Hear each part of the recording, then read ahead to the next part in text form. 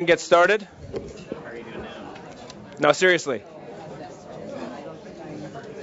What's that? So the chairman.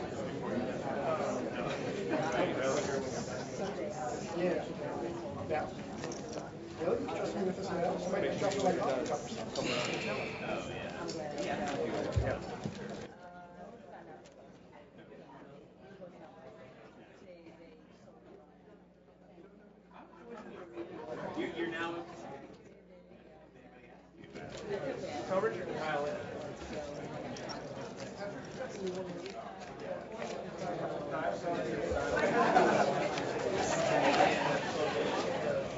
All right. Slide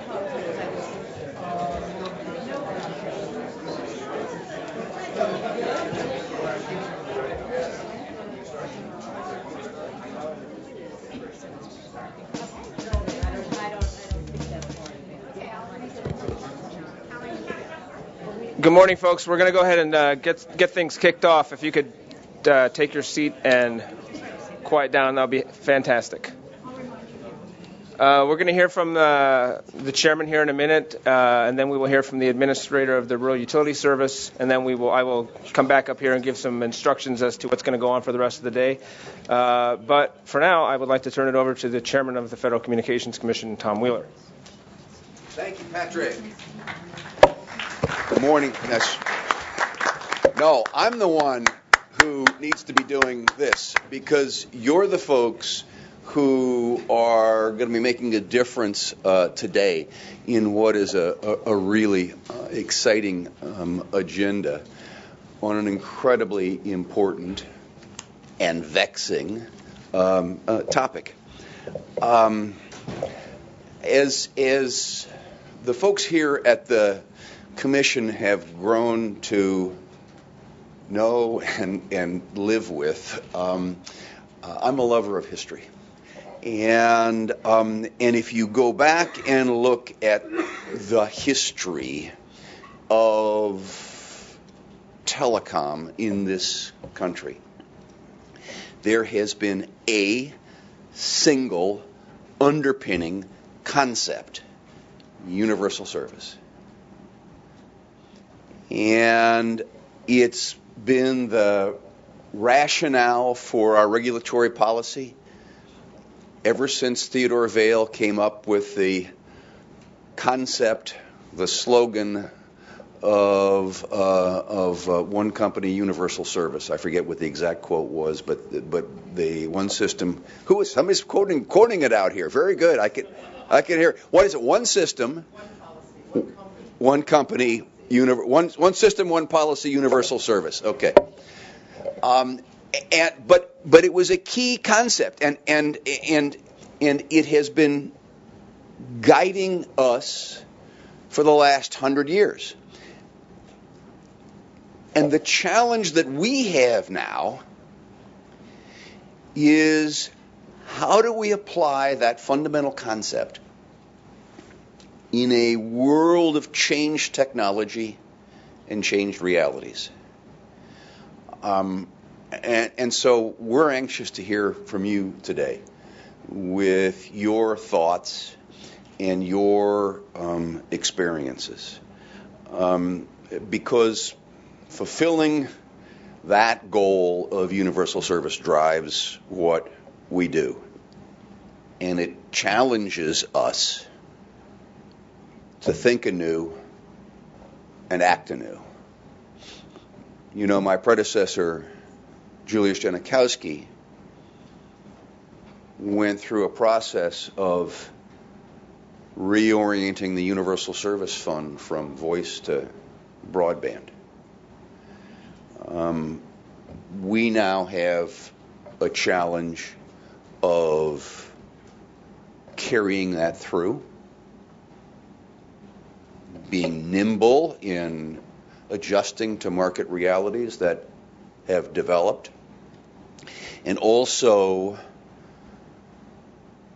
making sure that things like the E-rate program are also kept up to date with the changes and with rising expectations, which we all ought to have for ourselves.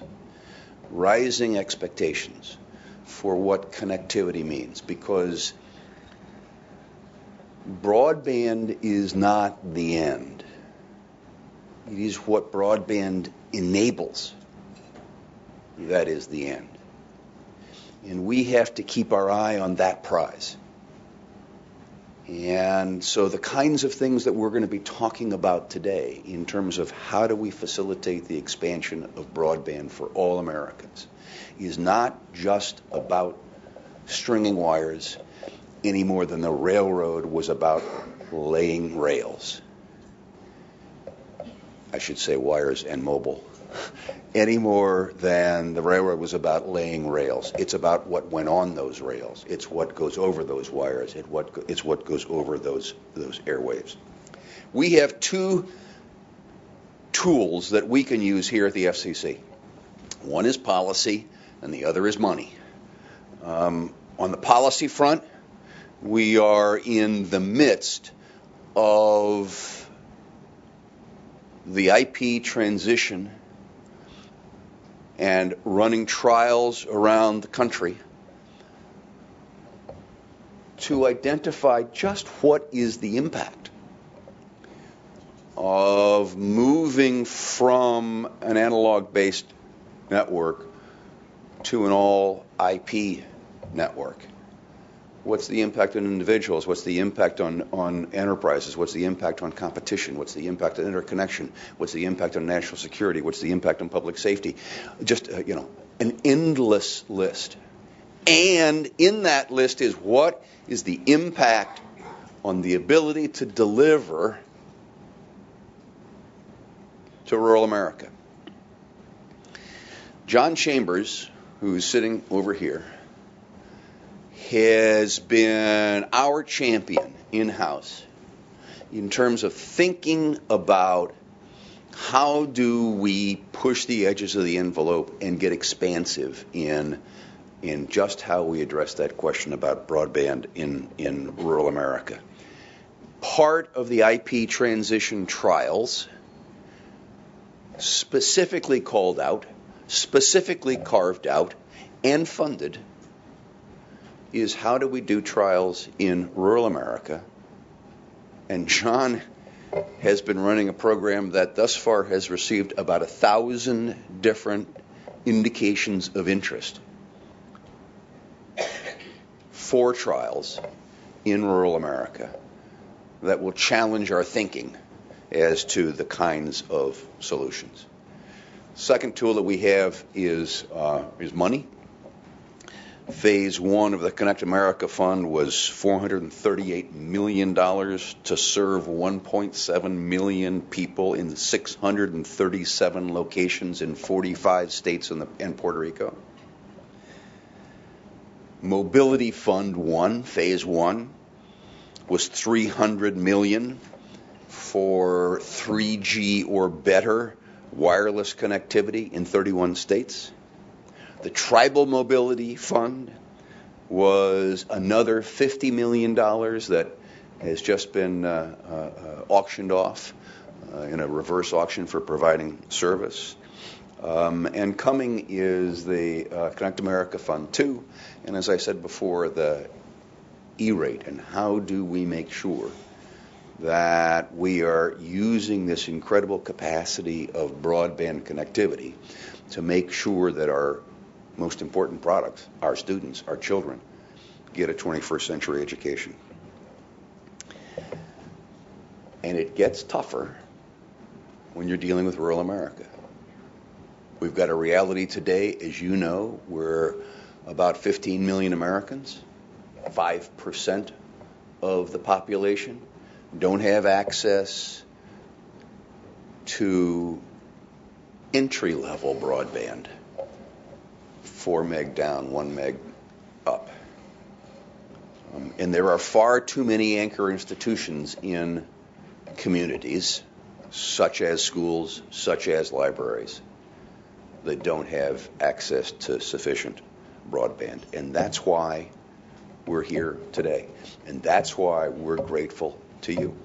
And it's also why I'm glad to introduce my comrade in arms, John Palladino, who is the administrator of RUS at the Department of Agriculture, who has been kind enough to join us this morning and for this, and to share with us some of his perspectives on what they're doing at RUS on the things that will make an impact on what you're talking about today. So, John, thank you for being here.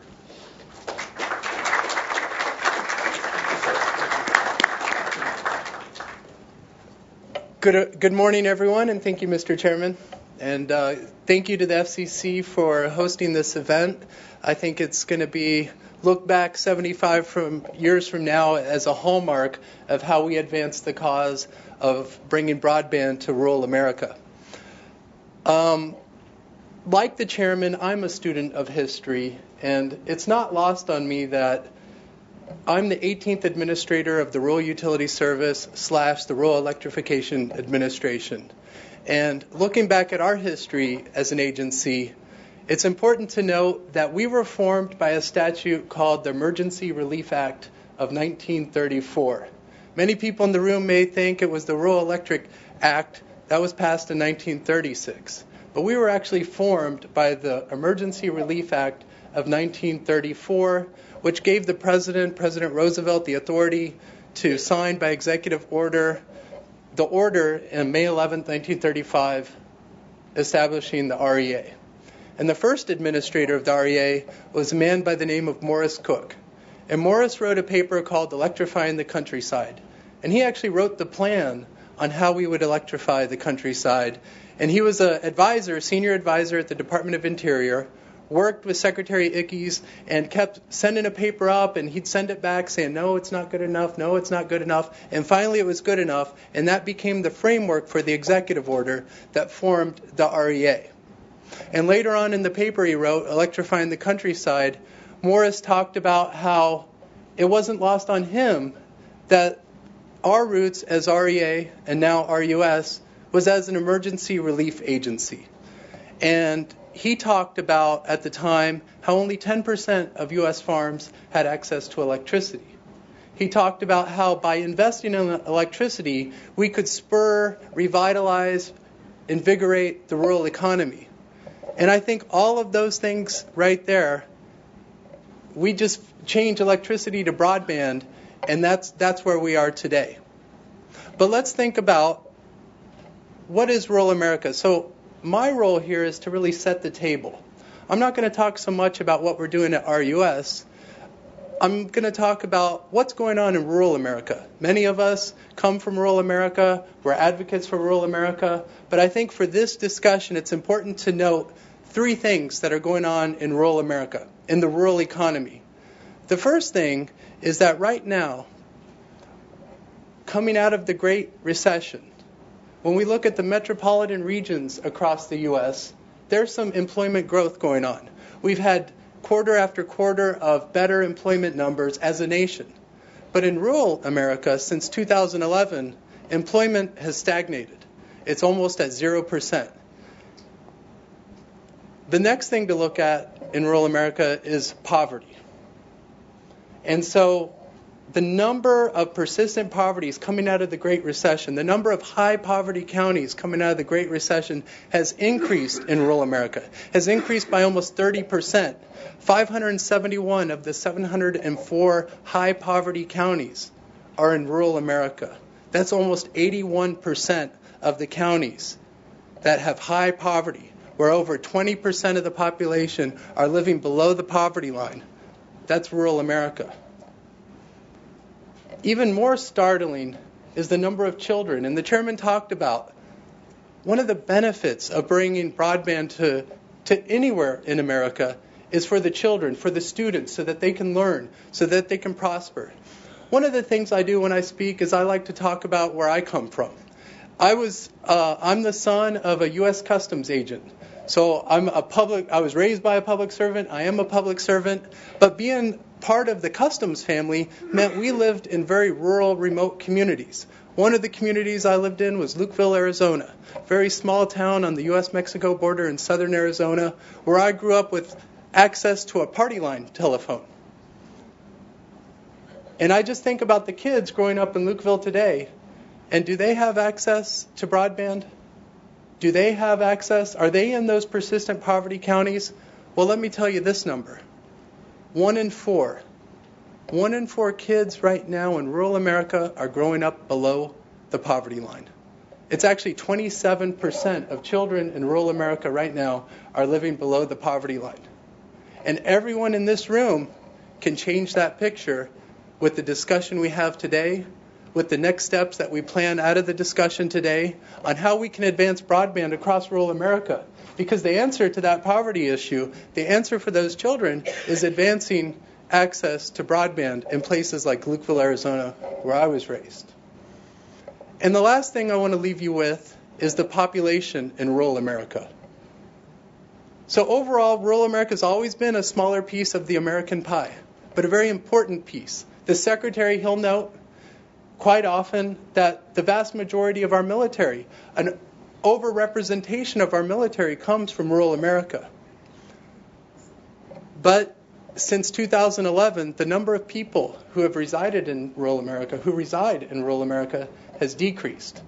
We've lost population in rural America. 44,000 people have left rural America, a real net decrease in population. It's the first time ever in the history of this country where we've actually had a net decrease in population in rural America.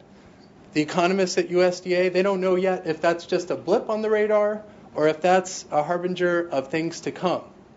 But again, the answer is in this room. The answer is the discussion that we're going to have today. The answer is the thoughts on how we can advance broadband in rural America. And I say this because some of that economic data, when we look at when people leave. So people have always left rural America. They're born there, and somewhere around graduation of high school, they decide to leave, maybe to join the military, maybe to go to college, maybe to just get a different experience. But the history has always been around the age of 30, folks start moving back to rural America. So over the years, we've never really had that net decrease in population. People move back to rural America because survey after survey show that people value the rural and small town way of life. But recently, in those counties that have lost population, we've seen people just aren't moving back anymore. They're staying in the metropolitan regions. When we dive into the data and look at, well, there are counties that are growing, what's going on there? The economists will call those high amenity counties. Access to a national forest, a national park, access to a lot of recreational opportunities, access to amenities like education, healthcare, and broadband. And when you put all those factors together, those are the counties in rural America that are growing. That's why I say the answer is here in this room today. The answer is in the discussion that you're going to have today, because as we can increase the number of counties that have access to high-speed broadband, that, like the chairman said, once they have access to entry level, we can keep on increasing the capacity for wireline and wireless. That's part of the answer, to increase the amenities for those rural counties so that people want to move back. They want to come back to rural America, but they want to know that they have access to broadband. And finally, last year, there was a study by the Organization of Economic and Cooperative Development. This is an organization, international organization that the U.S. is part of, and they looked at, is it smart for the government to invest in rural areas, or should we put our funds, our government funds, into just the growing metropolitan regions?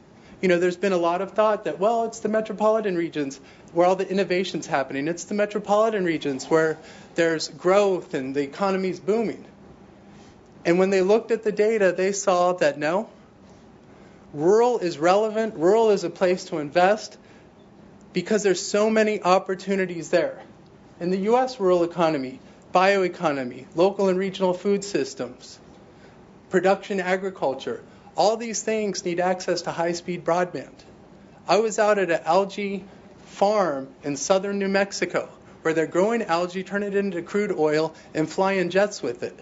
They're running that lab partly through access to high-speed broadband and connected to the lab back in La Jolla, California. So that study's right.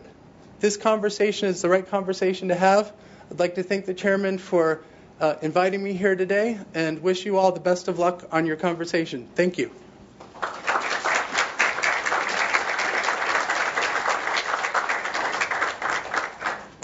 Excellent. If I could ask the panelists for the first panel to please come be seated here in the front row. And then I'm just going to make a couple of announcements. For those who may need to use the restroom during this day, they are pretty much directly behind the room here around the corner. Also, after the second panel, we're going to have a lunch break for about an hour. On the courtyard level here in the commission, there is a cafeteria with food options. There are there's a Potbellies and other food options nearby, although not as many as you might think. So as far as the day goes, this first panel is going to be focused on sort of why we're here, what the opportunities are in rural America when the connectivity is there, and what the challenges are for those areas when they're not. The second panel will be a discussion among all kinds of different service providers, looking at the issues that drive when and where they build out in rural areas, and the technology that the carriers use, and then after and the different types of providers use. And then after lunch, we will have a discussion with some leaders from different states from across the country, looking at different efforts that states are leading as our partners in this effort to meet the Rural Broadband Challenge. But a couple other things. Questions. At the end of each of the presentations, we will do questions. So let's hold the questions until everybody has had a chance to make their presentation. And then for the folks who are here in the room, if you have questions, you can go ahead and use that mic right in the middle here. Folks watching online, you're also able to submit questions to livequestions@fcc.gov. And so to kick off this first panel, I would like now to welcome Commissioner Mignon Clyburn, who will have some things to say. Commissioner Clyburn.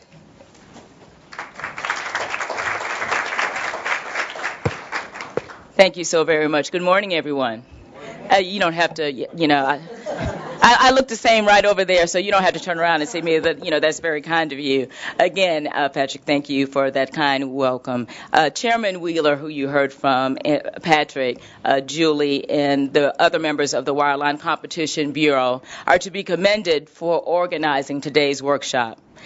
I am as eager as you to hear the presentations on the first panel, including Dr. Klobuchar's presentation on the Veterans Affairs telemedicine trial. So I will be brief, I promise you. What an exciting time. Today's technological advancements abound with limitless potential. The application of knowledge in high-capacity broadband are critical to educating our students, providing advanced health care, remote monitoring, and telemedicine, and promoting innovation, jobs, and investment. In urban areas, consumers have the ability, if they have the means, to use technology to improve their lives, advance their educational experiences, and run their businesses.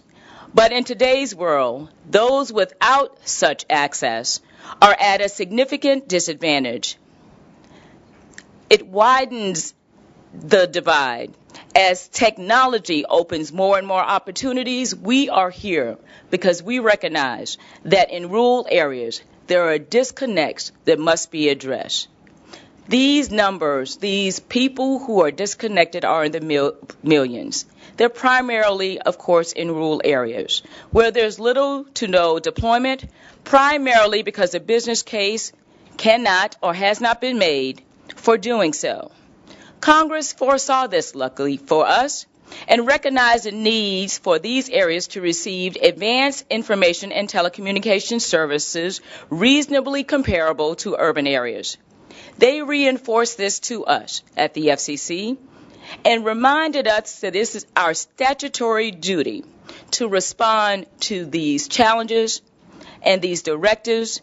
And we started a process of reforms to our universal service program to answer that call. The rural broadband experiences that you will hear more about provide yet another opportunity to close divides. I understand that we had nearly 1,000 entities file an expression of interest, and I am excited, and you should be too, because these have the potential of opening doors for opportunities, providing solutions from rural areas for rural areas. Too often, I don't have to tell this audience, well-intended policies, especially ones that germinate from Washington, D.C., attempt to make solutions fit for all, meaning we often use one matrix to tackle problems. So I say often, I've been saying lately often, that we attempt to fit sort of an urban peg in a rural hole. This rarely works because the challenges and positive dividends that are likely to be received from a tailor-made solution, they're rarely congruent. So it is so important for us to discuss these things at this great workshop, where we explore some of the issues and opportunities presented by these trials, which in turn will help inform this commission as we adopt an order with the final framework for these trials and set a budget for them. I hope we move very quickly and look forward to working with my chairman and my colleagues in order to do so. I cannot say enough what a truly exciting time this is for all of us. Thank you for your time, and I hope you have a most enlightening and successful workshop. I told you I would be brief. Thank you very much.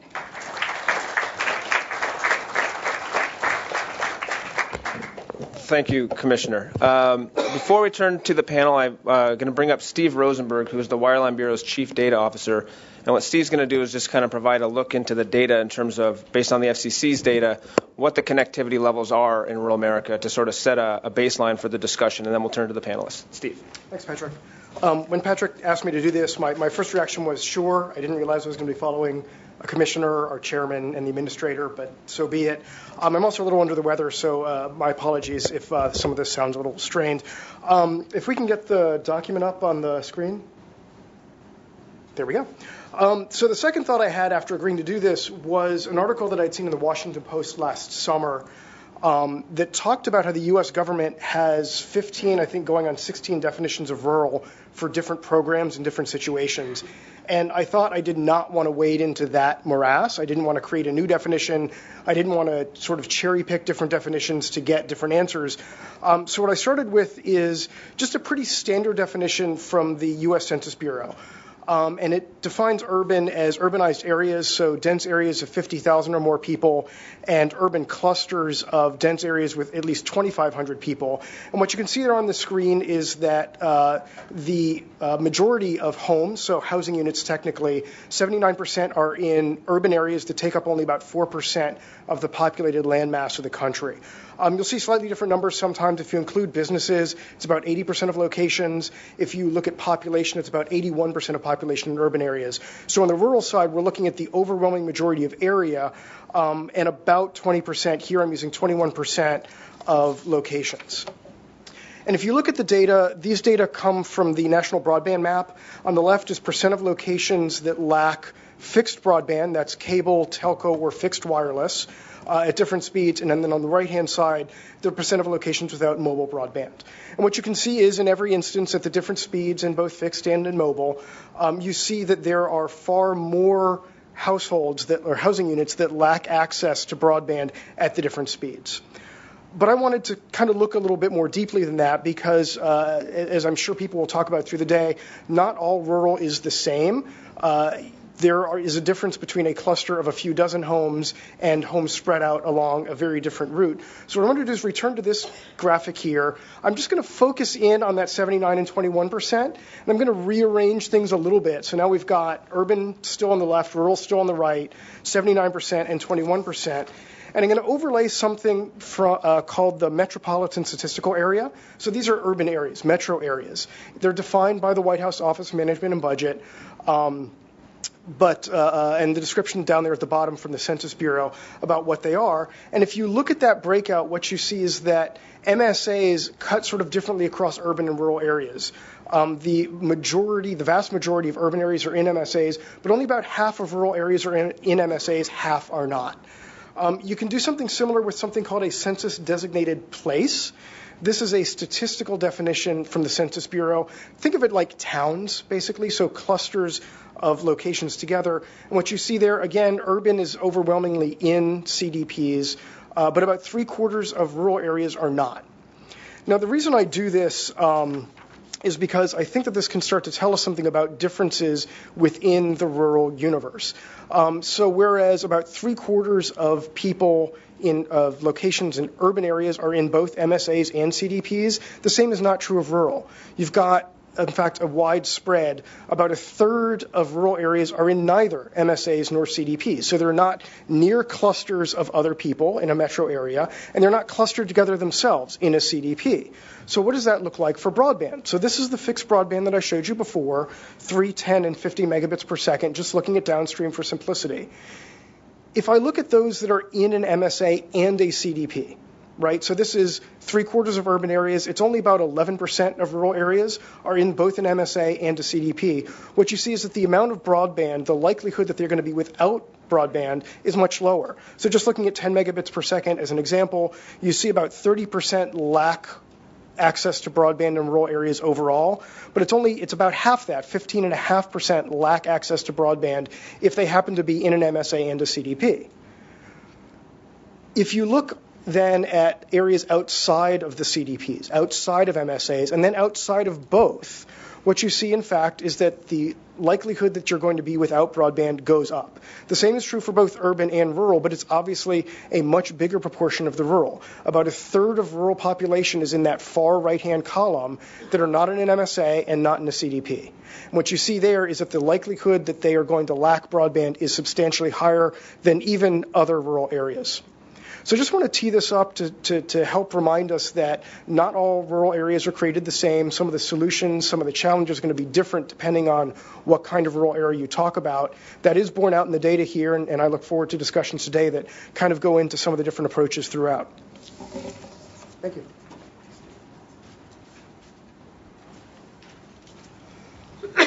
Okay. Now we're going to go ahead and actually start with the experts that we've brought here today, and it's an expert panel.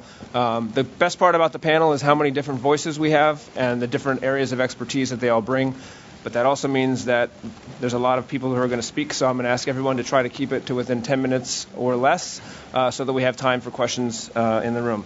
So today with us we have Charles Flaherty, President and CEO of the Rural Policy Research Institute.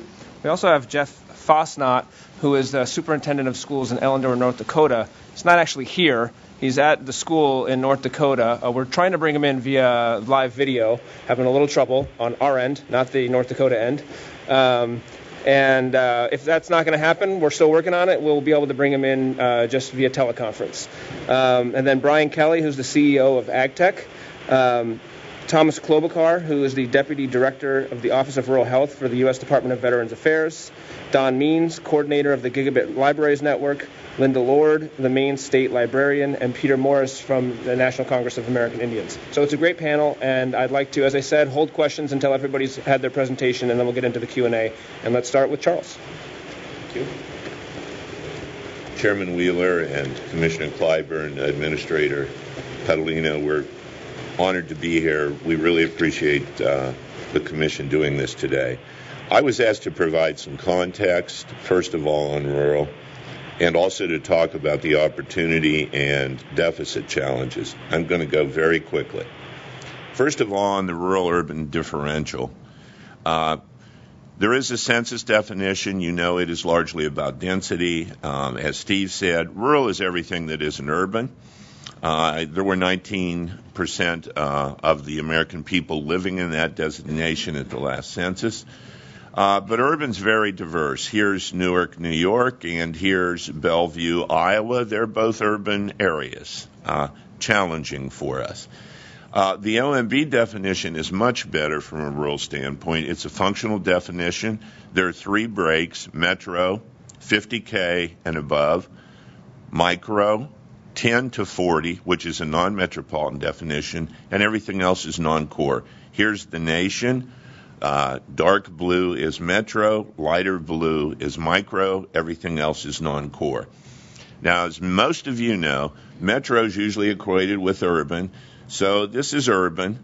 But so is Armstrong County, Texas, because it lives happily in that metropolitan area. And since non-metropolitan's rural, well, that's definitely rural. But so is Paducah, Kentucky. This is our challenge. The rural-urban dialectic isn't what it was in 1950. They are not distinct places. There is a strong continuum. In fact, most counties in the U.S. are both. Here's a great metro area, Flagstaff, Arizona, in which resides our nation's greatest rural resource. In fact, half of the rural people in the United States today live in a metropolitan area, one half. The deeper reality there, though, as Steve indicated, is 25% of the rural people live in non-core areas. So we have an amazingly bifurcated rural population, and it is continually changing. Since the 2009 update to 2013, you see some counties are moving in urbanity, some are moving out. Let me go to the context for what rural America is in terms of the people. I'm going to go very quickly. The data is here if you'd like to go into deeper detail. Rural Americans are older. They're less educated.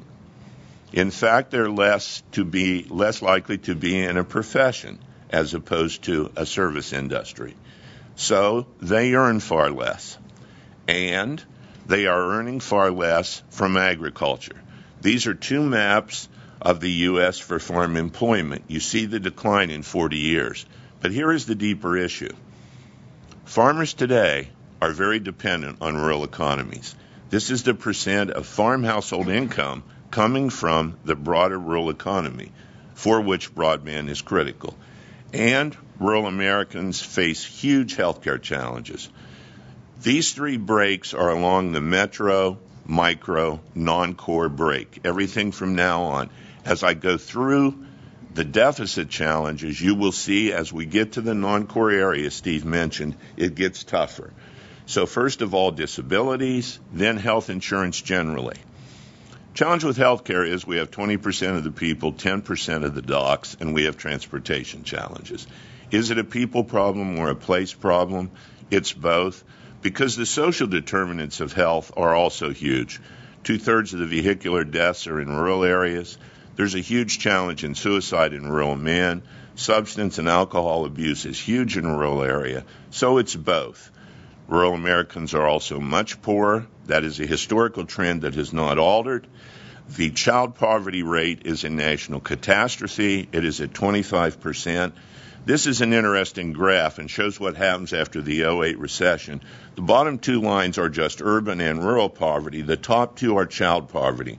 And you will see in 2008 the amazing divergence between urban and rural children in terms of poverty. This is a huge national challenge.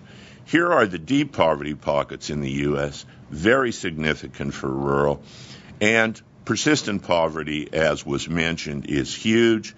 Almost 90% of the persistent poverty counties are non-metro.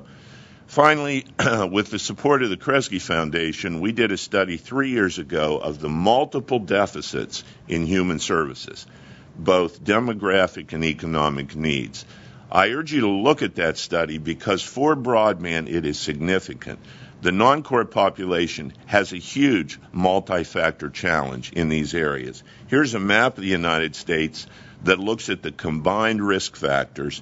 Then they're broken by metro, micro, and non-core. The majority of the multi-challenged areas are in non-core areas.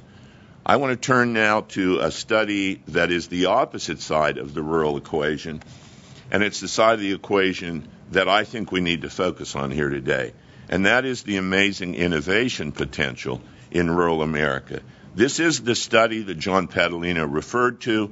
It was a landmark study by the OECD in 2011. It looked at pre-recession from 95 to 07 performance in 30 regions around the world, all developed nations. What that study found was that in regions of the advanced nations where GDP is below the national average, it accounted for 44% of total growth.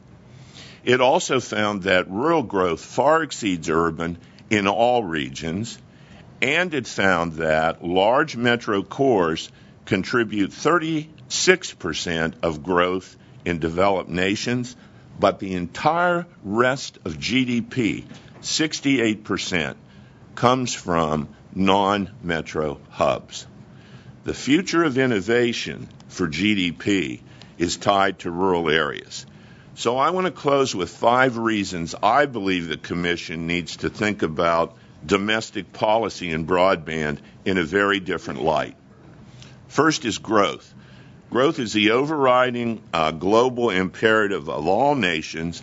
An urban view of the world that suggests that is only in metropolitan areas badly misses what the OECD is telling us.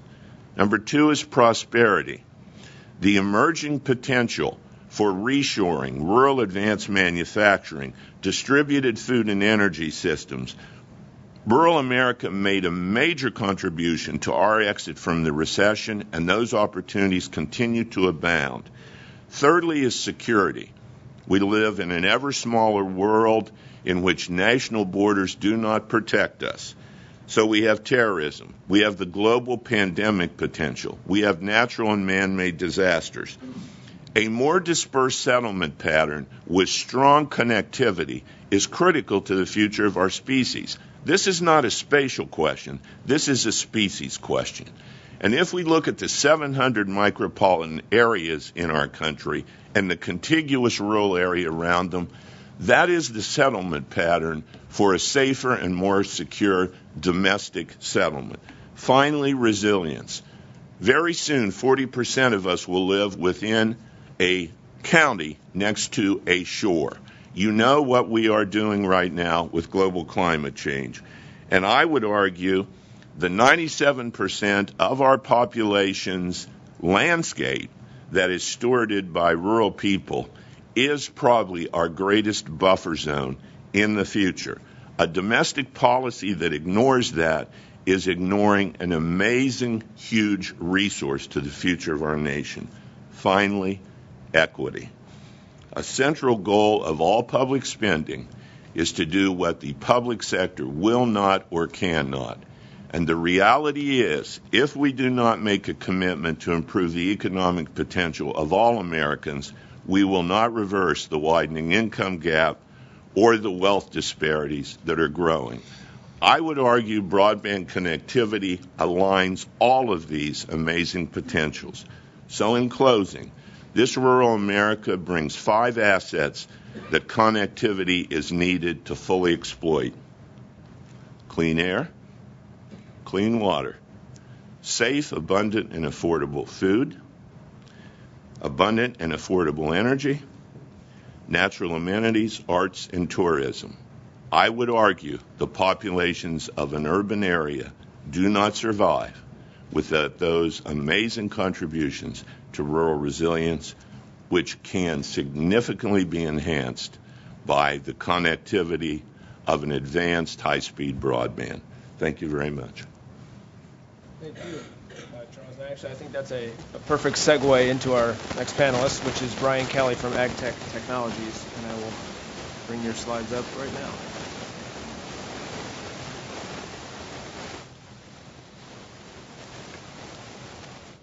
Can we see the slide, please? And I will keep mine short, as Patrick helped me condense my slides down. I had a lot more to go through. I can speak on agriculture for days, but again, we appreciate the FCC for hosting this event and the interest in rural markets. And again, to say that agriculture is not big in rural markets, I think would be an incorrect statement. I mean, if you drive into any community in South Georgia or the Midwest, all you see is fields and then a little house sitting beside it. And this is a common, the image that's in the backdrop here is a kind of a common theme in our area of South Georgia. The pieces that I want to really frame up here is the importance of agriculture to all of us, whether you live in an urban area or in a rural market. It is directly tied to all of our economies. And I think that the big piece here for me is stating out a few facts. I mean, that agriculture is a major industry in the U.S. I think that's a common understanding. But if I was to ask the room who has ag background and direct connections with agriculture, I don't know how many hands I would get. And I'll put a little interaction here. Do I have anybody in the room that really has a lot of ag background? So it's a fair percentage of the room. The pieces for me to understand and to really frame this up, because I found out I was using a lot of nomenclature the other day that Patrick had to correct me on as well. This being a major industry for us also is part of our national security. The fact that we have farmers here in the U.S. are the most productive they've been in the history of the world. Our food is more affordable here than any other place that you can travel. The trends that we're seeing, however, in rural markets, going to what John was talking about earlier, is there is a definite decline of population going into these rural markets, and we're seeing the trend of farms are going from 250-acre farms to 1,500-acre farms to 200,000-acre farms, and this is trending very fast. I pulled census data for farms in Georgia 5 years ago that to get 250-acre farms, it was 4,000. Pulled it 2 years ago, it was like 2,500. So the consolidation is happening very rapidly. Increased competition with the global market, it's a big thing for a lot of our growers. I'm noticing I have a lot of contacts in Brazil and South Africa. Those countries are investing very heavily in their agricultural communities because that's what's going to drive their economies. The biggest part of this, I think, is something that's been a catchphrase, but it's very real, is the population increase predictions over the next 40 years estimates we'll need to produce food and feed production greater than 70% than we're producing today. It's a real fact that we all need to embrace, that the commodity we so enjoy very easily from a vending machine to the restaurant down the street has a potential to be a lot harder for us to get unless you have a middle-sized income or greater. The things that I feel like that we can do with the enabling component, and I hear the enabling pieces from Mr. Tom and John, just looking at how we can enable our growers, enabling one of our major industries inside of agricultural communities is to help them embrace precision technologies, which is one of the things that a company we've started years ago does. I mean, we're a technology integrator on farms, and we bring those technologies to the farm now with a growing demand of data connections to those. It's inhibiting us from being able to do that. It will enable our farmers to continue to lead the world in production. It'll enable our farmers to take operations to scale. Going back to the issue of people leaving rural markets, the skilled labor is leaving our rural markets. We don't have the skilled labor in those markets anymore, so we're having to increase the size of equipment that we're doing to produce more for a piece of machinery than we were doing in the past because we don't have that skilled labor that's willing to live in those rural markets anymore. Enable our farmers to meet these growing demands inside of the agricultural products. So for whether it be food or feed, all of those are going to be something we'll have to meet over the next few years. And the way to do that is to more efficiently and effectively produce more per acre. We're not getting really any more acres to actually produce products on. We're having to produce more per acre. So a lot of ways to do that is through variable rate irrigation, variable rate fertilizer, to actually take and maximize for every single particular acre of land what its maximum or optimal production potential is. So to kind of lay this out, to show you the different points of connection on a farm, we just did a little image here of an operation to actually start understanding what all different types of connections exist today. You start seeing, this one's not approved by the FAA yet, so don't let them, I hadn't put this up on the screen, but the unmanned aerial vehicles or imagery across the field is something that is a growing demand and a growing need. We do this today with fixed-wing aircraft. The global positioning, we actually bring this in, but to get a tighter correction, we actually have to bring this through the net and then back over to our machines again. So we can actually bring a tractor from one line it went to the next time it comes back a year later, we can actually go back within an inch of where we were the time before. Everything from field sensors to computer back office to irrigation, the list goes on of all the different types of connections that are needed inside of a farm operation, to logistics tracking. I mean, the number of connections that are out there, just the different types of connections at a farm level, really increase the way we can look at the statistics that we have. It's not just by households or by head count, it's by these different types of connections inside the farm operation. So what I want to do next is I want to take one of those particular connections, and I don't have a pointer here, but if you look at the center pivot, irrigation, that was one of the ones I had to actually be corrected on. It's actually what you would use to irrigate the farm.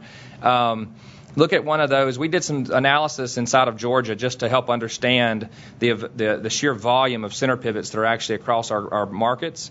So if I take just that one type of connection and drill into it even closer, if you look at the three areas that we did a survey on to the right, you actually see out of those three towers there were 517 center pivots within 5 miles of those three towers.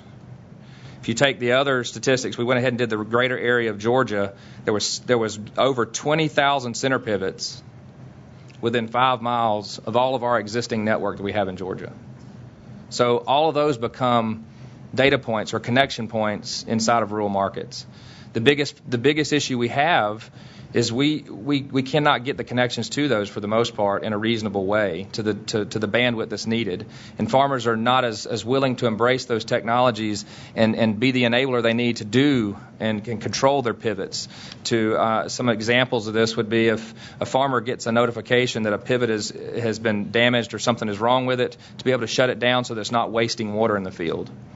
To potentially, if a rainfall happens, if we have a rain that comes through and the waterfall was needed for that particular field, to be able to turn the pivot off so we're not continuing to use more water. So it's a conservation of natural resources, and our farmers want to do this, but having a technology or an enabler to help them to adopt those technologies is very important.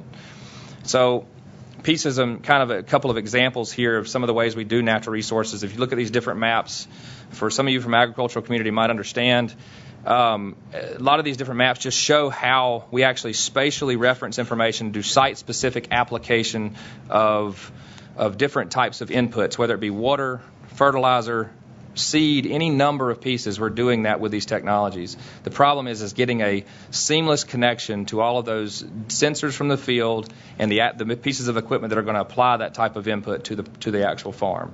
So for us, it is I think the biggest points that I could take away from this is the security of our future is key from the standpoint of, agricultural products are definitely part of our national security. The food prices, the food availability, all of these pieces are key for our future, and innovation is happening in rural markets on the farm. Farmers are having to stay competitive in the global market, and the only way to do that is through these innovations, through the adoption of these technologies. However, they need the infrastructure there to be able to enable them to adopt these technologies.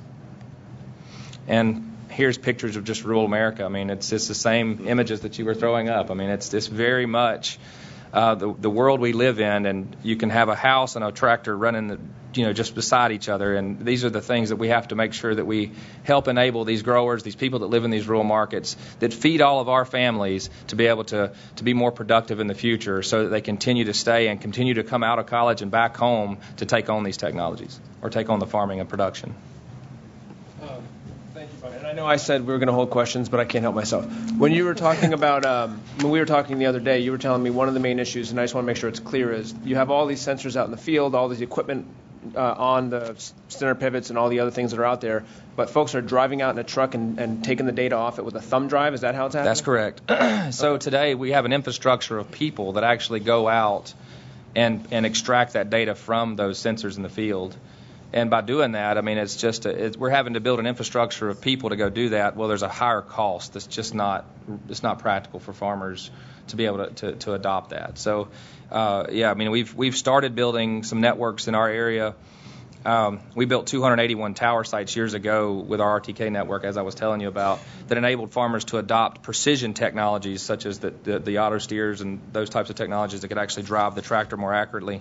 And with that, we enabled the farmers to adopt those technologies, and so we've started with making our network a smart network, and it's enabling us to actually start getting rid of some of that infrastructure need of people going out and removing that information from the sensors and directly connecting to those sensors. Interesting. Thank you. Okay, so now we're going to try, and hopefully this will work, to hear from the person who's not in the room, which is Jeff Fosnot, who's the superintendent of schools in Ellendale, North Dakota. And so let's see what happens. Oh, look, there's an image. Jeff, can you hear us? Hey, good morning. Excellent. And I'm going to put your slides up here, so we probably won't see you for a second while your slides are on, and then we'll come back to the video once you're done going through the slides. That's all right. I'm going to just do a quick introduction. Again, thank you. Nice to see, or at least see and speak to Commissioner Clyburn again, and some of those in the room. Nice to see you. But with me today is Mrs. Jessica Irie. She's a high school English teacher for me, and also I have a student here named Katie who will be here for Q&A if you wish when we're done.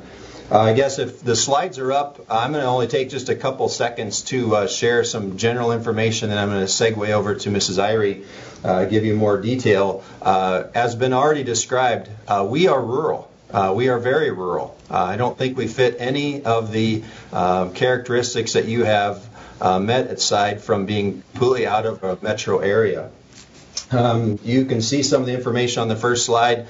We are small. We are in south central North Dakota. One second. I'm getting a little feedback from my mic. We are, as the pictures you just saw from the gentleman who spoke before us, we are primarily agriculture. That's what you'll see when you come to our community. But we are connected. I think we're an anomaly. Maybe we are where you are striving to get. We are part of that DRN network that is a 100% fiber network. We have broadband at my house, tremendous broadband at school, and hopefully our poster school for what broadband can do. If you go to the next slide. Just a little information about Ellendale School and who we are. We are a small school, yes, but we're very large, about half the size of Rhode Island, 500 and some square miles. That has my kids getting on buses just a few minutes before 7 o'clock and probably the last kid around 5 o'clock after school hours. So we've even talked about putting broadband on rural buses or activity buses for our kids that are making activity routes on those things, basketball games. You can see inside the next one, Technology at Ellendale School. We are, so you can get an idea of what we're a modern school. This is not a one-room schoolhouse. This is maybe not what you have in your mind of a rural school. We think we have a very modern school. My classrooms, I think, are very modern, have all the tools, all the finer comforts that a teacher would want to give a world-class education, and we do that, and that's what Mrs. Irie does.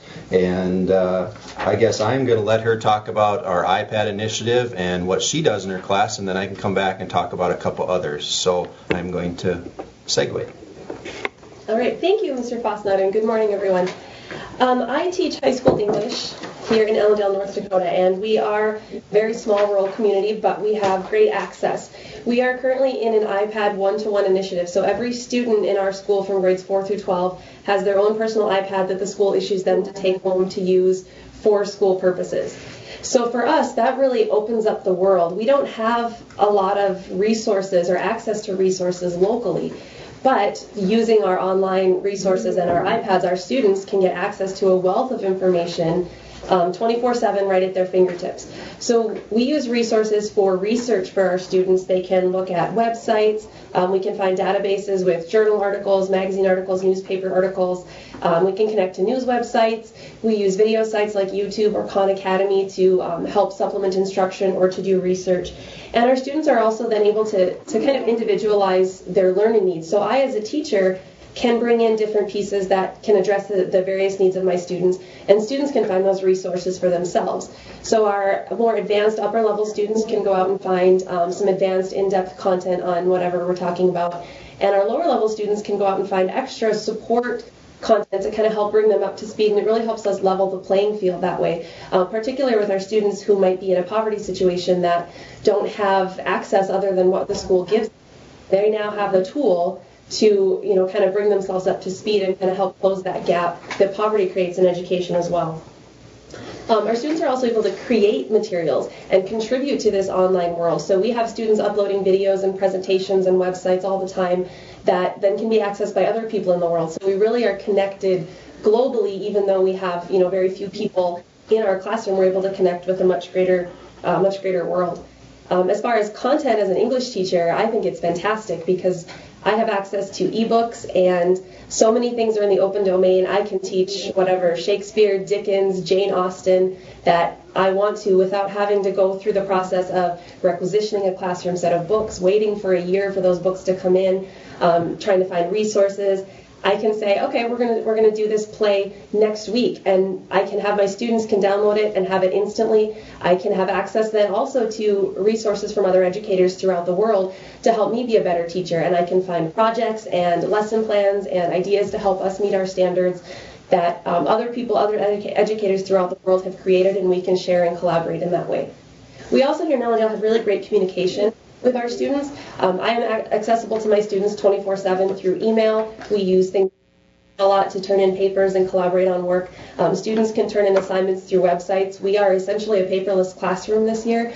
Everything happens online, and our communication is so clear that we're able to do that. We're also able to communicate clearly with our parents through email. Each staff member maintains a website that parents can access, and we can communicate with each other as well. So ultimately, for our students here in North Dakota, the content that they can have access to, the communication they're able to do is really what's allowing us to sort of prepare them for the life after school and to be global learners and really global leaders in our next generation. Thank you. I guess in conclusion, you see also on that last slide, but in addition to our one-to-one initiative, we still believe that, or we still have a distance learning opportunities for our kids, which is imperative. Without broadband, that would not happen. So we provide a classroom with an interactive teacher that's coming in. That is, we do 2 full classrooms of that a day. That is running every hour of every day. There's an option for kids. Plus this year, we're just getting to, believe also due to our one-to-one initiative, we now have 17 kids that are doing distance learning for the North Dakota Distance Ed. That is a independent study if they wish. They can do that at home, and that, again, broadband at their homes and at school is enabling that. So, as previously mentioned, maybe an undereducated rural area. I don't believe that's true here. I think we do have a 21st century education opportunity for our kids. They really have the world, and broadband is a component of that. Excellent. Thank you, Jeff. So we still have a couple of minutes here, and I'm sure you all have a lot of things to do since it is a school day, I think. But I wonder if you wanted to, if the student there would talk a little bit about the way in which she's able to use the technology and how it's able to help her as a student, if that's possible. Sure. Well, I partake in some of our distance learning classrooms in school. I take Spanish. I took art last year. I also took distance ed in the summer to boost myself just a little bit more than, other kids. But it definitely helps having the iPads now too, like to be able to have everything when you need it. We could be learning about something in history class and somebody has a question and maybe we don't know the answer, it's not in our book. We can pull it up on our iPads right away. And it just gives us another way of presenting things too. Like we used to use Word all the time, but now we have Slide Idea and iMovies and just another way to kind of broaden our technological learning. We're a little bit more advanced in that now instead of being just computers like we used to. And we'll do Q&A at the end. Good job. We'll do some more Q&A at the end if you are able to stick around, which I hope you'll be able to do. And Jeff told me that North Dakota State's probably going to beat Oklahoma in the tournament this weekend, in case you were wondering. So we're not here to play gambling. And just so you know, it's pronounced bison. Bison. Oh, I'm sorry. Yeah. Okay. Thank you. Go bison. And now I would like to turn it over to Thomas Klobuchar from the United States Department of Veterans Affairs. Hi, I'm Tom Klobuchar. Thank you. I just want to say to begin, it's really humbling for me to be sitting up here with the folks who are already doing so much for rural veterans in this country. If we can go to that first slide that I had, I left the cover page of this slide to say I gave a talk a month ago in San Antonio on the rural veterans in the smart rural community, and I wanted to do that to acknowledge the contribution of the NTCA, the Rural Broadband Association, to helping us form these public-private partnerships that we in the Office of Rural Health think are so critical for the future of rural health care not just for America's veterans, but for Americans in general. And so I have like 6 minutes, so because we have a little video we're going to show you, so that'll be fun. So I'm going to go through most of these slides without stopping until I get to the demographic slides and the slides that describe rural veterans. These will be made available to you if you want to see them in the future. We got a little bit about the Department of Veterans Affairs. I think it's important to note that we have about 950 points of care across the country in what is fundamentally a closed healthcare system. And so that presents its own challenges in delivering care to rural veterans because there's just a limit to the number of bricks and mortar facilities you can build to take care of these folks. So let's get past some of these. Let's talk a little bit about what the rural veteran looks like. We have enrolled in the VA today 8.9 million veterans, of which about 36% are rural or what we call highly rural. That's fewer than 7 people per square mile. Across the country, looking outside the VA, but all veterans, there's about 22 million veterans, and 5.2 million of those are in rural or highly rural areas. And I think that's really an important number because while we have 8.9 million enrolled, first of all, we don't know what the long-term impact of the Affordable Care Act is going to be, perhaps an increase in our enrollment, but also we're responsible for all veterans in this country. So it's important to keep that 5.2 million rural veterans in mind. And about a third of the Operation Enduring Freedom and Iraqi Freedom folks, that's the Afghan and Iraqi conflicts, about a third of those folks are returning home to rural areas after they enlist. And as I think the Secretary mentioned, they're disproportionately, they come from rural areas and they go back home when they're done. So we have about 25 medical centers that are actually located in rural and highly rural areas, and 52 serve more than half of their population is what we designate as having lived in a rural area. Perfect example, where I come from, Iowa City, Iowa, the VA Medical Center there serves almost 60% of their population is rural veterans, and even though they're located in what the census designates as an urban area. So, wrong one. I'm pushing the laser. So what do rural veterans look like? Well, what do we know? They look a lot like the general population. They're older, they're sicker, they're poorer. The options they have for integrated healthcare and coordination, if there's not a VA facility in town, they go to a critical access hospital, a federally qualified healthcare center. So they access primary and specialty care, mental health care in different places depending upon what's closer, what's more convenient, or what kind of coverage they have. They have longer travel distances to receive care, and there certainly is a lack of public transportation. And what we're here to talk about is the limited internet and broadband connectivity. I have a broadband slide in a minute, but just to let you know, we do a survey of our enrollees every year, and more than 30% of our entire rural enrollee population does not have access to the internet. Now, whether that's because of funding, whether that's because of having actual broadband available in the community, is difficult for us to say. And hopefully being here will kind of decrease those numbers. So what are the most common diagnoses? What do they look like? What's disproportionately rural? What do we see? High blood pressure, post-traumatic stress disorder, type 2 diabetes, depressive disorders, high blood cholesterol, and service-connected disabilities. And that includes things such as amputations, et cetera, et cetera. So it's important to remember that these are a demanding healthcare population on top of having significant numbers. So how do we get health care to them? Well, the option, if you're not going to build bricks and mortar, is to use technology to reach these folks. We have telehealth technology consisting of store and forward, where physicians can actually forward images over the internet to other physicians to read them. Clinical video telehealth, where we actually deliver care via clinical video, like we just saw from North Dakota, and we know that we can deliver home telehealth that way, telehealth into their homes, including visits to folks that are homebound, including mental health care, treatment for post-traumatic stress disorder, treatment for mental health conditions. And we have a number of innovative models of care that use telehealth, including virtual ICUs from state to state, and delivering, again, this health care into veterans' home, which we think is so important. So we currently have this major VA initiative, IP video directly to veterans' homes, linking VA video resources through through our firewall, which was its own special challenge, to get it to veterans' computers and laptops in their homes.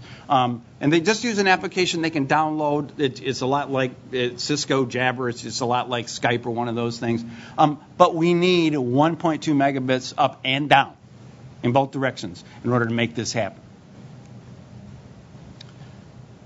So I already covered some of that stuff. Let's right now, this is basically talks about broadband access in a rural veteran.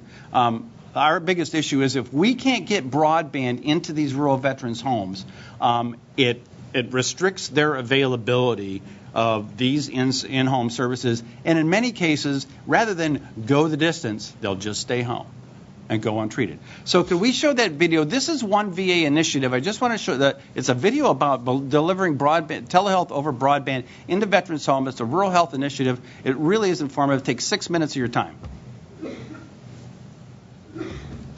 So if we can play the video. VA's Office of Rural Health is developing innovative model programs to help rural veterans. In Florida, new technology allows a veteran to rehab from the comfort of his own home. In Utah, a woman receives support to help her care for her veteran husband. And in Pennsylvania, veterans with mental illness are given a new lease on life. The Office of Rural Health is reaching out to improve the quality and availability of care for rural veterans.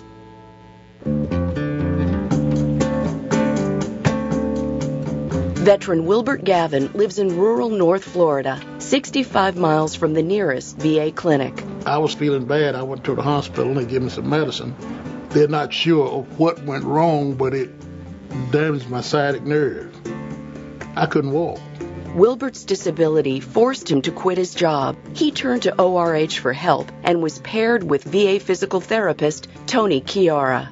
The Rural Veterans Tele-Rehab Initiative is the first program nationwide that goes from the clinic to the patient's home. Every patient has to be seen initially for a face-to-face evaluation. So then after that, we progress the exercises to other ones that we then can do via the Tandberg. And a Tandberg is a televideo unit. He just has to push the first button, and that automatically connects into the televideo unit in my room. We can do strengthening. We can do range of motion exercises. We can do balance exercises. So we can pretty much treat any type of patient with a neurological or neuromuscular disability. This is a real convenience for a disabled person because I don't have to drive to Lake City. For me to drive Lake City and back, that's 130 miles. So it is a great help to me. Dr. Paul Hoffman heads the telehealth effort at the VA hospital in Gainesville. He also oversees the second component to this model program, using the televideo unit and a trained assistant to conduct follow-up neurological exams at outpatient clinics. I particularly find it very useful because I do have the ability to focus my full attention on the patient for that period of time. That's the purpose of these demonstration programs that we do. Not only do we want to show that it can work in North Florida and South Georgia, but we want to show that it can, as a vehicle, it could be used all over the country. My sincere hope is it grows substantially, and I think it will, because this is really going to help a lot of veterans be able to receive the therapy that they need. Yeah, I've been real happy with her working with me with the Tandberg. If somebody had told me this could have happened, I wouldn't have believed it unless I've seen it myself, and now I've experienced it, so I am happy.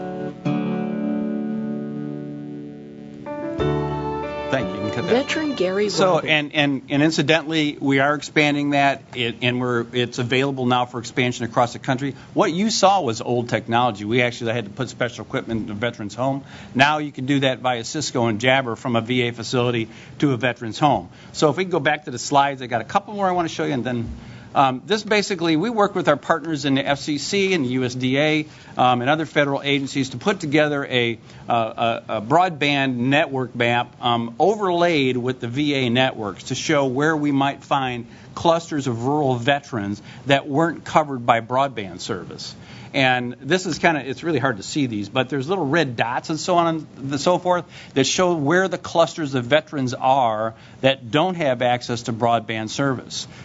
And by the way, these are available to you. If you want to see these broadband maps with these veteran overlays, we'd be more than happy to supply them to you.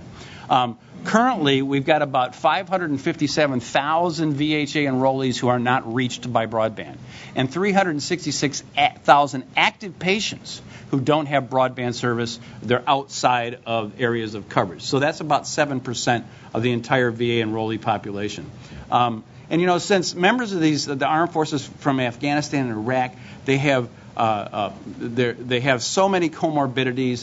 They're such complex patients, and they're disproportionately from rural areas. And when they get out of the military, they just want to go home and live where their family is. We need to make these kinds of services available to them, and one of the solutions is telehealth into their homes. So anyhow, if you want to contact us, there's our contact information. I thank you very much, and I'll just pass it back to Patrick. Thank you. Thank you very much. And we've had a lot of questions. All of these slides will be made available on the event page website, so they'll be here after the workshop is over. So we heard from a rural educator and student earlier. Now I want to turn it over to the folks who are talking about libraries in rural America, to Linda and Don, because obviously the learning doesn't end once the bell rings, and so the libraries are a key element of all this. And so, Linda, I'll turn it over to you. Thank you very much. Is this on? Yeah. We appreciate this unique opportunity to talk about rural Maine and libraries. First of all, let me share just a bit about Maine with you. Maine is the least densely populated state east of the Mississippi, with a population of 1.3 million. One of our current candidates for political office has described us as old, poor, and cold. Doesn't that just entice you? But thanks to the Maine School and Library Network, our 264 public libraries and all of our schools are connected to the Internet. And we have another advantage in Maine. Our current Senator King, formerly Governor King, was the first governor in the nation to provide state-supported funding for one-to-one computers for our state's middle school students, and that happened back in the early 1990s. So we have been ahead of the curve on that and feel very fortunate for that. Also, because of that, our senator has an acute interest in E-rate reform and in bringing broadband access to rural Maine. This is critical for our citizens who don't have or can't access or can't afford broadband connectivity at home. Maine's goal for 2015 is at least 1 gigabit connectivity for each of Maine's libraries and K through 12 schools. We want to build for the future rather than make incremental steps toward higher broadband capacity. And there are handouts in the back showing some statistics if you would like them, and there are some statistics being shown on the screen. Libraries not only connect communities, but in rural areas, they are often community centers, and they are the only public institution that welcomes people from birth through Medicare Part D and beyond. Maine is not the only state that is eyeing gigabit connectivity. Nationally, my colleagues say increasing bandwidth is a number one priority. 92% of my fellow state librarians report that their libraries will need more bandwidth within 3 years. A number of my colleagues believe that speeds as high as a gig are critical for libraries in rural communities. The Internet closes geographical distances and brings real opportunity to our rural areas. In Maine, this certainly is the case. Distance education has been very critical in Maine since the late 1980s. Mainers use libraries to take online courses from Maine and other national academic institutions, and as the people from North Dakota mentioned, students and our public are heavy users of online databases, webinars, and video. 22 of our public libraries have motion picture quality video connectivity, and this is used extensively. And I have to share with you one argument that was made in the late 1980s for distance education in Maine, and that was to keep people off the roads at night so that they wouldn't run into moose and get killed. And I'm not joking. I was going to say dead serious, but that would be too much. Many of our government services are only available online. Thus, our rural populations are very dependent on the library to file taxes, sign up for health care insurance, and access other online state and federal forms or information. Maine depends on tourist dollars, and we're a state of small businesses. Libraries are a critical component of keeping our small towns and rural areas vibrant. Tourists and summer residents can stay longer and use libraries' Wi-Fi during and after hours. And, of course, when they're in town, they are clients at downtown businesses. Access at the library allows Maine's telecommuters, freelance workers, and consultants to stay in the rural communities. And I am not a perfect example of this, but an example of this. I am a fifth-generation person in my Maine town of 1,030 people and have been blessed with a wonderful career and the ability to do that from my little Maine town, basically unconnected, but I'll get to that in a minute. You've heard many statistics, but here are a couple of brief stories about real Maine people whose lives have been impacted by public library connectivity. And these people are not statistics. An older, recently unemployed woman found that she had hit a brick wall. She lost her job in middle age. She had no internet accessibility, no skills to use it if she did. She'd never written a resume, couldn't afford a computer, didn't know how to use a mouse, didn't have email. She had no idea where to find Google. But what she did know was where to get help. She went to her public library. Again, true stories from our public library directors. A library patron who works in the medical field went to her public library for help in accessing online training modules and exams required to keep her job. With limited computer skills, but a lot of hand-on assistance, not in taking the test, but in manipulating the computer, each year she passes her exams and keeps her job. And here's an example especially important for our small businesses and entrepreneurs, who are the backbone of Maine's economy. A Maine video producer deals with clients all over the country and needs to send them large video files. Even if he lets the uploading process go on all night from his home, usually some kind of a glitch spoils his ability to pass those videos on. A few minutes at the library allows him to keep on schedule and get his videos where they need to go. And he reports that colleagues all over the state are now also using their public libraries for their own uploading challenges. Now, back to education. Libraries support K-12 students, including homeschool students, and are the introduction to early literacy. And we provide continuing education opportunities for learners at all stages in life. One woman got her MBA through courses mostly taken at her public library and has now opened a financial business in her hometown. Sadly, though our libraries are creating more educational opportunity, inadequate bandwidth is still a hurdle in Maine. A major portion of Maine has only one telecommunications vendor. Centers of large towns have cable connectivity and telecom connectivity, but the moment one is out of our town centers, cable services cease to exist. And again, here's an example in my little town. 20 years ago, I asked, when will cable come to Brooks, Maine? And the answer was, when hell freezes over. And I really thought this winter might happen. No luck.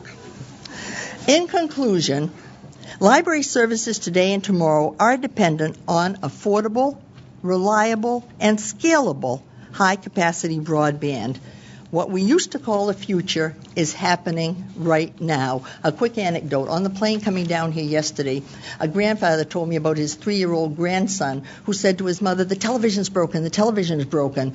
The mother went in to see what on earth he was talking about, and he moved his hand across the television screen. "See, Mom, nothing happens." It's an amazing world. Libraries are becoming a place for not just finding information, but a place too, as North Dakota mentioned about students, where people become creators of information. And in addition, more and more patrons are bringing their own personal devices to libraries, and very soon we anticipate that there'll be more personal devices in use in libraries than actual computers belonging to the library itself. Adequate broadband is not good enough for libraries to provide today's services. Library services today and tomorrow depend on high-capacity broadband. If we're to carry out the mission of our library to help educate our communities, we must build for the future today.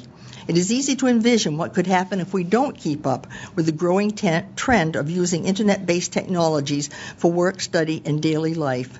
As the gatekeepers, the innovators, and the service providers, libraries must stay ahead of technology so our communities and our citizens can prosper. The final point is we don't know what the next new thing will be that transforms the digital world, but whatever it is, it will involve bandwidth, and our library patrons will expect that we're ready to provide it and that it works well in libraries. We want to be ahead of that curve. We want to be prepared for these new uses, and we cannot allow inadequate bandwidth to limit the services that libraries can provide their communities. Thank you. Thank you, Linda. Don, I will turn it over to you to continue the library discussion from a little bit of a technology perspective. It's an honor to be here and a privilege to follow an actual librarian in presenting the story of libraries in the country and rural libraries in particular. I'm here to offer a project in response to the circumstance that we're discussing today, the dearth of adequate broadband in rural environments in America. Could I get that slide up? Slide is up, and the clicker is here. Good. I'm here as the coordinator for the Gigabit Libraries Network. It's an open global consortium of tech-savvy, innovative libraries looking to do experimental projects in advance of services that libraries offer, which is one of the broadest, if not the broadest, range of services any institution offers. We initiated the Fiber to the Library project in 2007 in partnership with the American Library Association, saying that delivering fiber to the 16,000 libraries of the U.S. is the fastest, least expensive, most equitable way to deliver next-generation broadband into every community. And we still hold that to be true. The arrival of wireless technologies now has offered the opportunity to leverage that kind of connectivity to even provide a bigger return on investment. So we are proposing and have been running the library's white space pilot since last year. The project uses white space spectrum devices to dramatically widen geographical availability of basic no-fee library Wi-Fi. So this is the key point is the leverageability of new wireless technologies to take advantage of wireline connectivity. I'm glad Linda provided a lot of breakdown on the actual use of Internet access by library patrons. The round number for number of people that access the Internet at a library is 80 million, and that's not counting the people younger than 14. This is a stunning number when you think about a fourth of the entire population, probably higher, depends on libraries for Internet access. Only a fourth of those, it's their sole source of Internet access. And as Linda inferred, increasing numbers are coming in with their own devices to access the Internet via Wi-Fi. And that's only promises to get larger. We take this project and this opportunity today as kind of response to the invitation here implied by the chairman that this particular project fits very closely with the objectives stated in the rural trials. We are running these in different places. Let me do this basic slide. Compliments of Carlson Wireless, which is one of the leading providers of the equipment today, now certified by the FCC after a number of years of trials and tests to deliver this. This is a basic slide, white space. I hope everybody's familiar with it. It is unlicensed spectrum that has the potential to deliver multi-megabit connectivity over a distance of miles.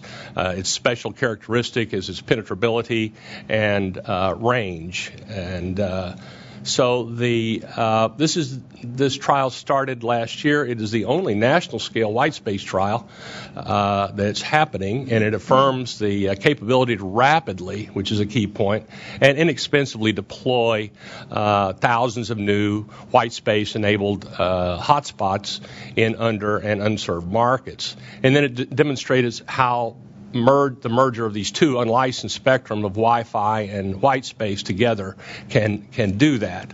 It also, this particular pilot is looking at how this technology can be part of a response in disaster scenarios to deploy these kind of mobile hotspots. We're seeing this in the Philippines real time now, one of the leading places where they're deploying white space.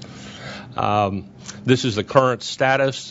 These pilots are being deployed and in development in 6 states in the U.S. And as of January, we have 3 countries that are deploying projects in Philippines, Finland, and Malaysia. One of our advisors here, Vince Cerf, makes kind of a persuasive statement about the persuasion of effective projects, which we think this is starting to provide. So we're here with a basic proposal for a pervasive national white space anchor network, that we're just using that as a term. I've used the term mental map. Maybe imaginary map would be a better word for it. But imagine a map with dots of the 16,000 public libraries all situated on a national map, more or less reflecting the population density, and then overlay those dots with 5 and 10 mile circle radiuses, which would be a reasonable distance for white space connectivity to reach. Then you have basically a coverage map of the country of where you could locate these individual remote hotspots.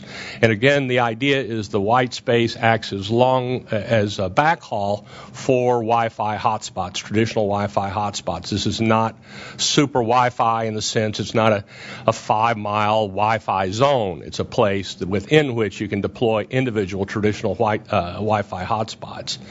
So that would be a baseline for what the potential coverage of what you would consider a semi-autonomous communications network. I mean, it doesn't really need the internet to communicate and create potentially a contiguous network that has a lot of interesting potential for redundancy and backup. Napkinnomics, if you'll allow me here, for the full build-out of such a network would be $50 million for 100,000 of these hotspots. It's pretty inexpensive. There'd be another 30 million or so for the base stations, but still, when has there ever been any kind of telecommunications infrastructure available for this kind of money? This is effectively plug-and-play infrastructure that you just stick up these devices, you plug them in, and you tune them, and they're talking to each other across these distances. Nothing really can come close to that. The barriers are significant, however, and there's one down below that I would mention, but the one up top is the lack of backhaul.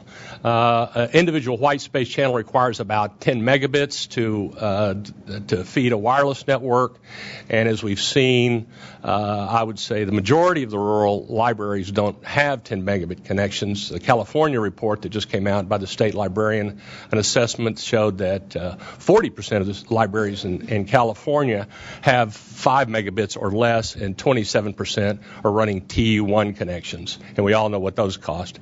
The other The other barrier is in urban markets where we have a lack of channels, and that's another conversation I'd like to have at another point. So our proposal here is to expand this, to really give this technology a run. It's been in development for 10 years. The FCC and all of the equipment makers have been striving to make this technology available. It's now available, and we should give it a run, and this is what we think is the easiest way to do that.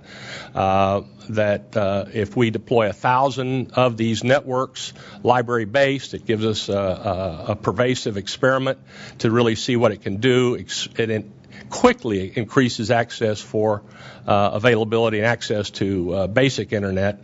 It integrates with existing projects today and offers us the shortest path to expanding connectivity in rural environments. I just want to say one more thing about libraries, is everybody understands them as sort of the place of last resort, but they've also played the role of early adopter, a place where we deploy information technologies first, from books to first-generation broadband. Many people had their first experience in a library of what that is, and then they said, oh, I get what they've been talking about. I want that at home. So we think this is another example for libraries to play a leading role, and thank you very much. Thank you. So we've heard about education, healthcare, economic development, the agricultural industry, and libraries. And I wanted to just sort of wrap it up with Peter Morris from the National Congress of American Indians, because when we talk about rural, we also talk very much about tribal lands, and one of the priorities, as the chairman indicated in a speech last week at NCAI, is making sure that we address all of these issues on tribal lands. And so, Peter, if you want to spend a few minutes, that'd be great. Thank you. Sure. Thank you, Patrick, and thank you, everyone. It's a pleasure to be with you this morning. My role at the National Congress of American Indians is to really oversee a lot of our strategic initiatives, and that includes our partnership with folks in the technology and the broadband space. I also serve on the steering committee for the National Rural Assembly, along with Chuck, which is a movement of people and organizations devoted to building a stronger, more vibrant rural America. And I think the way I want to use my time this morning with you is really to try and draw together some of the threads you've just heard to make a case for a nuanced and united view of what rural America is and what broadband serving rural America really looks like. So my organization represents the interests of tribal nations and Native peoples from throughout the Americas. And for the folks who were here earlier, the commissioner and the administrator, for folks who love history, we're representing the interests of those nations who were here before Columbus got lost. We can go through more than 500 years of history to think about who Native peoples are, and most Americans will acknowledge Native peoples are the first Americans. That's a pretty easy kind of step for folks to take. The next step that's important to our work and important to this conversation this morning is that Native peoples are also America's first governments, with a role in shaping the U.S. Constitution and a role alongside states and foreign nations in the U.S. Constitution, having a direct nation-to-nation relationship with the federal government. And that's why Chairman Wheeler was at our meeting last week, and why we continue to engage with the FCC and other federal partners.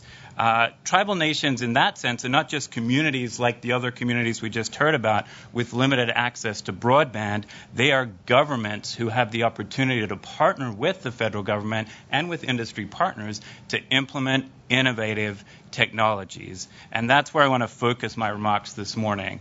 The recommendations that I have, the major recommendations that our staff wants to offer this morning, threefold in terms of new technology deployment. One is permanent funding, ongoing funding for the Office of Native American Programs and Policy here at the FCC, and I'll talk a little bit about the impact of that office. Access to spectrum, which we heard about just a moment ago, and better data about tribal access. And I might add, because you've been listening to a lot of people, three additional recommendations. Include tribal nations, include tribal nations, include tribal nations. And so maybe 6 key recommendations. In the context of the conversation this morning, I also want to recommend that we think about not just the first Americans, not just the first American governments, but the first American innovators. And you heard a couple of themes through the remarks this morning that I think are really important, and it's a message that tribal leaders are eager for us to carry as the National Congress of American Indians, which is that when we talk about broadband in rural America, we're not just asking for equity. We don't just want our kids in rural communities to be able to watch cat videos on YouTube or play games on Facebook. That's not the conversation we want to have this morning. The conversation is about expanding access so rural can be on the cutting edge of national and international innovation. That's what tribal leaders want. That should be our aspiration as rural communities. We don't just want cloud computing or video conferencing or all these other great technologies we're talking about. We don't just want that. We want tools to imagine tomorrow's innovation. So rural kids and doctors, teachers, businesses, and government leaders can use broadband to strengthen the communities and contribute to America's success and global success. There's no denying, and you've seen a bunch of graphs, which I think I'll be seeing in my sleep tonight, all those different images we've seen that talk about the data in rural America. There's no denying that the growth of population in America and around the world is in cities. But the future of innovation, as we've heard a couple of times this morning, is in rural. It's not hard to work out how to blanket downtown D.C. with broadband, but reaching rural reservations with the internet, that's the cutting edge. Getting the internet to places you can only go to by car when the rivers are frozen, that's the cutting edge of innovation. And if America truly wants to be a world leader in technical innovation, we cannot leave 5 million Native peoples behind. We cannot ignore in our policymaking over 500 tribal governments, and we can't leave off the table the 60 million people throughout rural America who are ready to make a contribution. We must unleash the potential of rural America by ensuring access to quality broadband. So I want to talk a little bit about the parameters of the opportunities and challenges in Indian country. Native peoples as a population are represented in a lot of the conversations we've heard already. They're the most rural population in America proportionately, and they share many of the challenges faced by other rural communities that we've talked about already. It's also a disproportionately young population. The overall population in rural America may be declining at certain points in time. The native rural population is growing at an astronomical rate. 1/3 of native people are under the age of 14. 42% are under the age of 25. And so you have this population that is ready to innovate, ready to contribute, and needs access to quality broadband. Existing broadband adoption statistics in Indian country generally show that less than half of Native communities were mostly in, although I think the acronyms sound somewhat pejorative, non-MSA and non-CDP communities is mostly what we're talking about when we're talking about reservation communities, but less than 50% adoption and penetration, and in some studies, including one by the FCC, less than 10% penetration in terms of access to the internet on Indian reservations. And we're talking about, in that context, 5% of the U.S. land base. A land base, and maybe this is one of the ways to talk about the nuance and the unity in rural America, not just 60 million people, 80% of the land base. And in Indian country, not just 5 million people, 5% of the land base, a land base that would make Indian country alone America's 4th largest state. So if we have conversations about a 10% penetration into Montana, that would be a national outrage. And we need to be thinking through the implications of this conversation about broadband penetration in those kinds of terms so that they can be understandable. We also have signs of hope in Indian country. Tribal governments providing job training to rural residents using broadband. Tribal colleges using technology to prepare tribal citizens and other rural residents for the jobs of tomorrow. In places like the Dakotas that we just heard about, 7% of the citizens in North Dakota are from Native communities, and a significant proportion, around 1/5 of the state, are tribal lands. And tribal colleges are playing a key role in North Dakota. They're the only 2-year colleges in South Dakota providing skills and development of job training skills to rural residents, tribal and non-tribal. Tribal healthcare facilities delivering critical services and overcoming the challenges of geography, again, for both non-tribal and tribal citizens, and tribal nations using technology to revitalize and strengthen culture. We have apps in native languages. We have native peoples on the edge of rural technology innovation thinking about Google in Cherokee, thinking about Facebook in Navajo. These are the kind of cutting-edge innovations that require broadband reaching rural communities to unleash the potential of our communities and our citizens.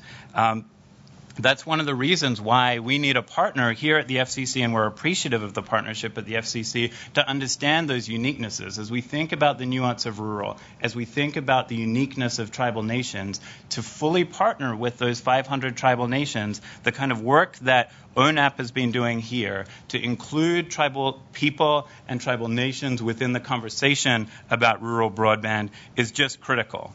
And we see a number of other recommendations that our organization has made that tribal nations have put on the record in resolutions of the National Congress of American Indians to promote reform to E-rate that we were talking about earlier, thinking about how do we make sure that E-rate reaches multi-use tribal facilities that include a library, which currently are excluded by the way in which E-rate is implemented. And we've argued for an E-rate priority for tribal nations because there aren't many tribal nations in North Dakota who have an iPad in the hands of every student or who have broadband going to every home in that community. And there are ways in which the federal government can partner with tribal nations to make that happen. The final thing I want to mention is access to spectrum. There's a three-year-old docket, and if you like docket names, WT 1140 is a docket that talks about leasing spectrum that is owned by telecom companies that are not using it over tribal lands but are unable at the moment or unwilling to have conversations with tribes about leasing those so that they can use spectrum to serve tribal citizens where there's a complete lack of access to wireless and other technologies. And we need to get that done. We need to make sure that tribal nations and native peoples have that access so that they can be the innovators of tomorrow. Thank you. Thank you. And so we're running a little behind, but that was to be expected. And I do want to have an opportunity for some questions. So we have some great moderators here who unfortunately we're probably not going to have a lot of time to use their amazing abilities, but including my boss, Julie Veach. And also Shirley Bloomfield from the Rural Broadband Association, NTCA, and you've heard reference to the Smart Rural Communities, which they're leading, and Dr. Peter Stenberg from the Department of Agriculture from the Economic Research Service. But I think we have a couple that came in. If anyone in the room wants to ask a question, please feel free to go to the mic. But we have a few that came in from the internet over broadband. So, Julie, I don't know if you want to tackle some of those.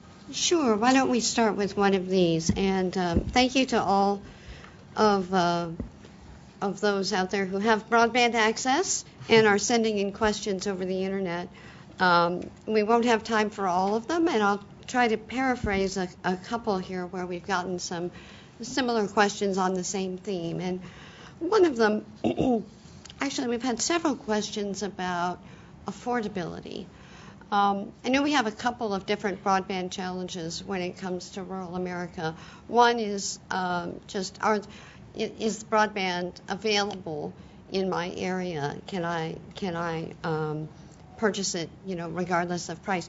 But another question that we're seeing a lot of here is whether it's affordable to the potential subscribers in rural America. And I know, for example, if we're going to be talking about telemedicine, I think as Mr. Klobuchar's presentation went through, it only works if you've got broadband at the patient's side of the telemedicine encounter, or for educational purposes. I don't know if we still have Mr. Fastnot available. It only works if you've got the broadband at home to enable the homework and research to get done. So I was wondering if maybe either of those panelists or anyone else would like to touch on affordability for a moment.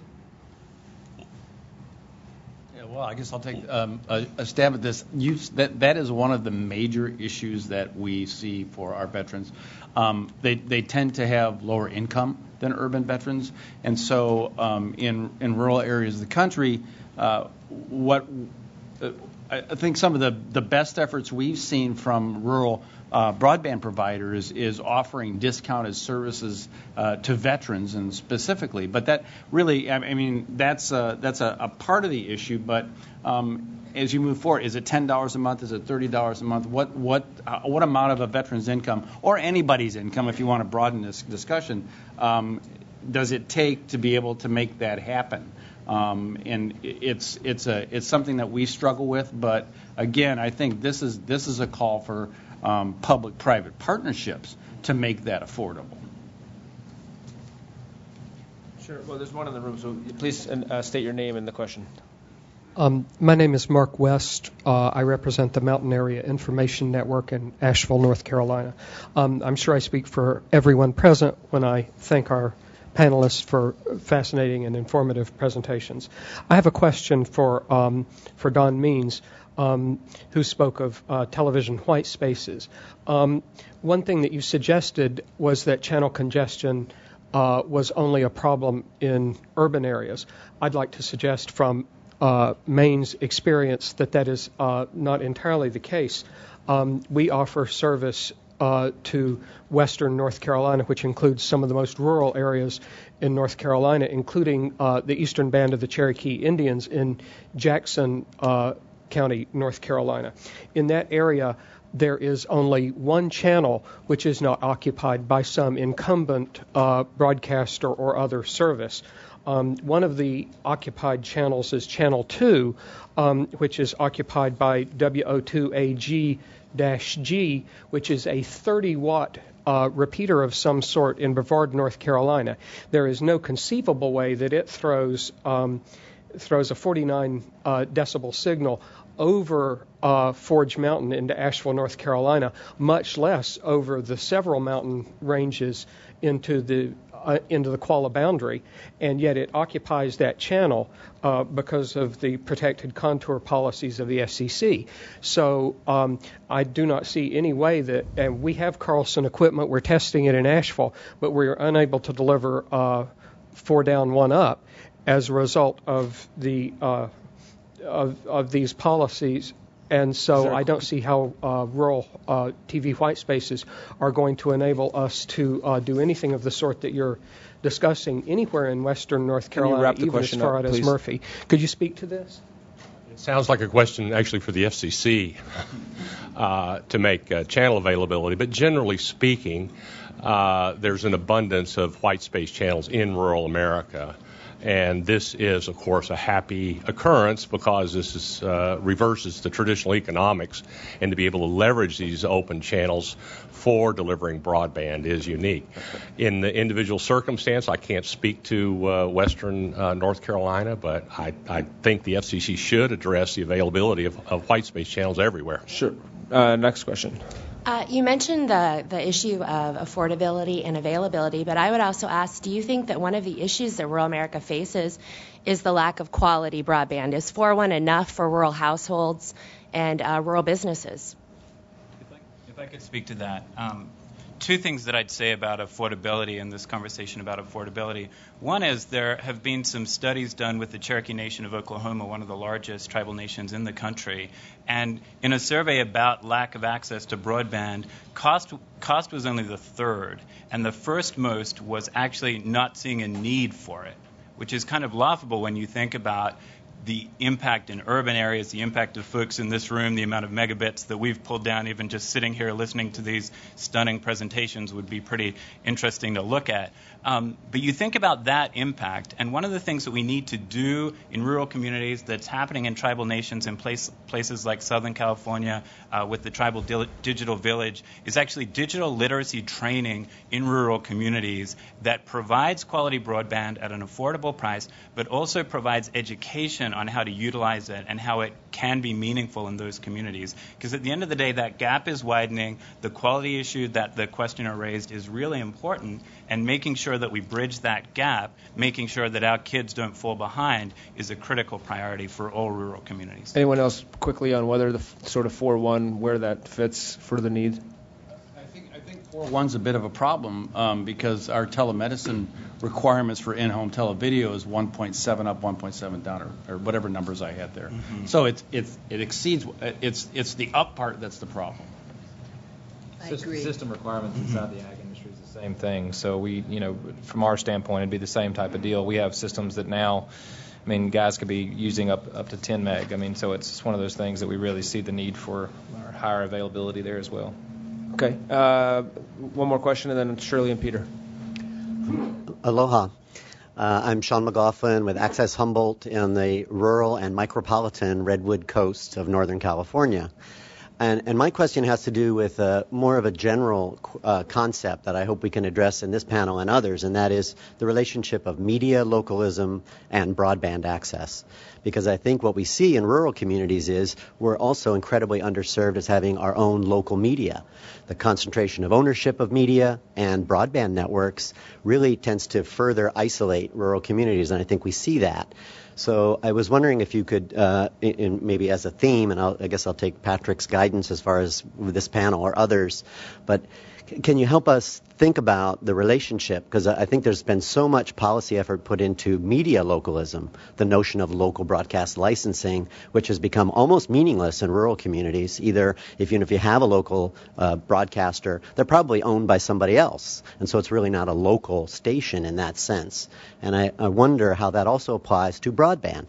If you really don't have a local community broadband or a broadband system that is responsive to your local community, I guess first of all, it's a solution to your media access problem because maybe now you have access to local voices through broadband.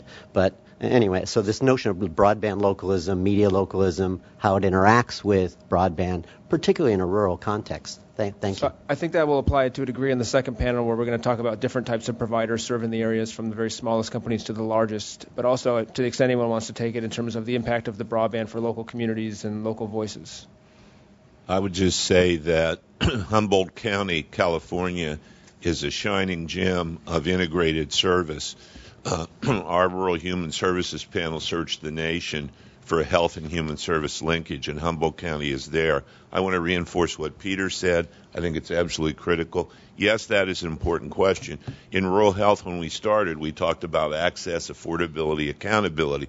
The bottom line is, at the end, how do you build technical assistance within the provider community and the community to own the service, control the service, and advance the service?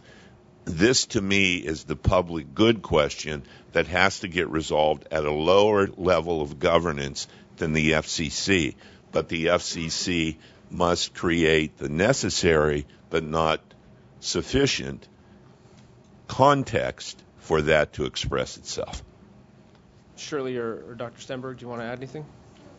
Actually would just love to ask, first of all of your stories were riveting. All of the applications that you're talking about I think are going to be critical in terms of broadband deployment and adoption. And I don't know if we still have Jeff with us, but one of the things I would be interested in doing is just taking it down to the granular, the more hands-on level, because part of this is how do you connect the dots? So you talk at this high level about the needs, and I look at a school like up in Allendale, North Dakota, and I think, how do those critical conversations get started? Because we can talk about the role of the FCC, we can talk about the role of states, but let's talk about, you've got a VA clinic in a rural community. How do those conversations need to start taking place? Because a lot of this is about connecting carriers to the needs.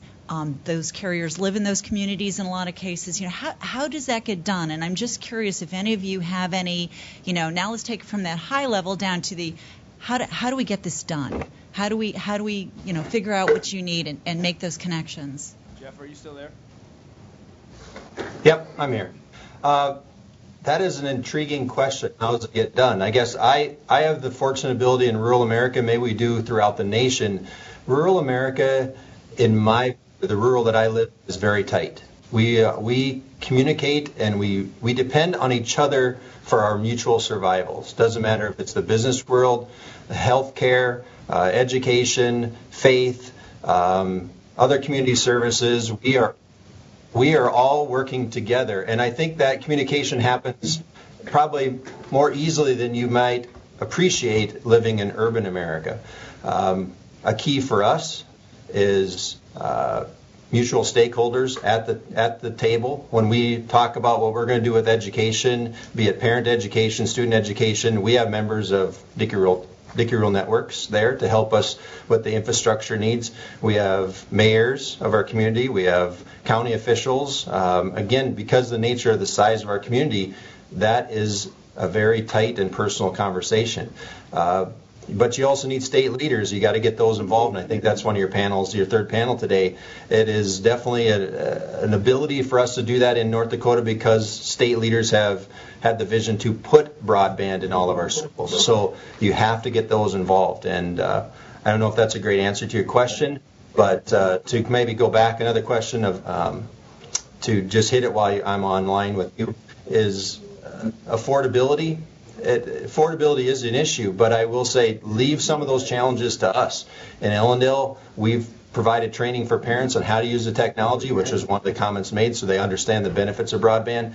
And then we've looked at and are pursuing the idea of taking wireless access to those communities that do not have, those homes that don't have any access, and just sending that from us. We're providing that as a school. We give you the hotspot, you take it home, you can do your learning at home if needed. So we become the resource for the access if they need it. Linda. I'd just like to support what the superintendent from North Dakota has said. In Maine, there's 1 degree of separation, and there's a Connect Maine authority supported by the legislature, which gives matching grants to communities and telecom providers that come up together with a way to expand broadband access to unserved or badly underserved areas in Maine. And it is working. There's still a need, as I expressed earlier, but we're all working together. Libraries, Department of Education, the Public Utilities Commission, our congressional delegation, to bring that broadband to rural Maine. And I'd say empowering diverse local institutions is at the heart of what it will take to move this conversation forward. And I would say that we talk about public-private partnerships here in D.C. a lot without always saying exactly what we mean by that. But I think we should be talking public-private local partnerships and thinking about who is the local institution on the ground that we can partner with effectively to move broadband access forward, who's trusted by the community members to be an advocate around digital literacy. And for me, this question of local media is a question around we're seeing the tribal radio stations, the tribal TV stations are the ones who are looking at the need for broadband and being the advocates in those communities. So we do see that link between local media ownership, local media presence as a trusted local institution, and broadband access.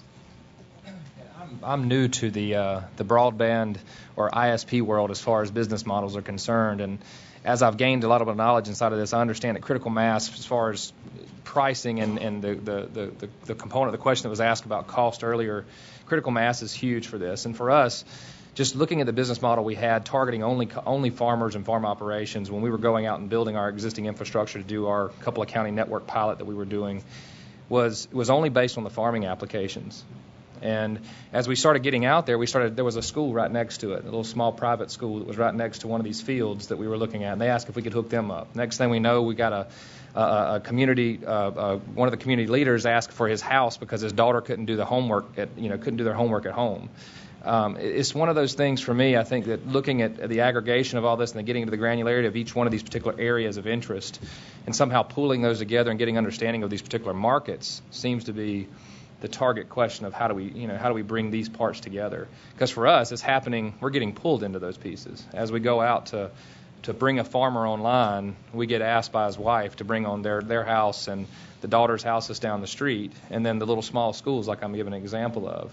And by the way, we actually have a library that's asked for connection as well. So it's one of those that, as we get pulled into those rural markets and they don't have the speed necessary, the providers there only use the business models they've been known to, they understand, which is the head count. And they want to focus on just the towns. They don't want to focus on the periphery of that. That's a great segue into the second session. And Dr. Stenberg, I'm sure you probably have a million things to say. One thing I will say is I read a report that Dr. Stenberg and his group at USDA put out on economic development and sort of the impact of all this on economic development. I wish we had 4 hours just to have this panel keep talking. Maybe you want to just say something real quickly about that or anything else, and then we can wrap it up. Well, I was going to bring up an entirely new thing. It's where does smartphones come into this discussion on broadband? And specifically thinking of telehealth. In regards to some of the applications that have been available on, and how does that fit into your program as you're moving out? Well, from a telehealth aspect, I can only speak to the VHA. We have a number of apps that are used to. We have an award-winning PTSD app to help veterans with that particular diagnosis. And I just came back from a health information management systems conference in Orlando, and it's phenomenal the level of access that you can get through these smartphones. But it's all dependent upon that wireless signal's ability to carry the conversation back and forth. It's not like FaceTiming with my mother-in-law in Cedar Rapids, Iowa. It's a lot different when you got a phone with limited connectivity. So it's that from our perspective for the rural, that we don't see that as the solution. We see that as kind of the last resort, with the first resort being fiber plugged right into people's homes. But certainly the VA is exploring those options, and I'm sure, and I know from a fact from being at that conference with $1 bazillion worth of stuff in that exhibition hall, that private industry is exploring that as well. That's another good segue to the second panel, where we will have lots of different types of companies. So can everybody join me in thanking the panelists for being here today? And if I could ask the panelists for panel 2 to come up to the table, that would be great.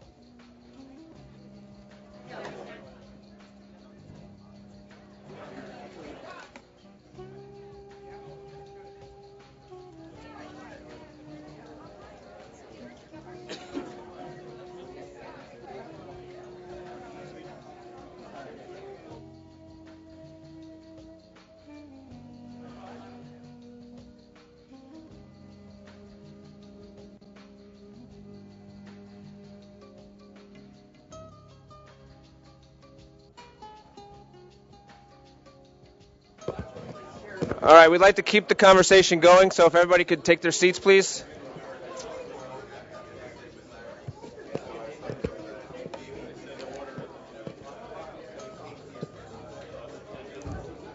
People just don't respect my authority.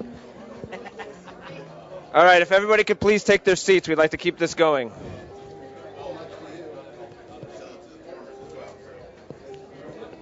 Roger. Can you help me, please? Yeah.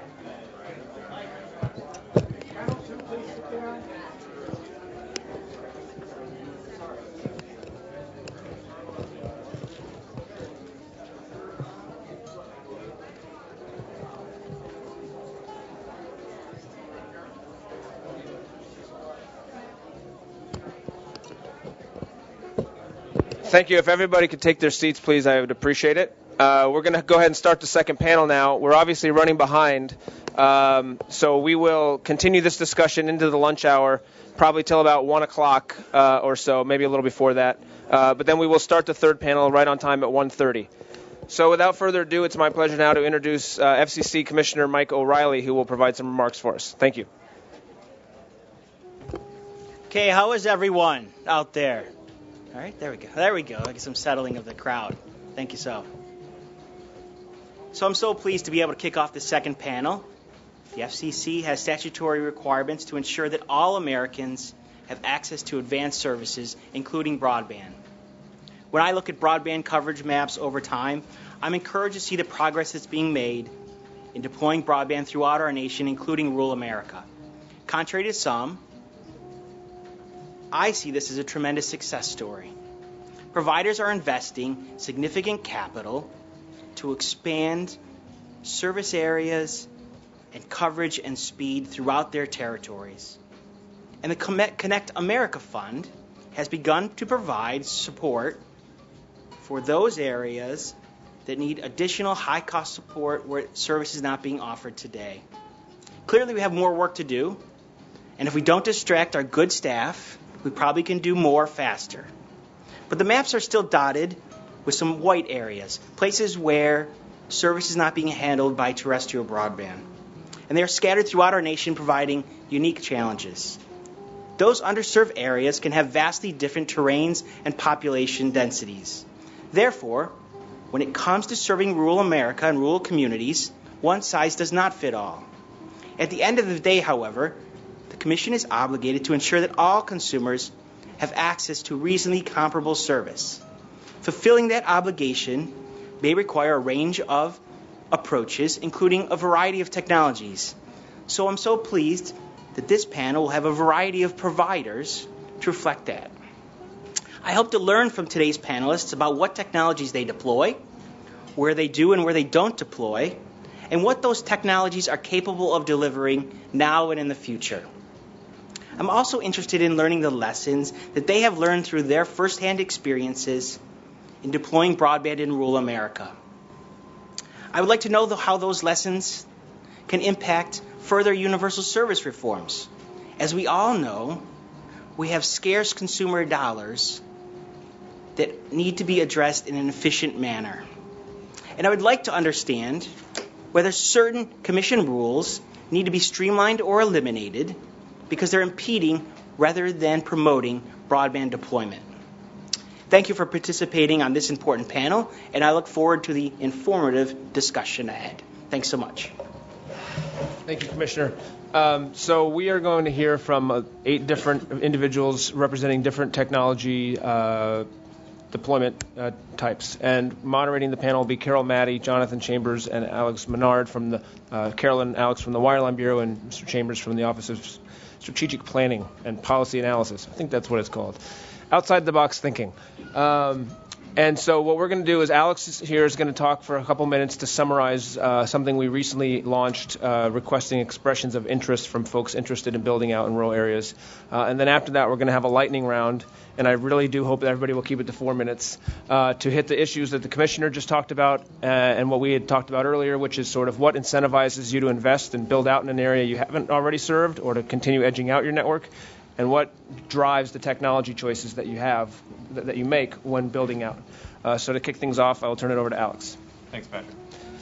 On January 30th, as part of the Technology Transitions Order and further notice, the Commission invited proposals to bring advanced services to rural America with support from the Connect America Fund.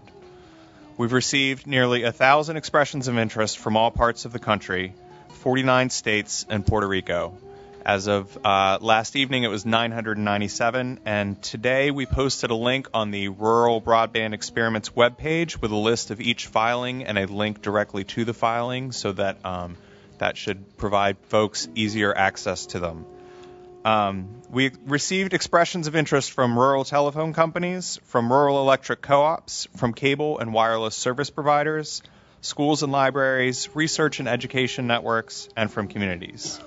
We remind everyone that decisions about the rural broadband experience will be made on formal proposals submitted to the Commission after the Commission adopts selection criteria and a budget later this year, not on these expressions of interest. Comments on the further notice are due March 31st and replies are due April 14th, but we are here today to hear from the people who are in the field deploying broadband to rural areas. Thank you, Alex. And so now we'll start our 4-minute lightning round. And we'll do it alphabetically, I think. We'll start with Will Aycock, who's the General Manager for Greenlight Community Broadband for the City of Wilson, North Carolina. Good morning, and first of all, thank you for the opportunity to be here, and thank you for the first panel. It was fantastic and pertinent to so much of what we have going on in our community, so it was a pleasure to sit through it. I do wish that I had access to some of Mr. Kelly's precision agriculture technology growing up, because I think it could have kept me out of trouble with my uncle several times. But in any event, I'll move on. The city of Wilson is a city of about 50,000 folks in eastern North Carolina, right along the I-95 corridor. At one time, we were known as the world's largest tobacco market, and today we are known as North Carolina's first gigabit city, thanks to the community broadband network that the city has constructed. Greenlight is the name of that broadband network, and we've been in operation since about 2008. We have around 7,000 connected customers on the network. Those include residential, small office, major employers, pretty much all the community anchor institutions, so our schools and libraries. We also provide all the network connectivity in support of our municipal operations, so supporting public safety, smart grid, AMI, distribution automation, so on and so forth. across our municipal enterprise. Our city council decided to construct this network because they believe that broadband data infrastructure is a critical infrastructure that's required in the modern world, that it is essential to supporting the economic health of our community, improving the quality of life for our citizens, and also just enhancing the delivery of all our other essential city services. So that infrastructure supports all those goals of our council. Since we initially launched the network in 2008, one thing that's been very common is we have a lot of demand, folks wanting us to grow out into the more rural areas of the county. Feel that very painfully myself because my mother and grandmother both contact me frequently and say, when are you coming out to where we are? And I say, as soon as we can get there. As far as our considerations for expansion, first and foremost in North Carolina, there is a state law that prohibits us from providing services outside of Wilson County. So that's always an overarching consideration for expansion of our services. Beyond that, it is certainly our intent and desire to provide service to everyone that wants to have our service and that we can legally provide service to. So really at that point, it comes down to more of a planning issue. How do we plan for the expansion into the more rural areas? Obviously, capital availability is essential to that planning. We have to pay as we grow to expand out into the rural territories. Excuse me. So that also means we're looking at proximity to the existing network infrastructure. We are looking at community anchor institutions out in the more rural parts of the county. So where do we need to get fiber to support those community anchor institutions? Where do we have utility infrastructure that needs fiber connectivity from the perspective of SCADA and many other types of new technologies supporting electric, gas, and water? Fiber infrastructure is a superior way to connect that and manage that. So those are some of the considerations. Also, we do consider demand, how many people in a given area have actually contacted us, so we try to keep up with that. As far as the type of technology deployed, we obviously chose fiber, and we are fiber to the home. And that's because we see ourselves primarily as a broadband provider. That is what we're here to do. That is our mission as established by council, so we chose the infrastructure that is most appropriate for providing, robust service, both from perspective of capacity as well as from stability. In addition to that, we want to be scalable into the future, and I will should say that our launch of our gigabit residential service in July of 2013 in response to the FCC's Gigabit Cities challenge that was issued a while back is an example of that flexibility because we were able to quickly upgrade electronics and begin providing gigabit service throughout our community because it is scalable in that way. So I'm just over 4 minutes, speed round, sorry about that, but I appreciate it. That's pretty good.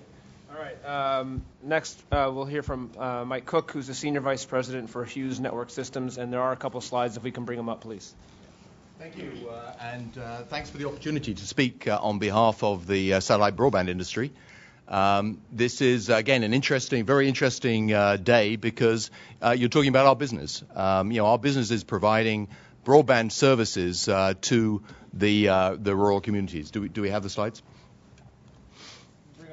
Yeah, okay, here we go. So the first slide, this one here, is really giving you a timeline of where we're at, and the timeline starts at the bottom. So in about 2008, we started to introduce what we call high-throughput satellites. This is a new generation of satellite technology which enables us to offer higher speed services and gives us much more capacity to be able to offer our subscribers. And about 18 months ago, 2 years ago, we launched the second generation of high-throughput satellites, 2 satellites that the industry has in operation today, is providing over 200 gigabits per second of capacity. And the most important thing is that you can see from the coverage map that everywhere in the country today, we offer at least 5 megabits per second of service. In the darker green areas, we're in the green map, in the darker green areas, we're offering today up to 15 megabits per second of download capacity. And we have about 1.5 million subscribers already. And I can tell you that we are adding subscribers at a very rapid rate in all of those areas. To get to that point, the industry had already invested about $2 billion of its own money in the technology. And between us, we're investing about another $1 billion in the next round of high-throughput satellites, which is in the blue area here. where we're going to more than double the capacity that we have available. And we're going to be able to provide services up to and probably exceeding 20 megabits per second everywhere in the country. Those new satellites should come on stream in about 2016. We have the next slide. The next slide is really showing you, it's actually penetration. So along the bottom axis, we've got household density. And along the axis, the y-axis, we have penetration. Don't worry too much about the penetration numbers. But you can see our highest penetration is in the lowest household density areas. So we are the appropriate technology for low household density areas. Why? Because it costs us the same to serve a household in an urban area as it does to serve a household in a rural area where the density of housing is low. For every other technology, you're talking about significant deployment costs. Our estimates, based on the information we have from our partners in the industry, is that wireline technologies really only becomes economic where you have household densities probably in excess of 70 households per square mile. Wireless technologies are more appropriate in lower densities, and again, as you can see, satellite has a natural area and should be an important part of any deployment program going forward. We have the next slide. The summary is really very simple. Satellite technology, satellite broadband technology is available today. We are investing our own money to deploy that technology. We are going to carry on investing our own money to deploy that technology. It's a great service. It's reliable. It provides high speeds. As we continue to develop the technology, the speeds will also go up. The most important thing I think that we have to ask here is that satellite technology is seen to be a part of the solution, and that any plans, programs, and so on that are put forward include the satellite broadband industry in that planning process. Thank you. 4 minutes on the dot. Very good. Okay. Next, we'll hear from Jimmy Copeland, who's the Director of Special Projects for Troy Cablevision, to hear the perspective of some of the small, more rural cable operations. Thank you, Patrick. Thank you, everyone, for being here this morning, and we appreciate the FCC having a small cable operator from South Alabama here. Not many times we get to make a trip to Washington and speak to such a diverse crowd. Troy Cable was started 29 years ago, and it's right now 4 generations strong, owned by one family. In that particular area, we have now grown in that 29 years to where we serve 4 counties in our footprint. Obviously, that service that we have in that footprint is predominantly in the areas of small towns, small communities in that area. Recently, we were granted a Commerce Department BTOP grant, and in that we added roughly 500 miles of fiber into that footprint out into those rural areas. As a growth part of that process, we also went out and did what's been discussed around here, and that is we created some Wi-Fi hotspots in those geographical areas so there would at least be a location for our school students who all have iPads at this point, but don't have that availability of service, where some of them had to drive 15 to 20 miles just to get back to the library to be able to have service. So in doing so, one of the things that we found that we have been using coaxial for almost 29 years. We still have coaxial in our system, and we still use it and maintain it. But we started looking for a diverse method by which to get the higher speeds of broadband out there. So we tried RFOG. RFOG works fine. But what we found in the really rural areas was a product called GPON, and that's gigabit speeds. So what we are deploying at present is GPON technology, and that technology we're deploying to the side of the home, where in most cases it will provide at least a gigabit of connectivity to the home where the students are, where some businesses are, and such. We have one industry there in our local community that allows their employees to work from home if they have good broadband service. So 2 to 3 days a week they're in the office, and 1 to 2 days a week they're at home working. One of the issues that we see relative to this is that the density of the population meaning homes, is a deterrent for those of us in the private industry to be able to find funding. That typical density is around 20 to 25 homes per mile. Well, when you get out in our rural areas, and by the way, we only have 1 to 2 cities in our entire 5-county area that are considered urban or close to urban. The rest of even our smaller communities are rural in that respect. So when we get out in those rural areas, we already know, because we drove that fiber out to what we know is in our area as substations, co-op substations, so that we could provide that data backhaul for them from the rural areas, so they could maintain that system that they have out there, and then they allow their constituents to see their utility bills over the over the power lines, actually. So collectively, we put that together, and I'm down to 38 seconds, so here I go.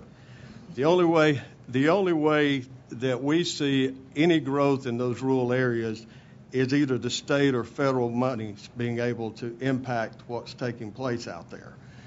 Internal cash flow is a slow build, and in some cases, in most cases, industry has to look at where that money is going to have the best return on the dollar. So there's got to be some private-public work together to make this happen, as we all know here. We also need to get our co-ops in line so that all of them are working on the same sheet of music. I'll keep going if you'd like. I'll give you 15 more seconds if you can do it. Well, I don't want to leave it right there, but what I really would like to say is that we've got to look across the board at a lot of things that take place out there. Certainly the polls for the co-ops in the rural areas are not as congested as they are in urban areas. So it should be a cheaper, easier build out there to drive fiber to the home. But in some cases, you find some situations that drive that cost up beyond that, so we wind up going underground. Okay, thank you. Speaking of co-ops, next we're going to hear from Randy Clinton, the general manager for Como Inc. He's also the IT manager for Como Electric Cooperative. Randy. Thank you, Patrick, and I want to thank the FCC and the Commission for inviting a small electric co-op to come to Washington, D.C. to talk about our story. Como Electric is a co-op that was founded in 1939, so coincidentally this is our 75th anniversary. And an interesting story is 72 years to the day on Christmas Eve of 2011, we lit the first fiber optics customer on our network, which is the same day that we lit the first house on our electric co-op. We have about 4,000 miles of electric distribution plant serving 32,000 meters in central Missouri, over 2,300 square miles. Our service territory is largely underserved, and a term I've recently coined, poorly served, with aging copper infrastructure that is at its end of life, and it's really creating a problem for our community and our residences and our businesses and our schools. So that drove our members to reach out to our electric co-op asking for help. They knew they were unserved. They knew that nobody was going to serve them, so they turned to us, the electric co-op. As a co-op, our customers are our owners, so we obviously listen to what they have to say. We did a survey. It turned out it was obvious that our members were lacking the service and very much supported us doing fiber to the home. We selected fiber because it's very important that we did a universal service to 100% of our membership.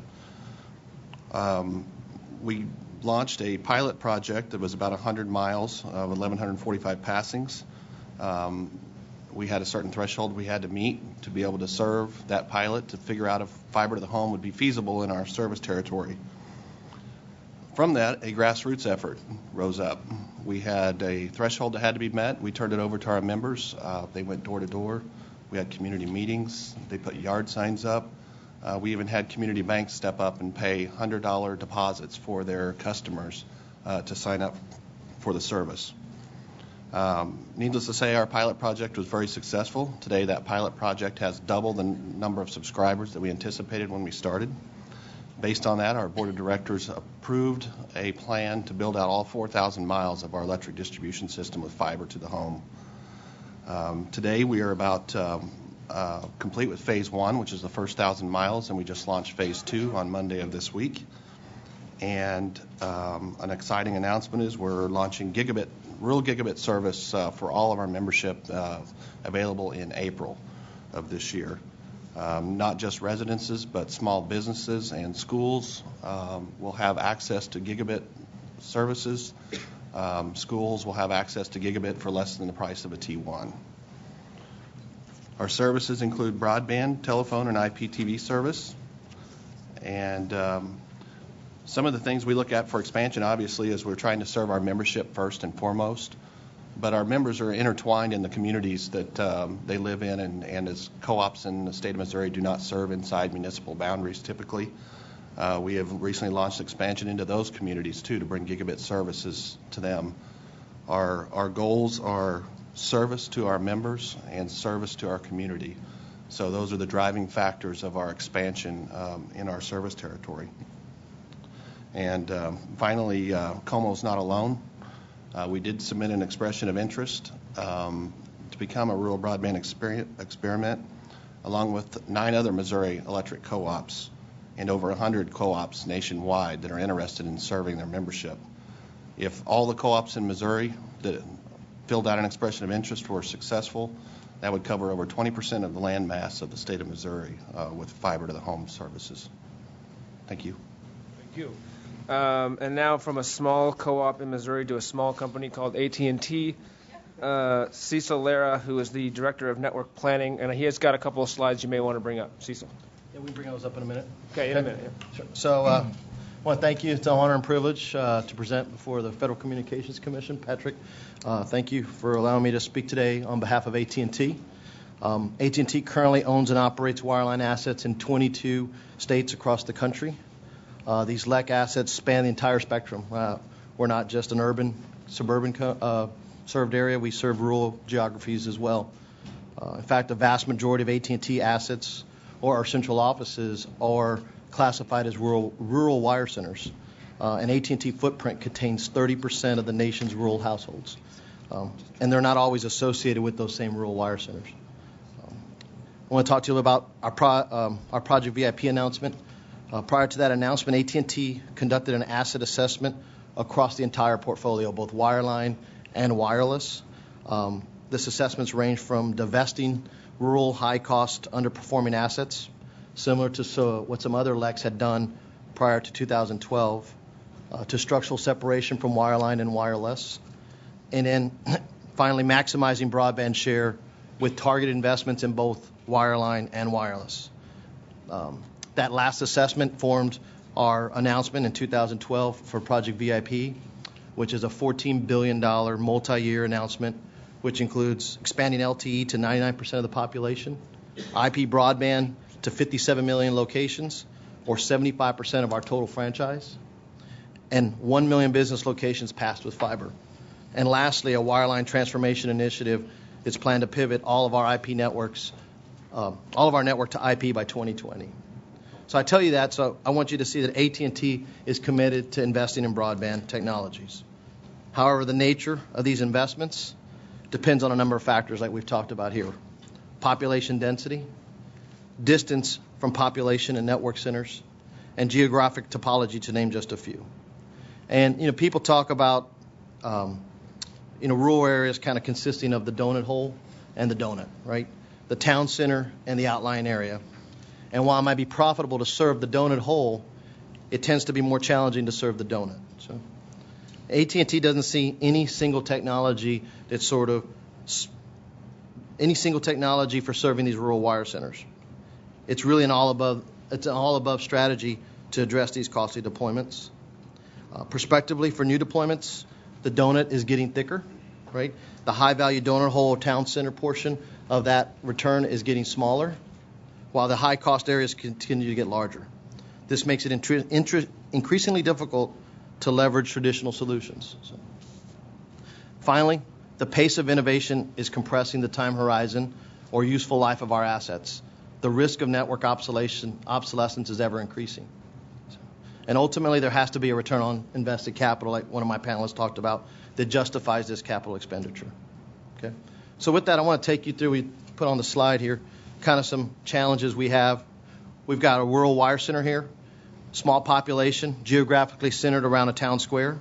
Our solution is a CO-based DSLAM serving ADSL 2+ with transport via Gigi fiber to a nearby metro. The next one is a large geographic serving area with extended distance from the central office.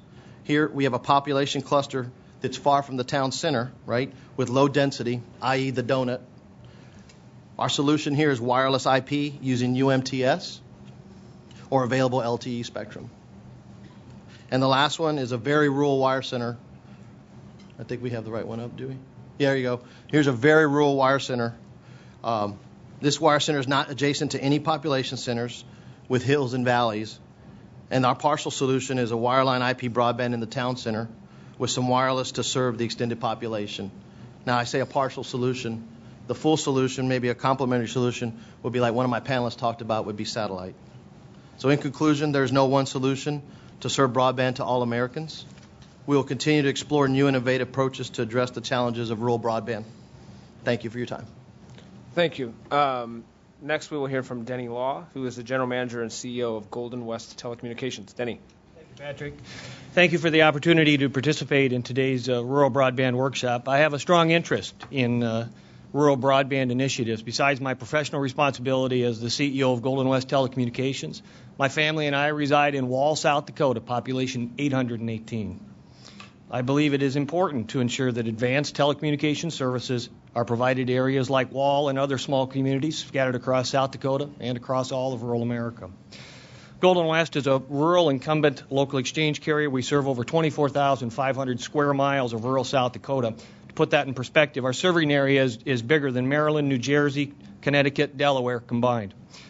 Golden West provides telecommunication services across a very diverse landscape, including small communities as well as farm and ranch land. We also provide service to portions of 5 Native American reservations, as well as areas containing national parks, national grasslands, and national forests.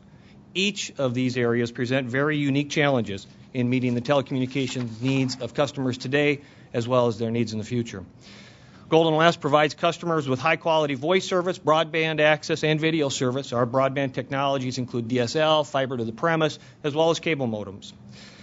This panel has been asked to address what incents providers to deploy broadband to new areas, but I also think it's important to expand that question to look at what it takes to get broadband to and keep broadband in all areas.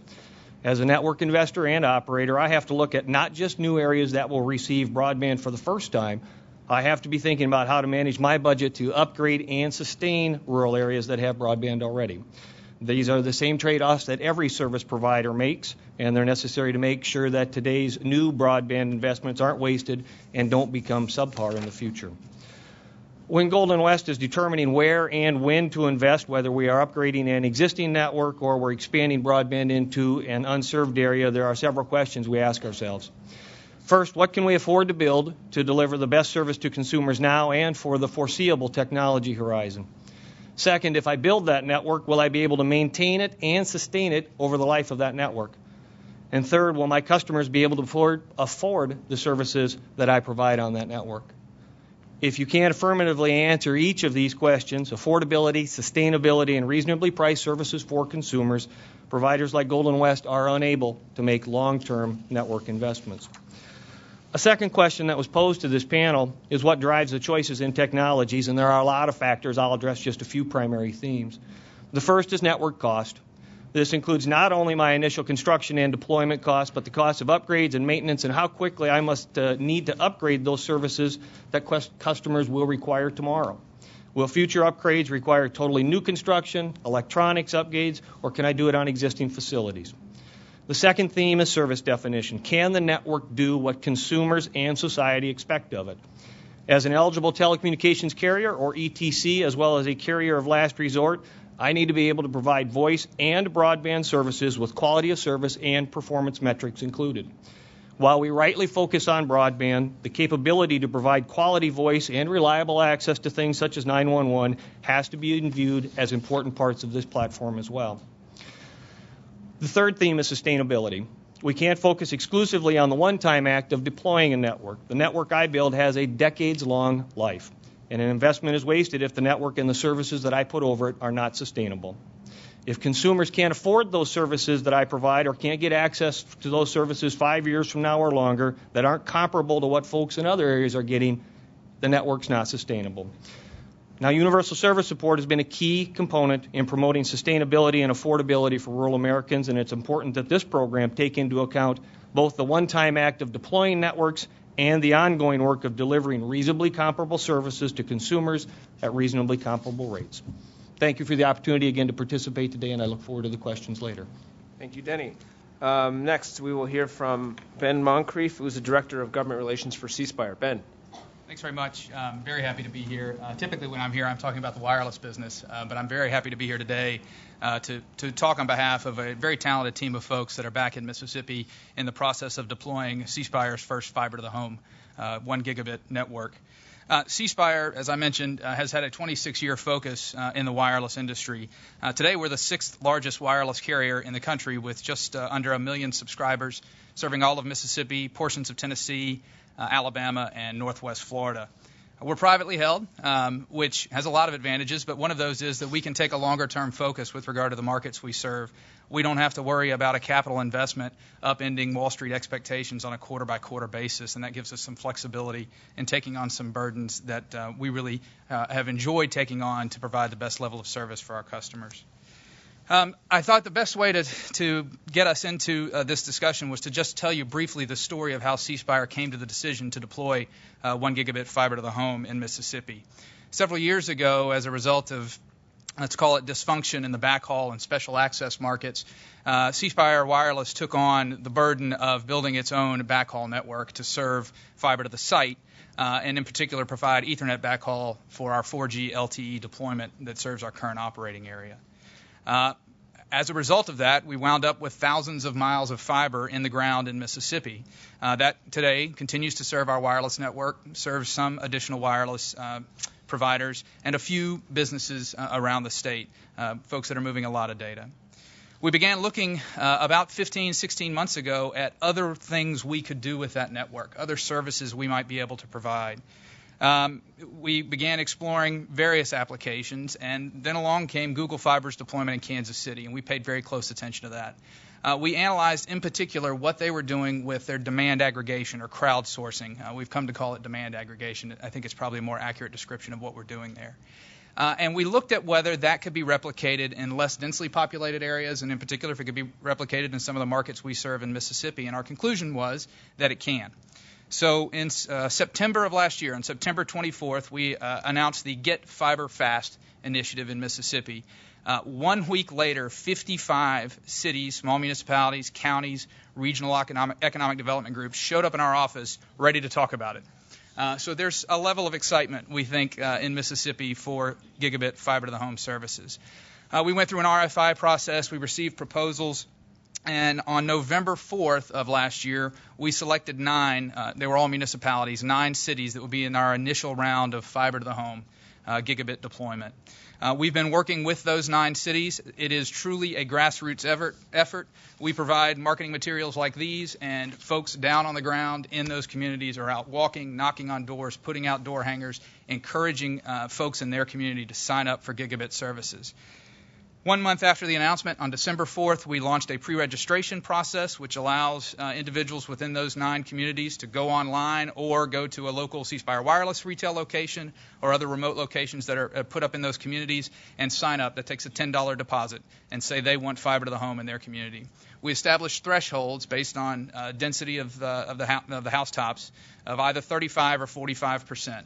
And as of today, we have 5 communities within 4 of those cities are already gone green, as we like to say. They have already met their thresholds.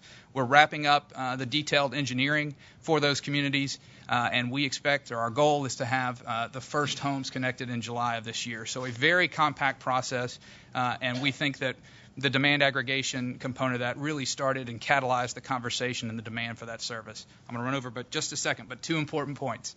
The first, there are 2 big obstacles that we see. There are a lot of things you've got to work through, but two big obstacles. The first is the significant capital investment required for the last mile, right? How do you overcome that? And we think the rural broadband experiment process and what's been proposed thus far, and certainly what's reflected in our expression of interest, goes directly to that. How can we reduce the capital that has to be outlaid in the beginning in order to reach some of these harder to reach last mile homes? The second piece is community collaboration. And we think that the demand aggregation model that we've used, that others have used in other places, is a very effective tool, one, for getting communities to dig in themselves and learn about the benefits of gigabit fiber to the home, and services that can come later with that. But secondly, that it solves the risk problem so that you don't build and then have no subscribers. So we'd encourage the Commission to look very closely at those two components.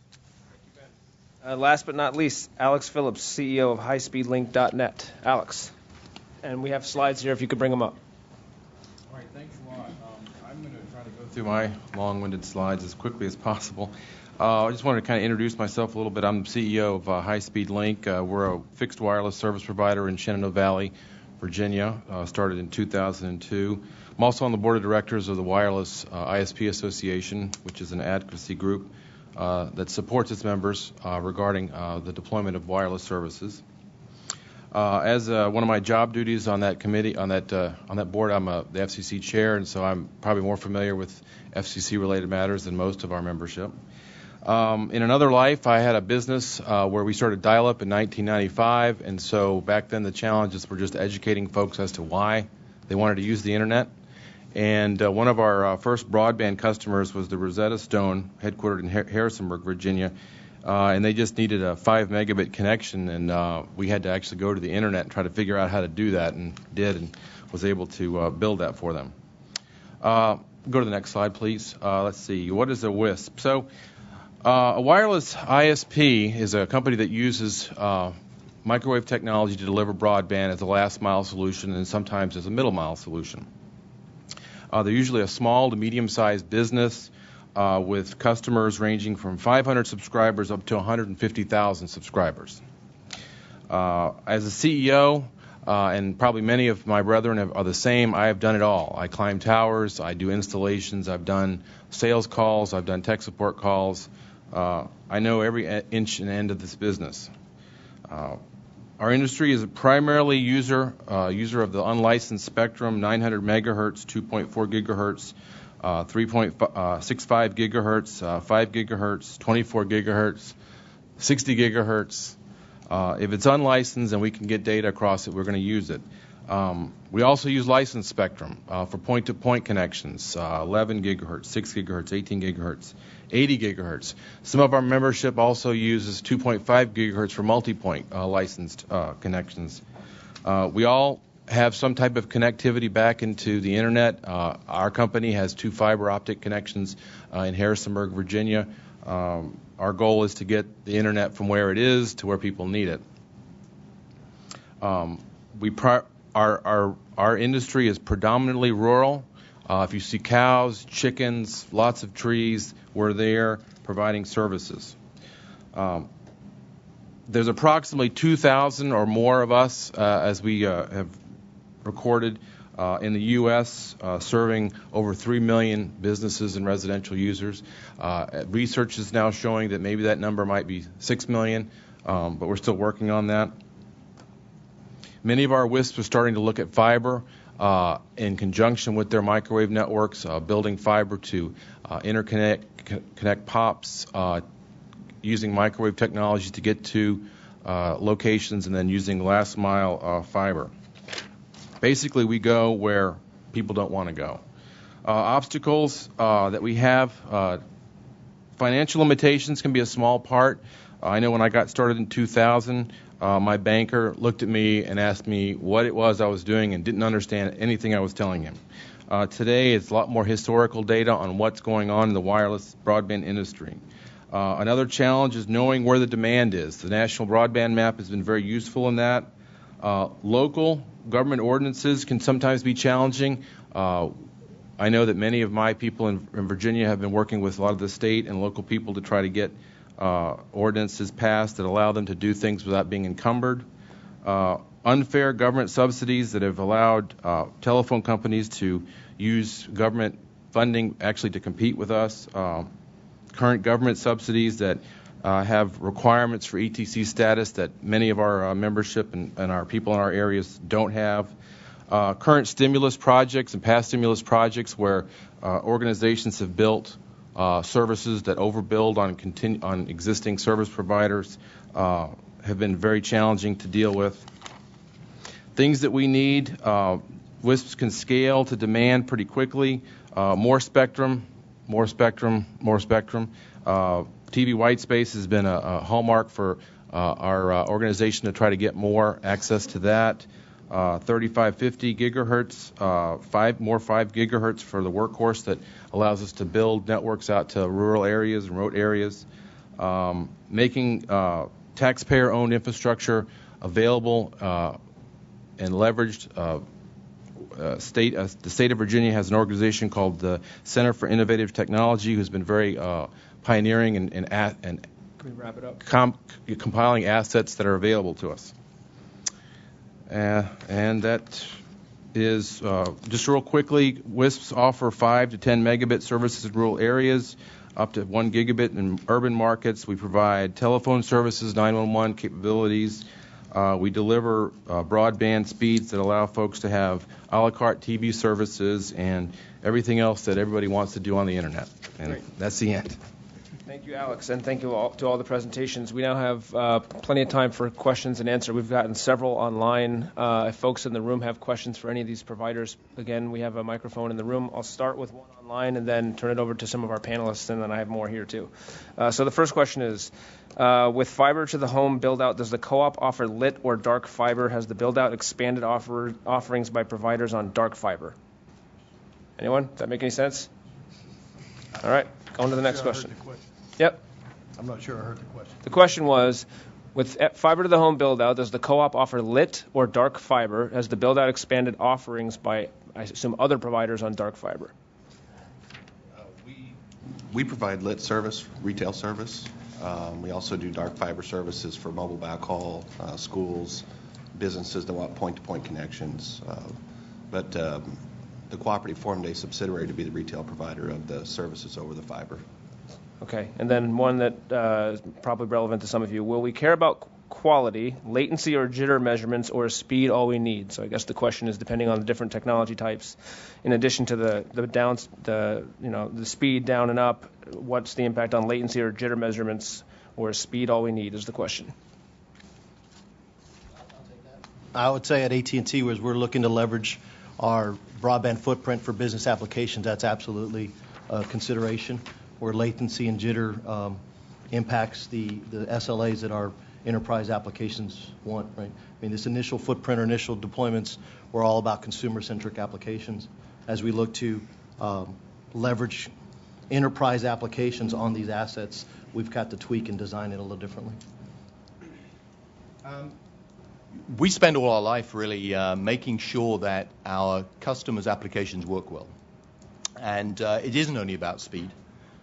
It's about the way in which the network handles the applications. If you think about jitter is very important if you're dealing with a voice application, for example. We support voice. We actually launched a voice service in the middle of last year. If you want to go and try it, it's a very, very good quality service, and people are switching to use that as their primary voice service at home. So it's the way you deal with the applications in the network, and we have lots and lots of experience in making sure that our customers' applications work well. Okay. Yeah, sure. My only response would be that we operate a 10 gigabit middle mile network with 9 hub sites and 10 cabinets, so that between the customer premise, either a business or a home, then there's really only 2 pieces of electronics that are going to go out or could affect that. So you're not having so many hops in that particular situation for our service. Okay. And maybe just tag on in regards to the quality of service question. Speed is an integral component in terms of a customer's experience using broadband, but speed alone isn't the only answer. Certainly, we're all in the business of wanting to try to provide as much business or much speed as possible. But when you look at the applications that customers are placing on top of that network, the quality of service plays somewhat every bit as important of a role to the experience that customer is going to have in addition to the speed. Obviously, you've got to have the capacity, but if there are not quality of service metrics that go along with that, their specific applications, depending on what they're doing, whether it be business-based applications or other items, won't meet their needs. So speed is one equation, but it isn't by any means the whole solution. Okay. Carol or John?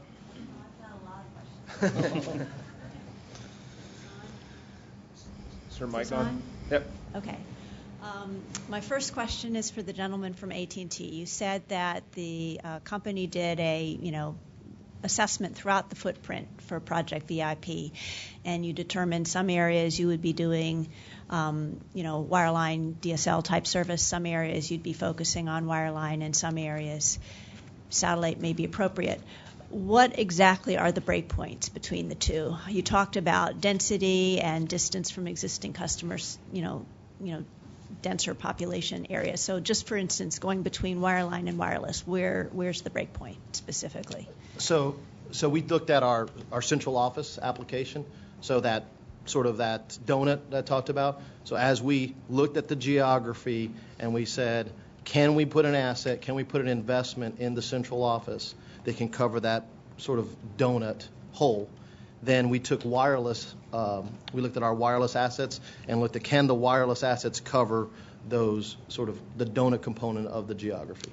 And so that combined sort of complementary approach gave us a line of sight to maximizing our broadband share, and in turn sort of triggered the investment of 99% of our footprint getting wireless coverage. But could you be more specific in terms of what the density characteristics are where you would be serving with wireless as opposed to wireline?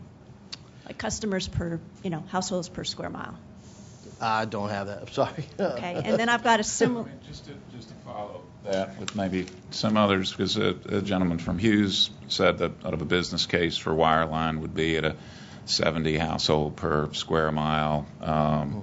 Whereas if you look at Como's footprint, I don't know, I'm guessing you don't cover anywhere where there's 70 households per square mile, and yet you're building out fiber to the premise to areas where there's maybe only a few households per square mile in your most remote areas. Again, I see Spire is looking at areas which are maybe less densely populated than a traditional fiber to the premise kind of a build. So to just pick up on Carol's question and ask others as to how you look at it, there's not a rule of thumb, clearly, because otherwise, Como wouldn't have done what it's done. But how do you all look at the population density, or where it makes sense, or how you might make that determination to build? I'll take a shot at that. Population density isn't as significant a factor for us as is the community demand. As I said, our fiber network goes fiber to the site. Some of those sites are not in densely populated areas at all. Certainly if they're along major highways or interstates, there may not be a city center or town center nearby. So I think for us, the real question is there a level of sort of subjective community support, and also is there an objective measurable demand for the product there? That makes it easier for us to price out and take into account how long of a term investment are we making. I'd like to try to take from a wireless perspective. We've got customers that call us up and they want service, and we'll send a technician out there, and they'll say they don't have line of sight to one of our mountaintop locations, but their neighbor does, and so we will pick up 3 customers, and so we'll build out for 3 customers in a small neighborhood area, giving a homeowner some type of an incentive to let us to build a transmitter site on their house. To offer services to them as well as their neighbors. And so, we've got economics in the wireless industry that, 3 customers is really all we need to build out to you. But we do look for, higher density areas. But like I said, we just don't have that. We've got to cover 15-mile radius, and everybody inside that coverage area is really a customer to us, wherever they are. I can add a few things. One thing unique to cooperatives is that we are not for profit, so we're also used to building plant that lasts a very long time. One of our selection criteria for fiber optics was that we knew it was future proof. that it would last 20, 25, 30 years. In fact, we have fiber optics on our system that we, of course, leverage to deliver service to our members that's been on our system for approaching 15 years, and we're still using it today. So between leveraging our existing fiber, our existing assets, our existing poles, we have the interface with the membership, we have the billing systems in place, the customer service, we have a lower return on investment expectation. If we're improving our community and improving our members' lives, we don't need a 18 to 20% return on investment. We're satisfied with a small return on investment and improving our members, knowing that even improving our area might improve our electric load, might bring in new customers, new industry, and the electric, we can't not look at combining this with our smart grid network. We need to communicate not just with our substations, but also with downline electrical devices and eventually with all the meters. So combining all those things together, and the last fact would be where we do serve density, we're willing to subsidize the less dense areas with the very dense areas. So we're willing to spread that investment across our entire membership 100% and average it across our entire system. I would also add, from the perspective of demand aggregation, obviously we are a nonprofit, being a municipality, and so we have other goals that we're looking to achieve with expanding the network. But from the perspective of the citizens in these more rural areas, they're doing the demand aggregation for us. They're going out, they're rallying the support in their neighborhood, in their vicinity, and coming to us. So it can very much become a situation where we're having an interactive conversation to say, hey, we want to get there. We're on this time, sort of phased approach for infrastructure deployment. But when they're doing the demand aggregation, it can help expedite that process in some areas. And I'd maybe just touch on it from an incumbent local exchange carrier. Certainly demand and density play key factors in that, and we have to look at that when we evaluate where can we afford to place various services. But at the same time, I don't have the luxury of saying I'll just deploy to this town and not everybody else in the surrounding area. Ultimately you end up with a very much of a have and have not scenario in terms of deployment. The second thing I would add to that regards to sustainability over a period of time. In just my small company, we've got roughly 14,000 miles of plant.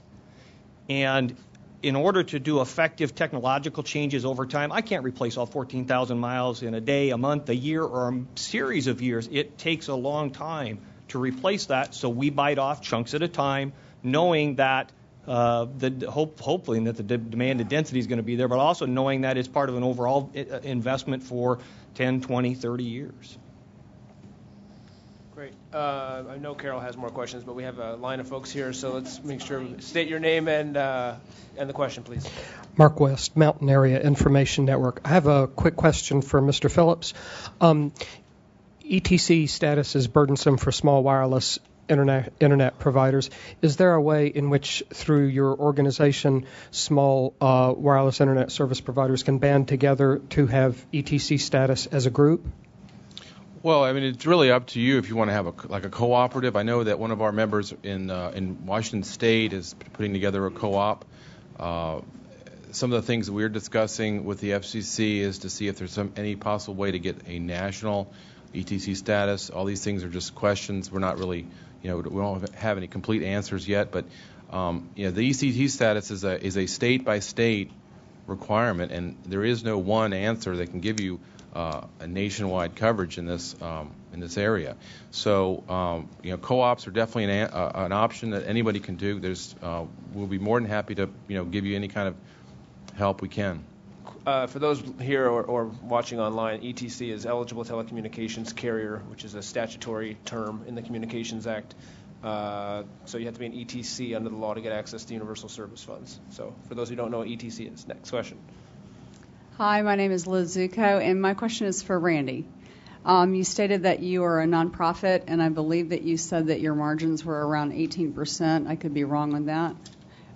But my specific question is how much, since you're an electric co-op, how much of the broadband costs are you underwriting with the electric piece and or vice versa? In other words, can you give us some percentage splits so that a broadband-only provider might understand how you're possibly underwriting the deployment of fiber to the home?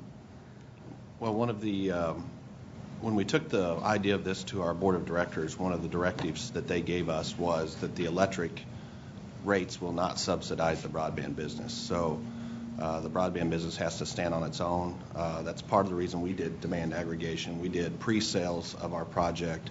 We had to have a certain level of take rate before we would build it, so it had to be sustainable on its own. So we do not do any subsidization across from the electric co-op to the broadband. My name is Jim Bubar. My question is more directed to the FCC people who are here. I don't know if that's permitted, but my question is, there's been so many expressions of interest shown, nearly 1,000 expressions of interest. My question is, how much money is actually going to be made available, and how many applications do you anticipate granting when the formal proposals are submitted? That's a real easy question to answer, because at this point nothing has been decided. Aloha, Sean McLaughlin, Access Humboldt. I'm not going to ask my same question again, but I would love to hear any responses. But I have two other just general questions.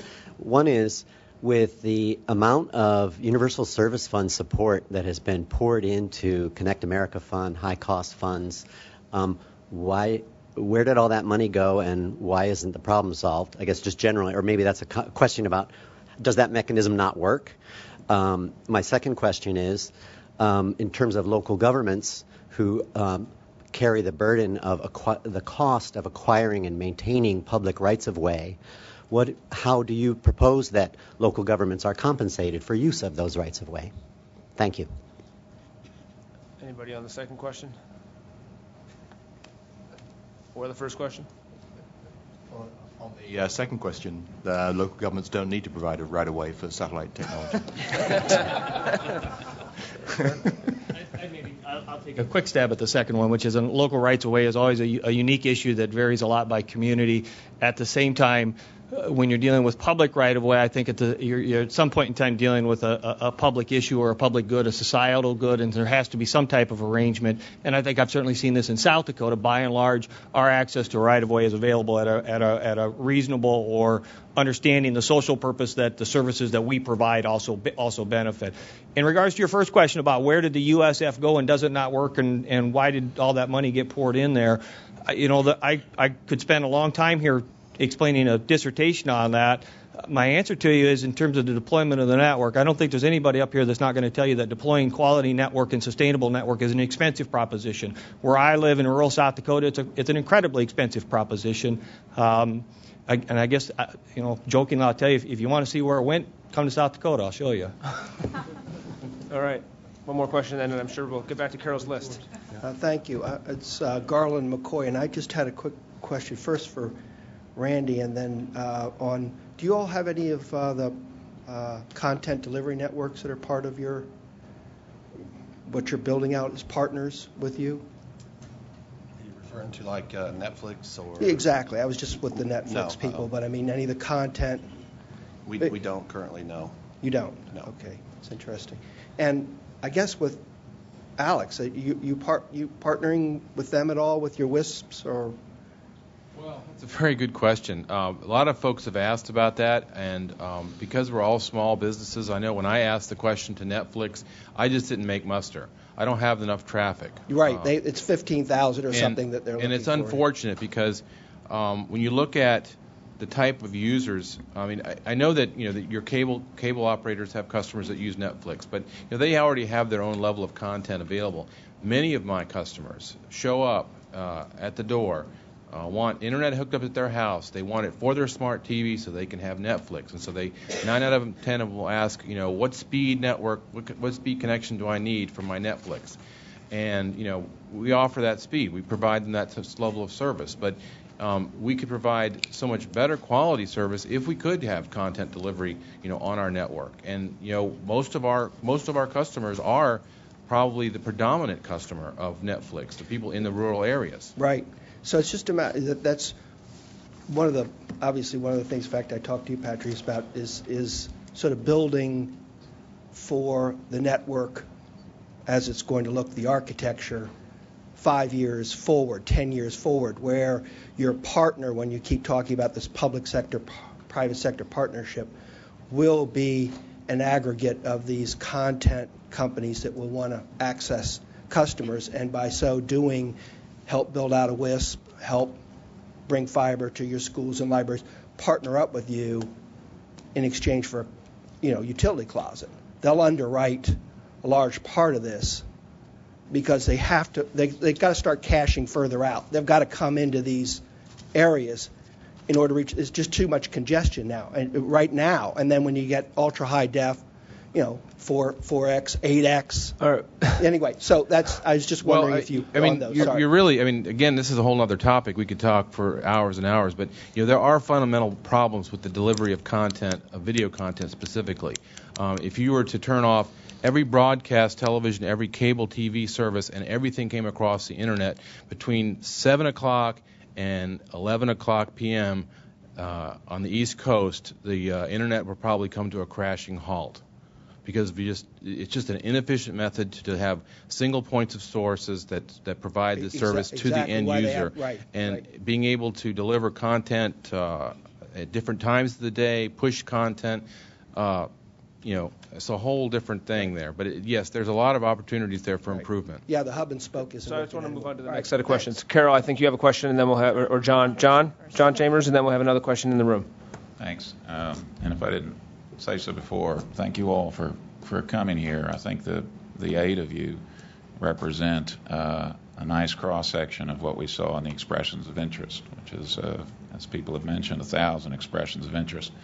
What has struck me in looking through the expressions of interest, and I've read several dozen, but not anywhere near all 1,000, is a real diversity of expressions, a real diversity of communities, carriers, others who want to try to build out broadband in rural areas. And so my slow pitch, long wind-up question really gets to how the FCC, not just in this rural broadband experiment, but on an ongoing basis, how it ought to solicit and evaluate local community input. This was mentioned on the first panel by several participants. I know several of you build networks in your communities, so you're part of your communities. And, for us, you sit here in Washington, whether or not there's broadband in a local area, it's a color on a map. But for all of you and the folks that this workshop is designed to address today, this is livelihood. It's education. It's creativity, imagination. It's access for your communities, for your kids, for the economic development of the community. So how should we, I'm going to start with you, Ben, because you said we ought to look maybe at demand aggregation. How should we, not just for the expressions of interest or the experiment, because an experiment is meant to teach us something about the way we ought to act, the way we ought to set policy in the future. Chairman mentioned we have 2 ways. We have policy and we have ways to spend money. So how should we get community input into how the universal service funds should be spent in communities? Because in many cases we might have a situation where there's competing providers, but only competing providers if there's some money to be put towards it. As several of you have mentioned, you're not going to get broadband in some of these areas unless there is some federal support, some state support. So, again, long, slow pitch question, but I think as important a question as any I can think of for you all to answer. You're right. That's the most important question, I think, from the Commission's perspective.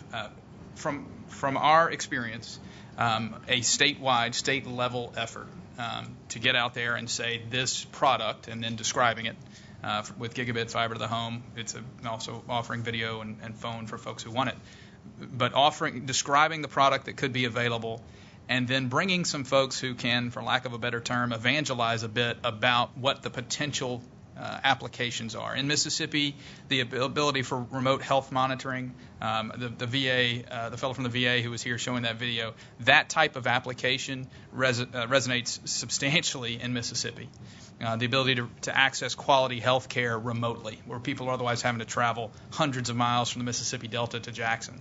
But to talk about the sorts of applications that would be enabled that they don't have access to today, I think really spurs the librarian. I mean, that's what our experience was in some of these 9 cities. The librarian in the city, the IT director at the school, go to the mayor and say, we got to do this. And then a week later, they show up for a workshop. So at a state level, in a state the size of Mississippi, I think you can get a pretty good indication and you can generate community support by just going in, announcing, and a few weeks later showing up and doing a workshop. You'll get, as we did, a very good feel for the level of enthusiasm and the specific needs and desires of those communities. I think John's question, though, is a little bit more nuanced, which is we set policy at a national level. Yeah. And the question is, as we do that, how do we more effectively, if we can, take the input of the local communities in general into the development of our policy making? Is that a fair statement, John? As opposed to just sort of course, their perspectives are important when your businesses are going out there trying to, make your business work. But from a policy-making effort at a national level, what's the most effective way that we can get that input into the decisions that we make for regulatory decisions or for, our programs that provide We're going to put not too fine a point on it. The FCC has a budget for universal service. We're going to spend money. We're going to spend money in high-cost areas. And evaluating how we should spend that money, that includes not just modeling, not just maps, not just some minimum level of service that we would require, but community input as to what projects we ought to fund. I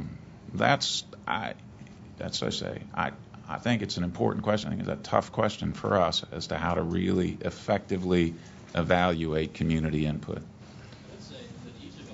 And a lot of these communities and populations that you're talking about. So I think that this workshop is clearly a start down those roads. Each of us is plugged into larger networks back in our communities, in our states. I'm sure we know people. We are interacting with these folks. Perhaps not the folks on this panel, but nonetheless people like us who represent these local communities who are doing different novel things. I think we're an inroad to introduce you to have independent conversations with folks in the community, and you have to reach out. Much like when we were planning our network, reaching out to the stakeholders in our community, I believe the SEC needs to do something similar. When you're talking about school superintendents, when you're talking about police chiefs and fire chiefs and local business owners, there's interest, 1,000 applications. Each one of those represents a conduit back into a community. So I think the mechanism is there. It's just the realization that you have to reach back out in those ways through those conduits and then go beyond the people who submitted the applications, getting into those communities. And it may not be an efficient process from the perspective of the FCC, but I do think it's a critical process. And getting that, unabashed, unabridged perspective of the people who live in these communities really is important. I'd like to add one note there regarding the policy side of it, in that technology neutral, I think, is a very good thing to consider. What's the most cost-effective solution for an area? So, it may be fiber, it may be wireless, maybe mailing CDs to somebody with the post office. But anyhow, the bottom line is, technology neutral policy, I think, allows for innovation to come into play and provide the best solution, which is in many cases, the most cost-effective solution. Can I maybe paraphrase the question a little bit? Because I think the question you're asking is, how do you prioritize which communities you provide support to? And I think it's important, again, to understand that there is at least one technology solution that is available everywhere that doesn't require that level of prioritization. And, again, taking the point that was just made, we think it's very important that in providing support to build out broadband in these communities, that you don't, at the same time you're doing that, destroy the competitive situation that already exists. So we're very keen to see that you don't distort, in a sense, the playing field. So Our suggestion, again, is certainly to ensure that all of the technologies are adequately supported in any plan that you put together. So we are running out of time, and I want to make sure that this very patient person is able to ask her question. Actually, I don't have a question, but I wanted to acknowledge all of the speakers and add one more seat at that table. Tribal-owned telecommunication companies. And my name is Madonna Peltier-Yawaki, and I'm president of Turtle Island Communications. We do engineering primarily with tribal nations. And I looked at the agenda. We traveled from Minneapolis, my husband and business partner, and represented several tribes in the expressions of interest that were submitted for the Next Generation Network experiments. And what I wanted to ask the Federal Communication Commission is to consider those applications in the discussion that's being had today about the demographics of Indian country, the counties, the populations, the poverty levels, the young age groups, and the commitment from community. Those are typically undertaken with great input from communities when a tribe recognizes that their services, their infrastructure, there is no infrastructure, it's antiquated, or it's not going to meet what the Next Generation Network transition is from TDM to IP technology. The only way that those things are happening is when tribes have a stake in the ownership. So what I would ask that the Commission recognize is tribal-owned telecommunication companies providing gigabit speed to their businesses and residents as a business, and creating that business model that incorporates the way that all business models are created, but the high cost fund component. We didn't hear a lot about that today, but we all know that without that high cost fund, any of these businesses operating in rural America could not sustain themselves. So I wanted to make that point and ask the Commission to take interest in the tribal-owned companies and recognize that they have really engaged their communities in making these kind of big decisions to go into this business, because if they don't, the chances of them ever having these types of services will never happen. Thank you. Thank you. Yeah. I've just got one quick comment relative to Jonathan's question over there. In most of our rural areas, in our geographical areas, we have a built-in component. Those are typically county-run community centers where your older population comes for support.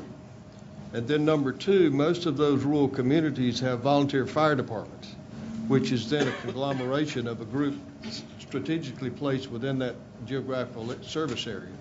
Those are two basic locations you could go to get to the forefront of what is needed or what's there, what's not there. And the other side of the coin, where you get the smaller, younger input, would be through our schools. If we're handing out iPads, those superintendents have to know pretty much how many folks and where they are, where they have service, and then how close that service is to them if it's not available there at their home.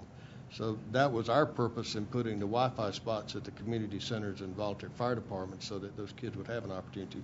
I think that data is there. It's just a matter of reaching out to the proper source to find that data, and then you'll get a feedback from that data. So we're about out of time. Carol, did you want to conclude with anything? No. I mean, obviously, just sort of taking away and summarizing some of the themes that we've heard. Obviously, I've heard, from various members of the panel that, community involvement and community demand aggregation is very important. I've heard that, being able to leverage existing assets and work off of infrastructure that you may have, from various sources is really, really important. I've heard differing perspectives on, the perspective of the nonprofits and the cooperatives may be different, and those that are privately held may be different than those that are publicly traded companies. And I think this is giving us all a lot of food for thought. So thank you very much. I really enjoyed this panel. We've gotten some questions online about the expressions of interest that have been filed in the process, and I just want to reiterate, in case folks missed the beginning of this session, which Alex went through the process, that we've received the expressions of interest. We also have an open further notice of proposed rulemaking, where we're asking questions about what the budget for those things should be, what the criteria should be for selecting the expression for different projects that we may eventually fund. None of those decisions have been made. To Carol's answer, folks are welcome to comment in our docket, which is 1090. Feel free to send any of us an email if you don't know how to do that. And then ultimately, the budget for the projects and the criteria will be something set by Commissioner O'Reilly and other commissioners at the commission level, who will be making that determination in an order later this year. I also want to say we do have a technology center, which is right around the corner and up the hall, where we have various technology demonstrations. If you're interested during the lunch hour, I know that the folks from Hughes or Viasat may have some demonstrations of satellite. There may be some other demonstrations going on in that room. And we will convene back here in 50 minutes at 1:30 to have a discussion with our colleagues from the states about state strategies to tackle these issues. But please join me in thanking these fantastic panelists today.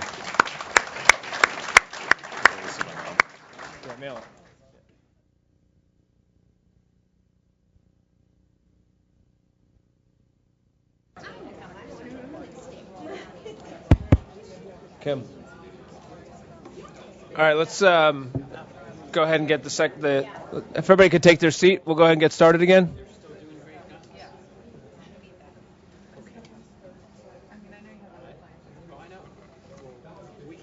Okay, we'll talk. We're seeing.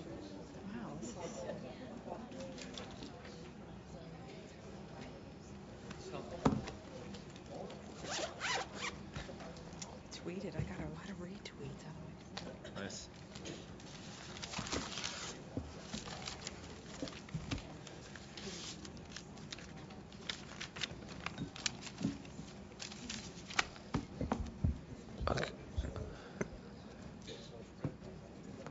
Okay, we're going to go ahead and get started with our afternoon panel. I'm hoping our mystery moderator will come back. I don't know where Joanne went. I'm assuming she'll be back in time for the Q&A. But we've had a couple, I found, very informative panels this morning. And now, in addition to looking at the opportunities and the challenges and the needs, what folks are doing in rural areas, and from a community and from a provider perspective, we thought it was important at this workshop to hear from folks at the state level.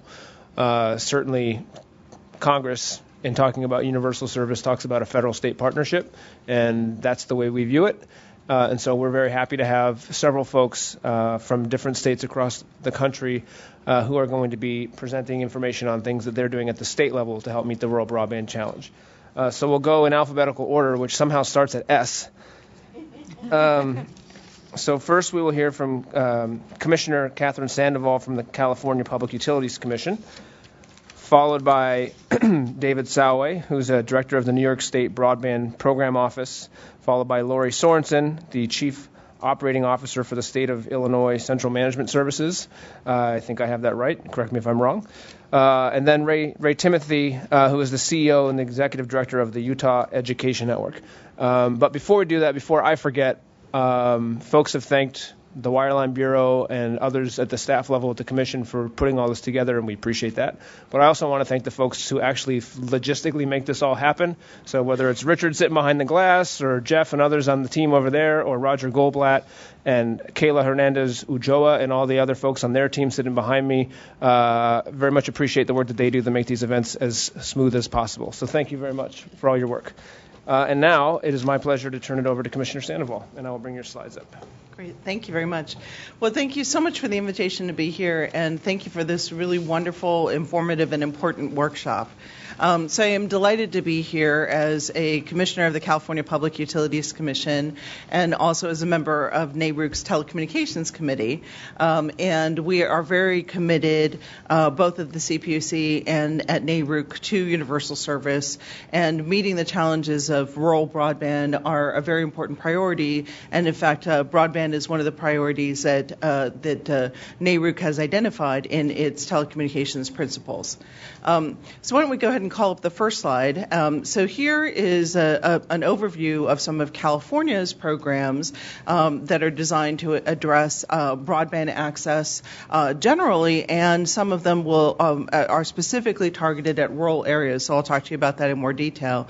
But as I was thinking about this opportunity in this discussion, the workshop, some people might not think that California would be an important representative for rural areas. But as we talked about in terms of territory, most of California's territory is actually rural, right? I mean, think about Yosemite, think about Lake Shasta, think about the deserts that we have, including the Mojave Desert and Death Valley.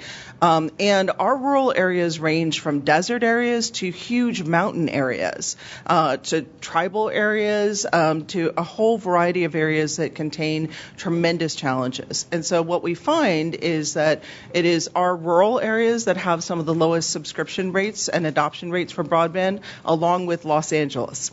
And so addressing both of those types of issues is really important. And I speak to you as somebody who grew up in Los Angeles, but also in my childhood, I was constantly going back and forth between one of the most urban communities in America and very rural communities, because both of my parents were from rural communities. My mother from rural Arizona, my father from rural Missouri to the natives. And I remember as a child, especially going back and forth to see my mother's parents and driving through the Mojave Desert, through Blythe, through the rural areas of California and Arizona, and then getting to Benson, Arizona, which is in between Tucson and Tombstone. And I describe it as closer in distance and time to Tombstone than to Tucson.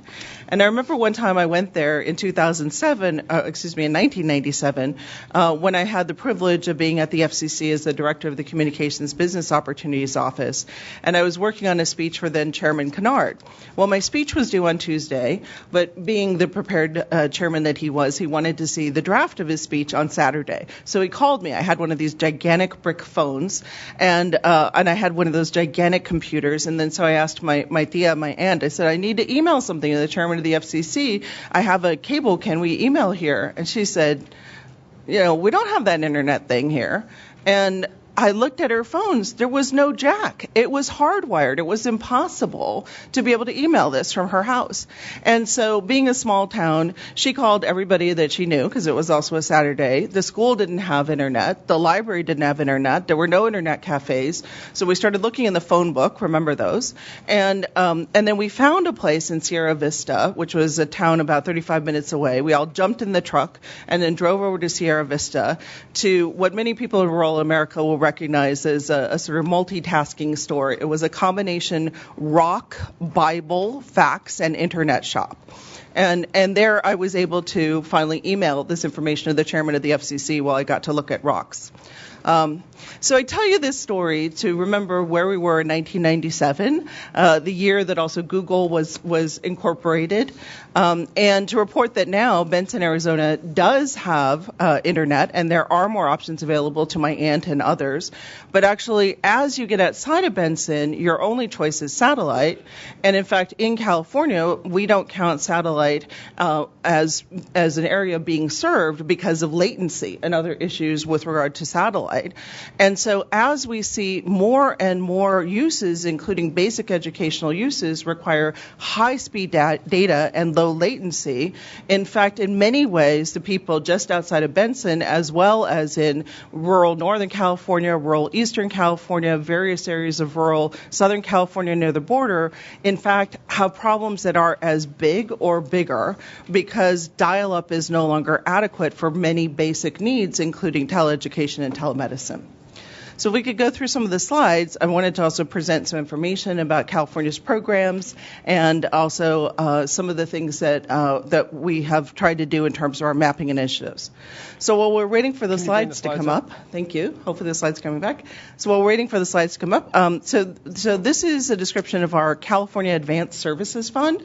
So California several years ago established its own Advanced Services Fund to be able to promote broadband access. So it is funded by telecommunications users, so predominantly voice users, everybody who's paying a bill through cell phones, wireline, and also by statute it applies to VoIP users in California, pays into a fund to promote broadband access. And so we have had a number of grants that have been issued, including grants in all regions of California and the rural areas, the Eastern Sierra, Northern California, Southern California. And I'm very proud to say some of our recent grants included grants to tribal nations. We gave a grant to a consortia that was led by the Yurok, California's largest Indian tribe. It has 5,000 members, and the Karuk, to provide broadband service in an area where in the Yurok Nation, they just received electric service last June. And that was thanks to a grant from the Rural Utilities Service in conjunction with a grant from the California Public Utilities Commission. So there still are challenges in getting electric service. They still don't have in the Yurok area basic telephone service, dial tone in many areas. So there are many places where you still have to jump in the truck. If you are at the school or upriver in that area, you have to drive for 30 to 45 minutes even to get a cell signal because they don't have cell service in that area. And one of the companies that is in the area that is nearby has actually applied to the CAF funding to provide wireless service in that area, and it's something that could complement our Lifeline program. So we gave a grant to the Yurok and the Karuk who are working together to build broadband, because what they also found is nobody else will build it for them. But they're very committed, and so this has definitely been a program that has helped to bring broadband to a number of people.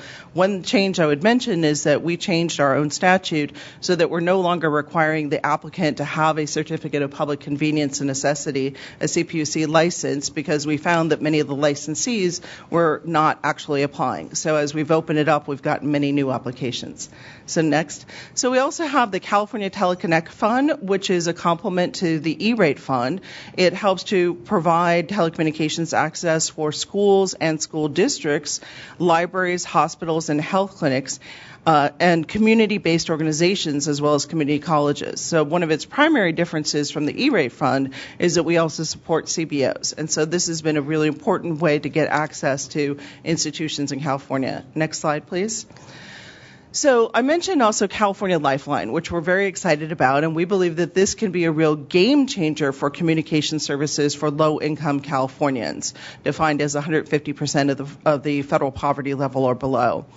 So California has its own Lifeline fund in addition to the federal fund, and so with the rules that we adopted in January unanimously, we are now providing support, for example, for wireless plans that offer 1,000 minutes or more. California will pay $12.65, which can be coupled with the federal funds to create $22.40 worth of support.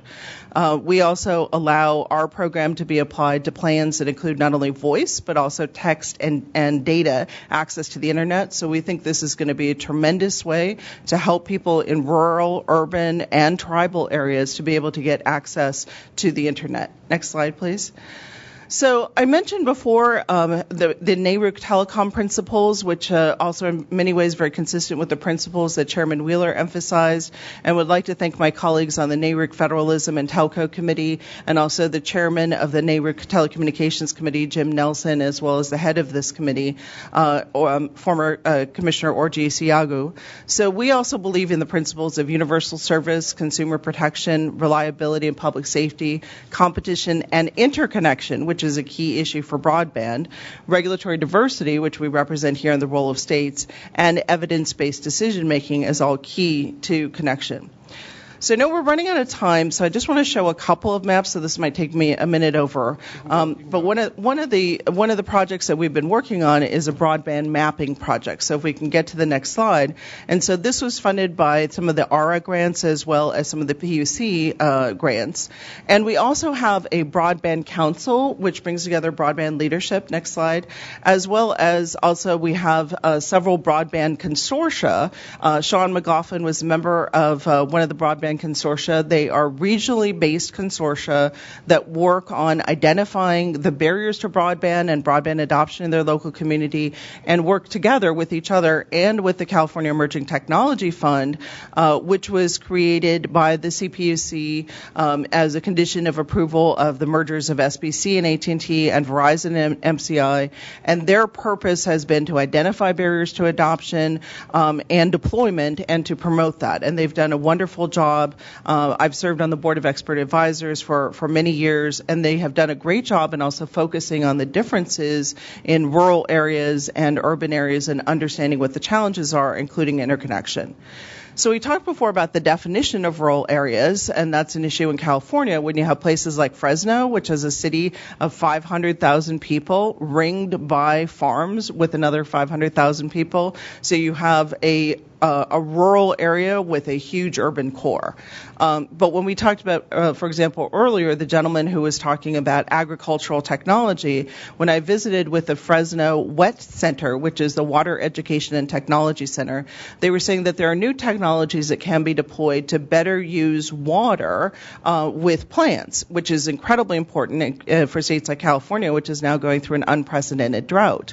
And so when we talk about the Internet of Things, this would be the Internet of Crops. But the biggest barrier, they said, to being able to deploy technologies like this is lack of telecom access in the rural areas, including in the fields.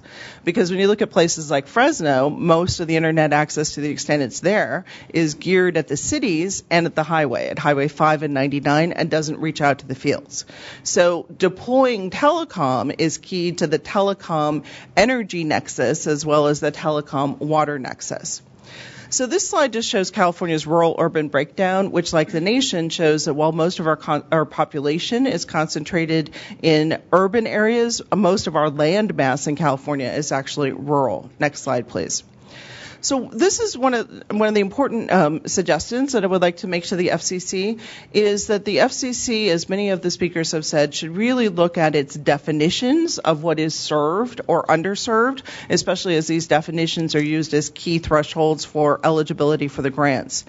In California, we define unserved as 768 kilobits downstream and 200 kilobits up.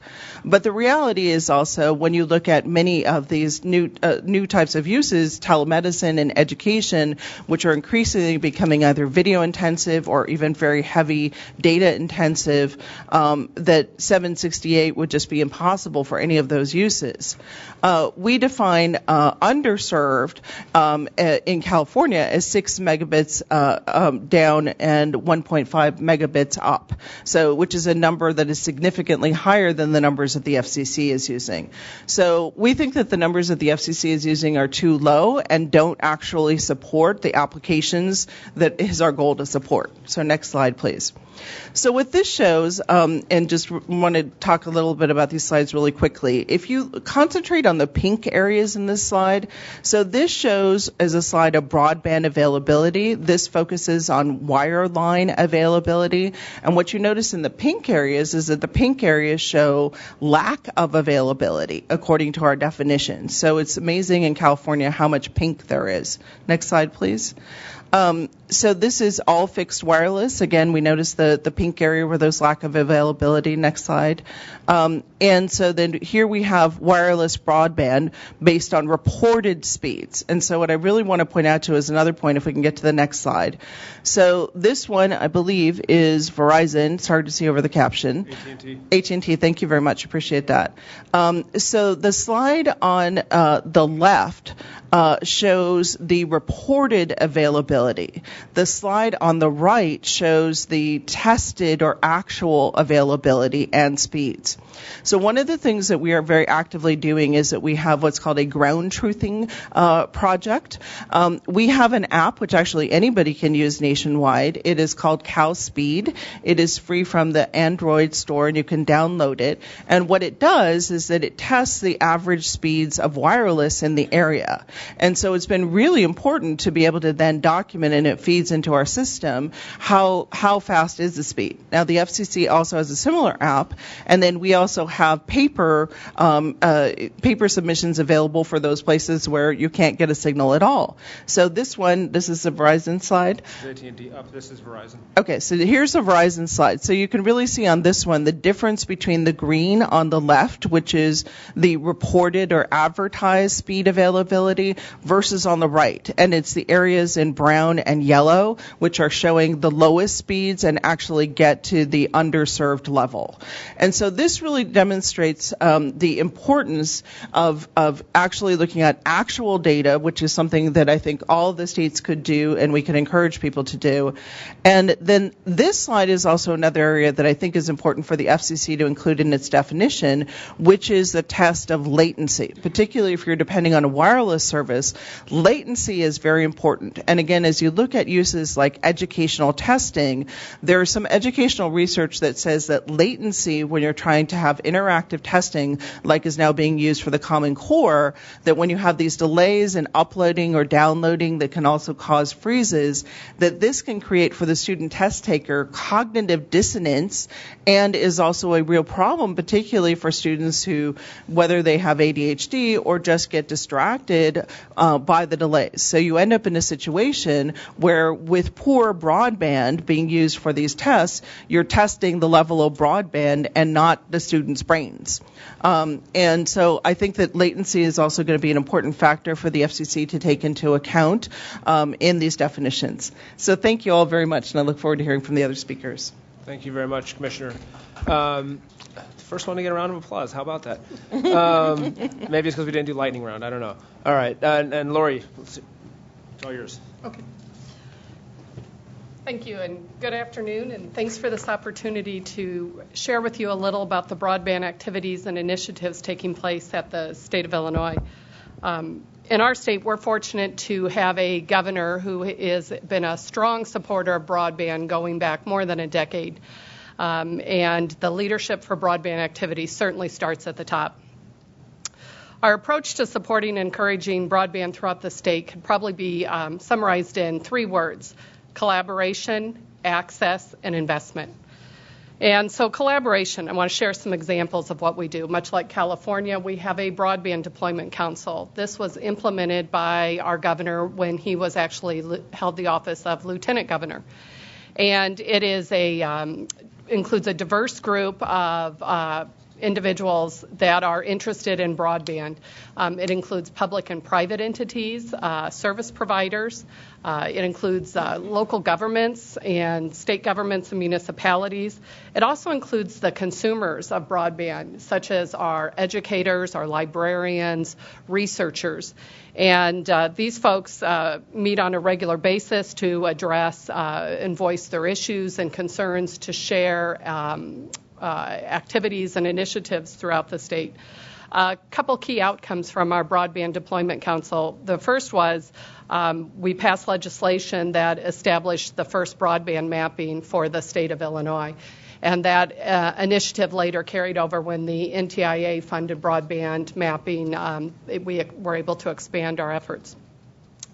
Also passed a legislation, the Dig Once policy, that anytime there is state money being spent on road construction, that it include the installation of conduit or fiber in the construction project.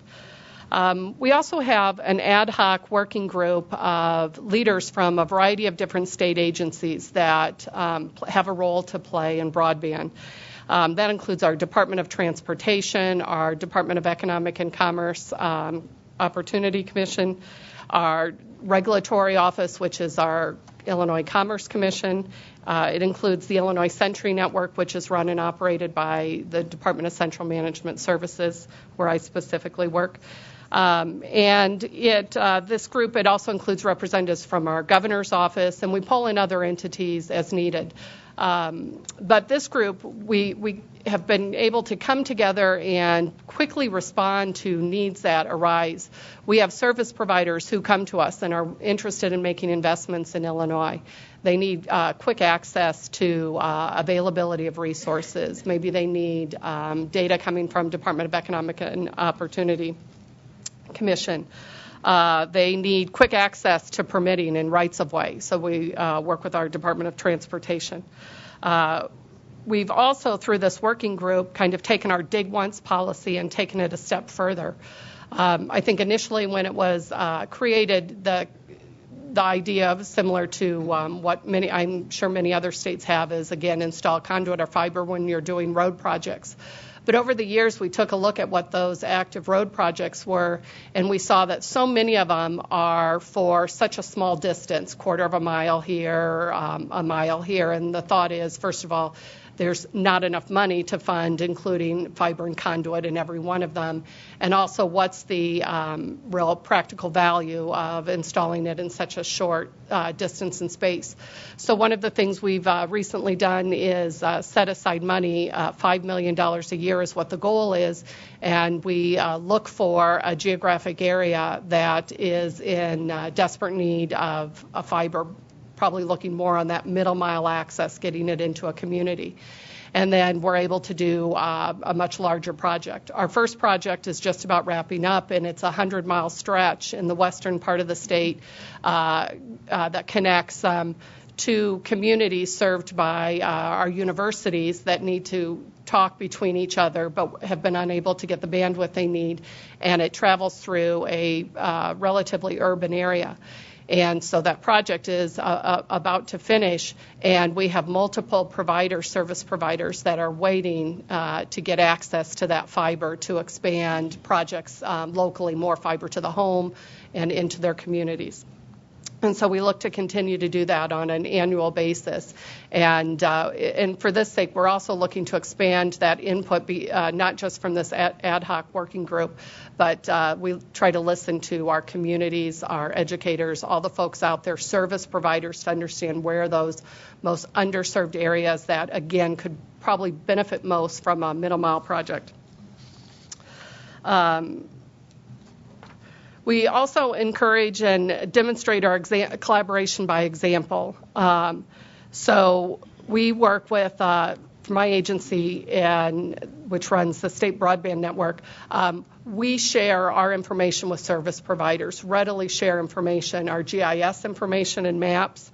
We work with our service providers, especially because we rely on them on those last mile connections. We look at data of our schools and libraries that are connected, what kind of speeds that they require and they need. We'll go with those service providers into that community to try and sign up that minimum number of anchors that they need to make that investment. We'll do, try to do whatever we can to encourage those broadband investments. We also have a policy committee. It's statutorily created that governs and oversees our Illinois Century Network, our research and education network.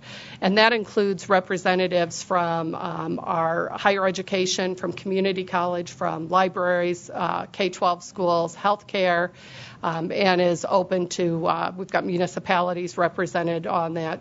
And so that group helps to provide that leadership and steering of our policies as we develop those on where our focus is on who we serve, how we offer wholesale services. They actually approve our rates and our prices and any type of new service offerings that we put out there. So the second area is access. And I heard some of the panelists earlier talking about make available your state resources for service providers, and we do try and do that in Illinois. So conduit, fiber, rights of way, access to towers, access to rooftops on state-owned buildings. Whatever it is that we can make available, we try to. We're also working on a single front end for service providers wanting to lease that fiber and conduit infrastructure from our state. So while some of the infrastructure is owned and has been put in place by the Illinois Century Network, we also have our Department of Transportation, but actually the ICN, we're going to serve as that front end for the Department of Transportation to make it a kind of a one-stop shop and an easy place for people to go to. We're also trying to standardize on our contract agreements, agreements, our pricing, our terms, and we put all of that information out on our website, try to be as transparent and upfront as possible. As far as on the ICN, we've also opened up space at our network node sites. We were the recipient of a BTOP project, and were able to build a 2,000-mile fiber network. And when we were selecting those access points along the way for where we were going to put our electronic equipment, we really looked into the community at a location where they had raised floor, they had good environmental, and also they would be willing to allow other service providers perhaps to lease rack space or put up rack space so that they could offer services to the community. In Illinois, for the most part, we found our community colleges served as the ideal location. They have the space, they have the environmentals.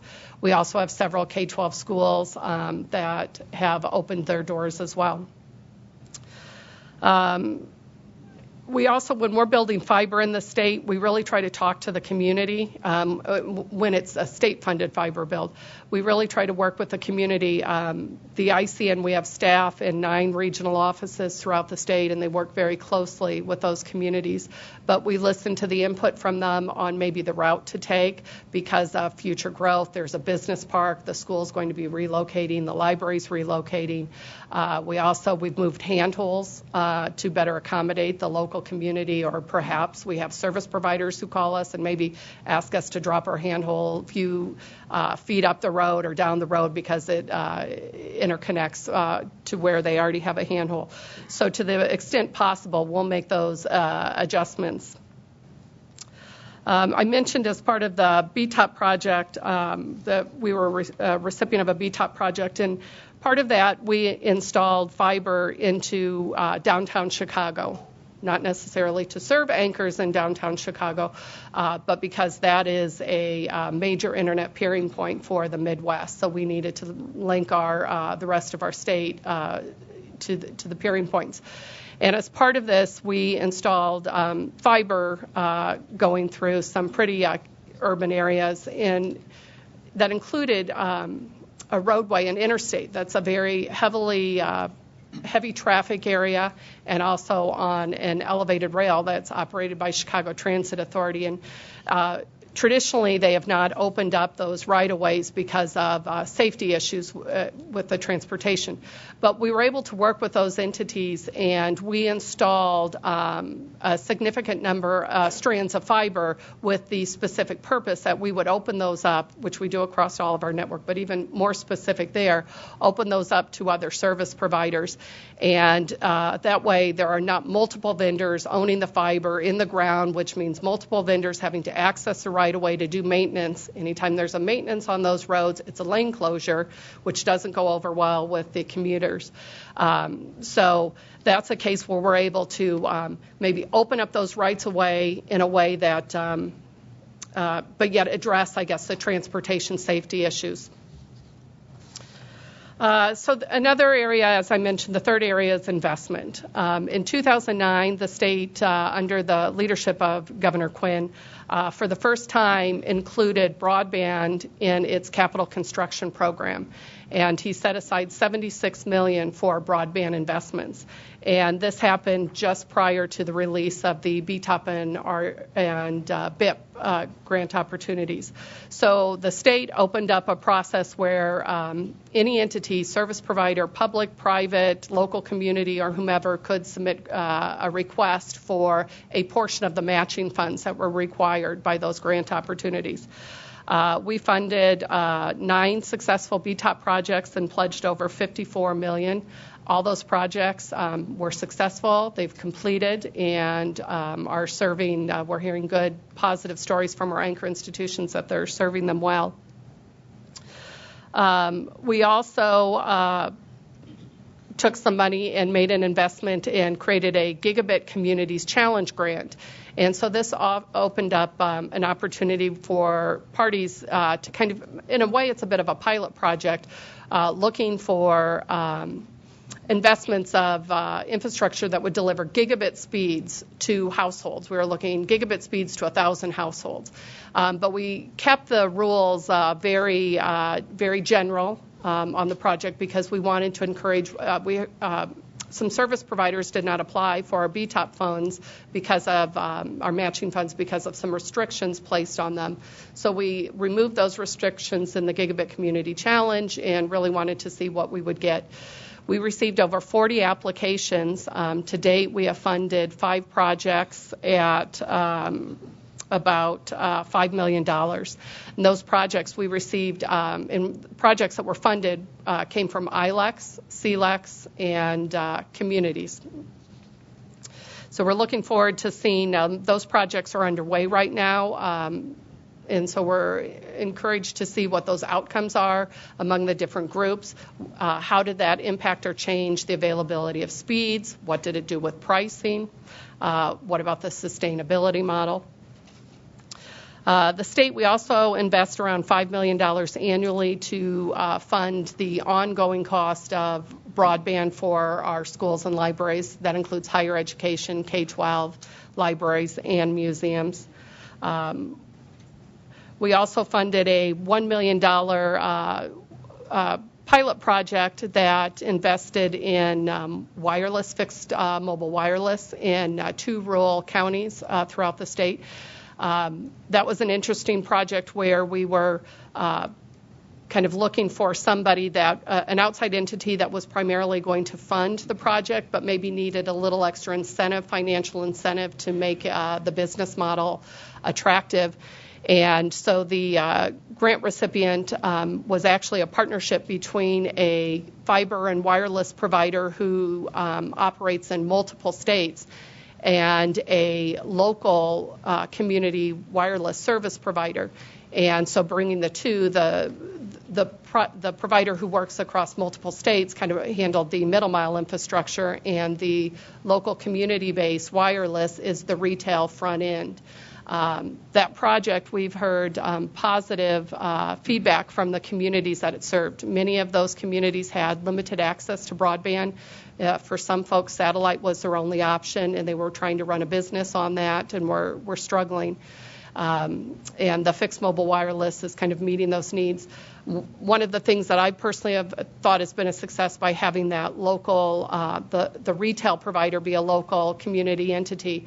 I actually got a call from a older gentleman who lives in that service area, and he had been trying he actually lived out in the country, been trying for quite a while to buy some type of broadband service. His only option right now was dial-up, and he feared that the ILEC who was offering that was going to shut down that dial-up service. Wireless, the mobile wireless, he could not get a strong enough signal in his home to use that for any kind of internet connection.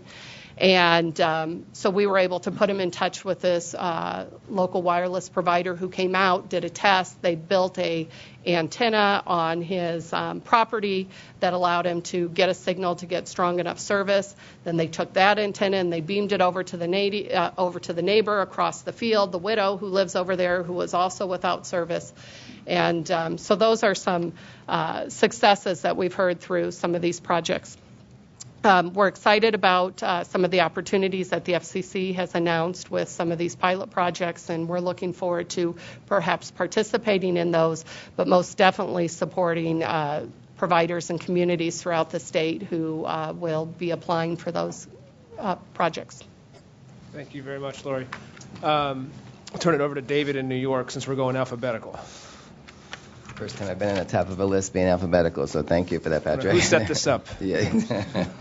Thank you. I appreciate the invitation to speak, as well as share best practices. But it's also important to recognize too that a lot of this is what we get back in return as well. And hearing about what the other states are doing and having that dialogue is really important, and it's been beneficial to us as well. Just have a few slides to go through just to give you just a summary of what we're doing in New York, and sharing some of the stories like we've heard in California and Illinois as well. Just a brief background at my office. I run the Broadband Program Office, which is the governor's single point of contact for broadband in the state. We can hit the next. Perfect. Self-service is great there. I can go through this quicker. We support the regional councils, and like any other government agency, we have a lot of good acronyms. REDC is the governor's concept in New York State. It's the Regional Economic Development Councils. Basically, it's a splitting of the state into 10 different distinct regions. It enables us on the broadband side to really customize broadband strategies across each one of those regions. Different strategy, obviously, for one region to the next. It also gives us the opportunity to work with the chairs of the regional council that are appointed by the governor to work on their broadband strategy in conjunction with all the other programs that are going on with economic development. We also have I'll get to that in a few minutes in the details, but we have two different committees for broadband adoption and broadband availability. They advise us on all types of issues related to some of our eligibility criteria for future programs, policies like we heard about before, some of the big once policies that may be helpful, access to rights of way, anything that a municipality can really do to become ready for broadband to come in and have those providers really be enthusiastic about supporting their efforts at the local level. And that's why the regional council concept really gives us that momentum to go and be able to do that. We also partner, as you see today up here, we partner with many federal agencies. We have USDA and RUS, and I know Jessica Zufola is in the audience over there on that side. Great partner for us in terms of looking at some of the programs that we have on the state level as we start to come up with different funding programs and our criteria in conjunction with programs that are already existing. My office actually compiled a list of all the programs in the federal government that actually could be used for broadband build-out. And surprisingly, there's a number of programs that are underutilized in New York as well as other states just because of that.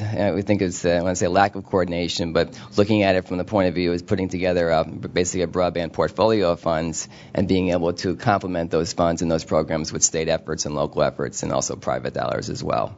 We also conduct outreach as well. We go to events around the state. Many of our local elected leaders have workshops across the state. How can communities get ready? We move some of our meetings across the different regions as well, so we can fashion what we're going to be speaking about in that particular event to the audience that's going to be there in those regions and the specific needs of the regions. This is a little small to read out. This will be part of the presentation, but just a brief timeline in terms of how we evolved over the years.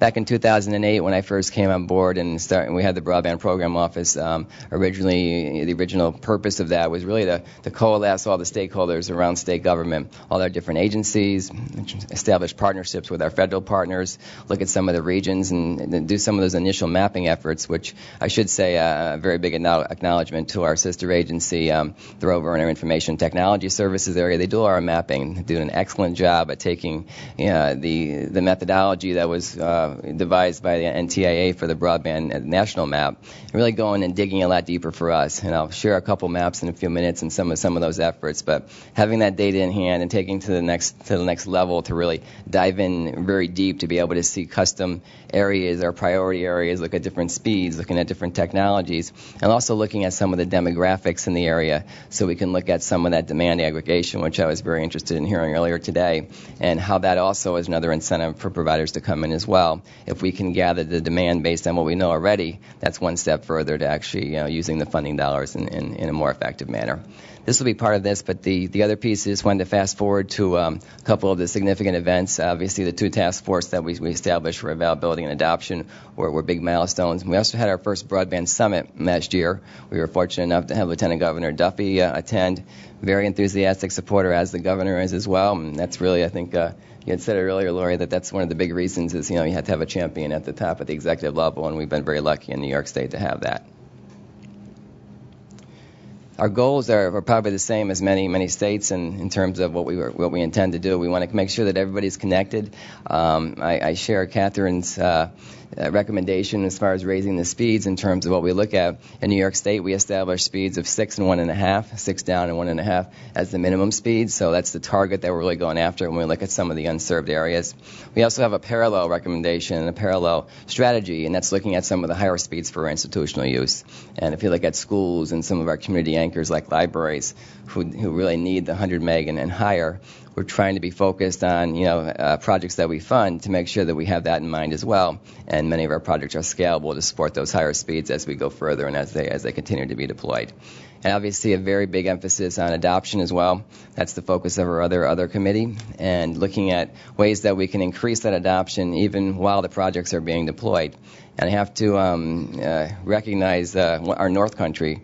Those of you who know New York State, the North Country, the Adirondacks and so forth, very beautiful area, but also very, very challenging when it comes to broadband deployment.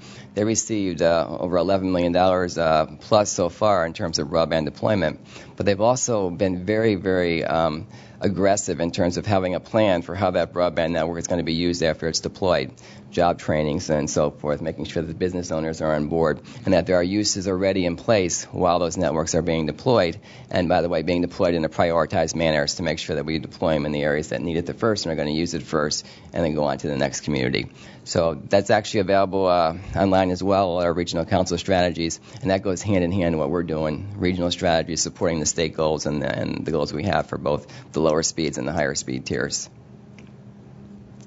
Just a quick summary. If we have a lot of numbers on any different breakdown, but when you look at access, we have just over 1 million New Yorkers that can access at our speed tier, which is a 6 and a 1.5.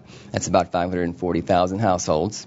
When you look at speed, I should know these numbers offhand, but my eyesight isn't getting too good as I age here. So I think it's over 672,000, I believe, at the higher speeds. Am I close? 679. Okay, wasn't close yet. So worse than I thought.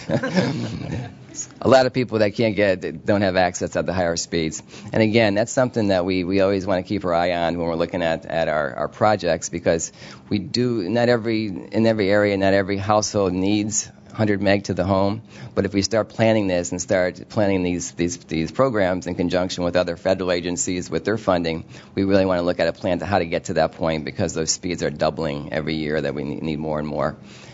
So that's the other number that we keep in mind. In terms of adoption, we follow the national trend in terms of the stats. We have about 70%, or it translates to over 6 million New Yorkers that don't access broadband because of the same challenges that we've heard in survey after survey: digital literacy skills, affordability, and lack of relevance. So again, we have parallel programs that we work in partnerships with our providers to tackle that issue while we're also deploying broadband in our priority areas. This is our map that probably gives you the best picture in terms to where our targets are, where our priority areas are, and just really briefly as far as a key to some of the color coding. Red obviously being the priority areas in terms of need. As you get closer to green, that they're in a little bit better shape. But a lot of the orange and the yellow, which is a large part of our rural population in New York State, really have low percentages of availability. And New York State, with its population obviously centered in our urban areas, New York City, even though we're in the mid 95% when we started this whole process, that still translates to a large number, and that number is larger than many states as well. So we have our target on where all those spots are. I'll show you a map in just a second that gives you a better indicator to where those pockets are. But this is a county-wide view to show you where, overall, these counties that have, really a lack of broadband access at the speeds. By the way, the circles in there, the black circles, are just an indicator of how many households do not have access. Larger the circle, the more people. And again, the regional councils, the REDCs, as I pointed out before, is just a breakdown across the state by region. Again, not just for broadband, for economic strategies as well, and it works very well as we come up with a strategy for each one of our regions. We've done some extensive mapping, as I heard in California. I was taking note of a lot of the things that you've been doing there as well, because that's what we're trying to do, is take a look at many different layers of our broadband availability. And we were speaking earlier to Patrick as well, and looking at some of the breakdowns of the schools. What does the access situation look like in our schools? Looking at population centers and densities, and then taking that a step further and actually layering it by some of our demographics when it comes to economic indicators, number of businesses, multiple dwelling units. Again, trying to make that business case for the providers even before the projects are deployed. So that's really the next evolution of what we want to achieve with some of our mapping initiatives. recap of the funding, we've had, in terms of the ERA funding, it was $160 million in total that was giving out to New York applicants. The governor's, our program, Connect New York program, which is the program that my office manages, was a dedicated fund for broadband access. You can see some of the metrics in the little box over there. 153,000 households that we're looking to serve with those projects. The projects were intended to fill in the gap with last mile access. So we were looking at building middle mile networks where none existed in some parts of the state, but really looking at completing networks that were either funded previously by prior programs or that really needed that extra push to go further. So we tried to squeeze every last dollar out of those funds to be able to extend that reach. And as a result, our cost per household to serve was very low. No secret there, because we were trying to actually leverage all the funding we had to get as many people served in that particular phase of the project. Future phases, obviously, will have to go to the more remote areas. But again, by prioritizing on those concentrated areas first, we really were able to get a high number and a lower number as far as a per household rate. Just the rest of the funding there is actually some of the regional council funding as well. In total, there's about $68 million that Governor Cuomo has dedicated to broadband, and those projects, most of them are expected to complete within 12 to 18 months. So it's a very quick turnaround in some of the bigger projects as well. I'm running over a bit here, so I'll try to speed up a bit. Again, the grant programs were primarily designed for last mile access. We looked at our speed tier of 6 and 1.5 as the cutoff, and that's the measurement that we use every year to measure our progress, as well as determine where the new priority areas are as well. And we also wanted to make sure that we aligned with all of the regional councils as well. The governor has many programs to, tax incentives and so forth to attract businesses to New York State, and we are aligning our efforts to deploy broadband with those programs as well to ensure that we prioritize funding for the institutions that are going to be included in, for example, Startup New York, which is our SUNYs, the state universities, and the city universities as well. And another key piece of what we were trying to do in terms of the challenge process and looking at the funding was avoiding the duplicative networks. And overbuilding is a very sensitive concern. I think we heard that a lot earlier with the providers as well. So as part of our process, we used the mapping data as a starting point. We also had a very intensive challenge process that was part of that as well, that enabled the providers to challenge even the mapping data, but really digging down to the address level in terms of saying that this project is in an area that we already serve at these speeds. And we looked at every single one of them. We made decisions accordingly. We changed some projects, and we were able to even squeeze more dollars out of that because of making those changes to the mapping. And I can't emphasize that enough as far as being an important factor, at least in our experience. We had about $100 million in applications that actually applied for funding with a $25 million fund, and many of our larger providers as well applied for that funding. So that was something that we really thought it was important to consider and use for our future programs as well. Yeah, this I already went through. These are, again, no secret here. This is just what we achieved in terms of the per household rate. Obviously, the constraints, and it's not a fair comparison if you're looking at it by metrics, but the only point of this is to really make the point that in terms of being able to extend and really reach those far-reaching places in the networks that we're funding, we were able to do that by leveraging, making sure that the providers that provided or applied for the funding really leveraged networks that were already in place, extending the reach of either already funded programs or projects, or we're using partnerships with other providers to really extend that. And that's really what we pushed and we emphasized in the criteria. And as a result, we had a mix of providers that applied for the funding and received the funding. We had open access networks, for example. We had municipal-led networks, municipal-led projects, rather. We had wireless providers. We had wireline providers. We had cable providers. We had the whole mix. We were technologically neutral. Obviously, with the speed goals, it precluded some technologies from participating. But that's what we really had the focus on was achieving those high speeds. And the rest of these maps on here, I'm happy to provide it as part of the presentation. I probably don't need to go through all of them. But this gives you a summary of terms of what the impact of our Connect New York projects and the governor's other programs for broadband are really doing in New York State. The blue is the areas that are already served at the speeds that we measure broadband at, the 6 and 1.5. The green shaded areas are our Connect New York service areas, and the red areas are other broadband projects from the regional council funding. So that's how we achieve the numbers that you see on the right in the box in terms of how many businesses, square miles, and so forth. and we hope to turn the rest of those white areas green, red, or hopefully blue in the near future as well. These are some other resources that we've tried to collaborate with in terms of our partnerships. One of the points and the recommendations I'd like to make in terms of the rural experiments, and we do have an application in there, a partnership with several providers, is that states that have broadband offices or states that have a central point of contact is to try to leverage some of the work that's being done there in combination with any funding that's available for some federal, for the CAF funding, for example.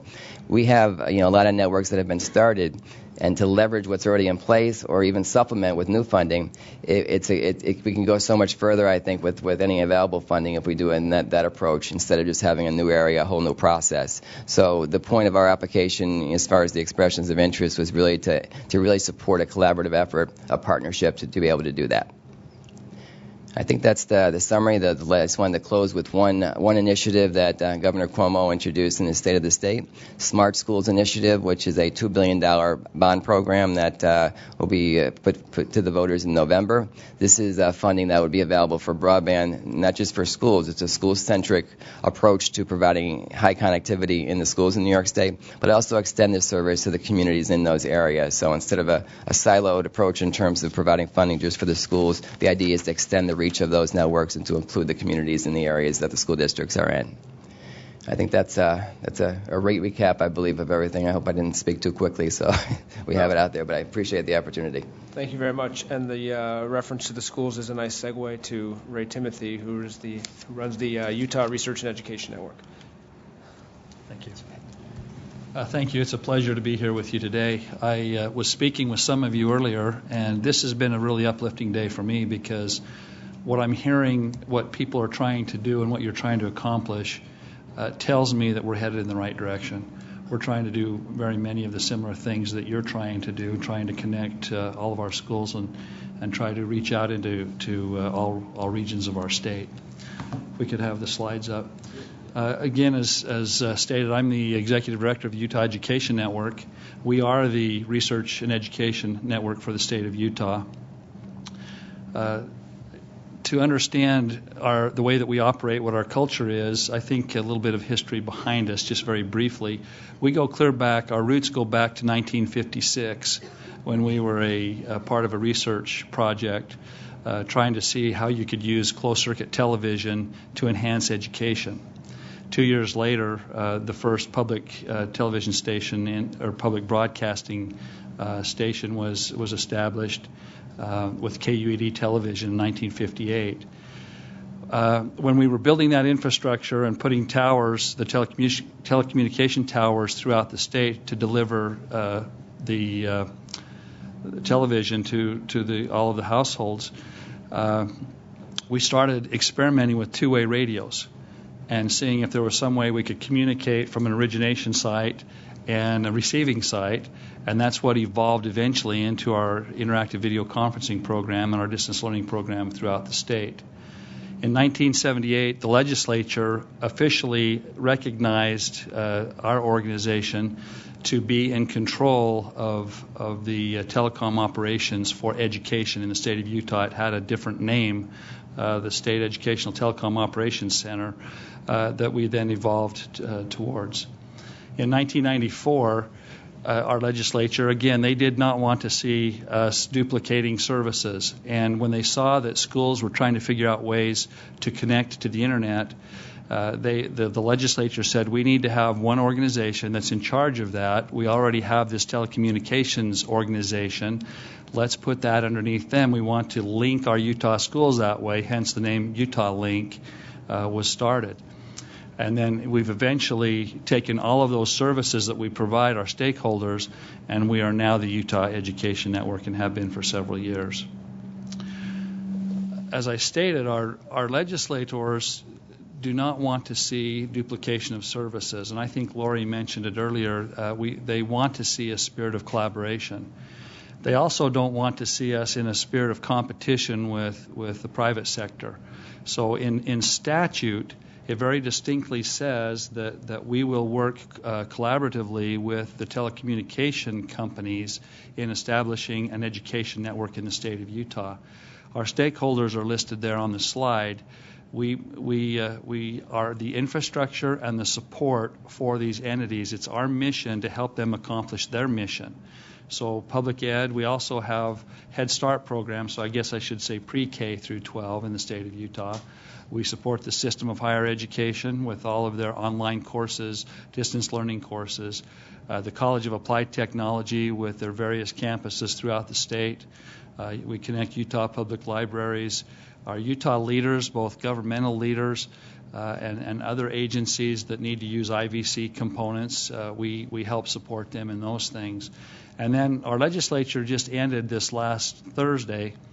And again, that vision and that focus of not duplicating services and being able to use those resources in the most effective way possible, they looked at the Utah Telehealth Network and felt like we were building duplicate systems, duplicate networks. And so they almost unanimously passed the bill that now will transfer the telehealth or telemedicine portion underneath the Utah Education Network. So we'll be doing telehealth services as well. This is what our infrastructure looks like. We have a 10 gig backbone that is more in the more populated area of the state. And the black boxes represent the POPs, those points of presence. Those are our higher ed institutions. So the network operates so that it goes out to our higher ed institutions, and from those points, then it goes out towards the local school districts, and then from those school districts, it then goes out into each individual school. That would populate the map in a little more detail. I don't know. Does the laser work? Laser function? It's not. There you go. You're just a wild laser man. That's all. Well, there are two areas. Sorry. Two areas of the state that are really that don't. Most of our schools are connected with 1 gig connectivity, and some of our high schools in the more urban areas are now. They've had 2 gig for quite a while, and the demand is such that they're now asking for 10 gig of connectivity at the high school level. We find that most of our students come to school with at least 3 devices. And I find myself almost doing the same thing. You have your smartphone, you have your laptop, you have an iPad, multiple devices. And so the demand on the bandwidth is continually growing. If you look at where the notch is in the state of Utah, that far right corner, the north, the top end and the right-hand side, that's an area where we don't have fiber out there. And so what we've done is we have done with microwave, and so we're able to connect to those very remote schools. The entire district has less than 100 students in a huge geographic area.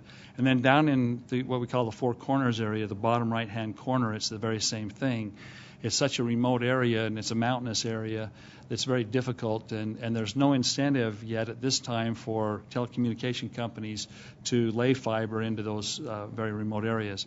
So we use microwave, and from the school district office, we then have multiple towers that we have to, it's kind of line of sight, and there is no direct sight to the school, so we have multiple towers that get that microwave signal into those schools. And that's mainly in the Indian reservation down in that area of the state. Just real quickly, I mean, for these larger states, that's a very tiny budget, but we get about 40% of our budget comes from the state legislature.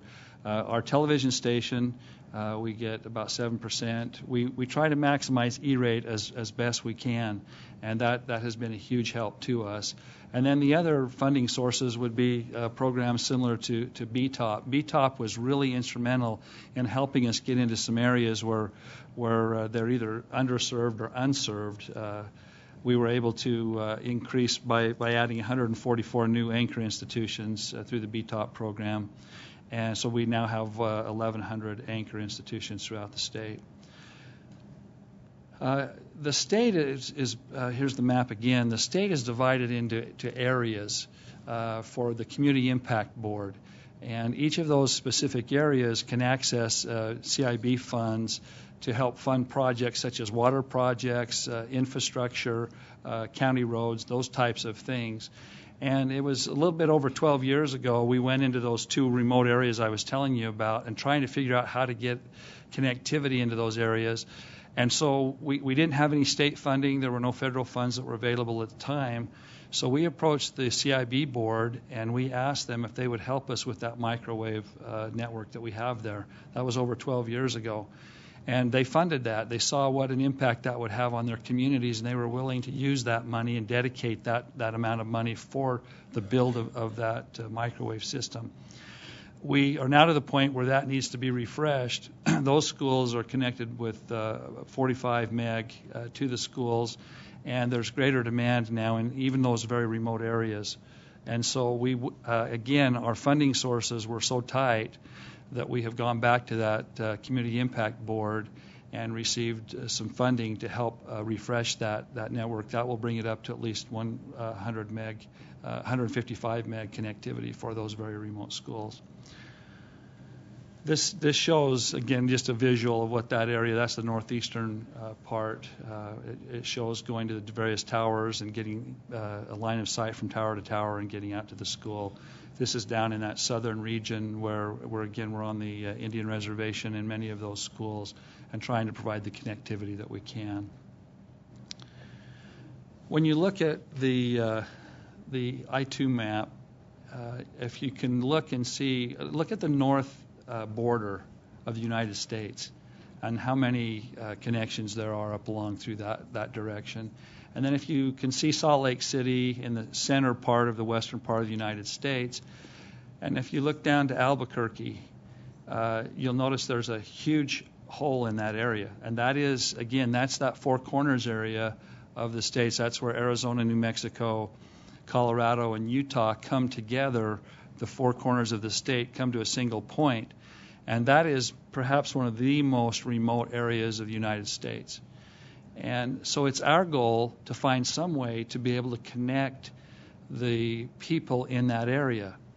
And so we call it the Four Corners Project, and state boundaries don't mean anything to us, even though we are a state agency to provide education connectivity for schools in Utah. But we still have students outside of Utah that live in Colorado, New Mexico, Arizona that take courses from Utah State University. And so to get the connections into those areas, to connect those chapter houses on the reservation, to try to cross over the borders and try to make the connection from Albuquerque to Salt Lake so that we have even greater connectivity in that area of the country. We've had at the table, we've had the Navajo Reservation, the San Juan Paiutes, the Utah Division of Indian Affairs, University of New Mexico has been at the table. We've had representatives from Arizona, New Mexico, Colorado, all there. Business partners that are trying to help with that would be the Navajo Nation for oil and gas. So again, back to what Lori said with collaboration, our resources are very tight. And so what we're trying to do is to make sure that we can maximize those dollars any way that we can. And if there's any way that we can partner with those entities, that's what we would like to do. Again, looking at our overall map, if you see down to the bottom right-hand corner, we do have fiber to that community called Blanding is the name of the community. But if there was some way that we could then connect through into those other states and connect through Albuquerque and get much more increased bandwidth into that area, it would be a huge benefit for the citizens of our state as well as those people who live in that remote area. I believe that's my presentation. Thank you very much. So we have a couple questions that have come in online. Again, if folks in the room have questions, you can use the microphone. I also want to introduce Kim Scardino, who runs the Telecommunications Access Policy Division, what we like to call the USF Division within the Wireline Bureau, and Joanne Hovis, who's the president of CTC Technology and Energy, who has certainly done a lot of work with a lot of different states. And so maybe, Joanne, I'll turn it over to you if you want to offer any remarks or start off with some questions.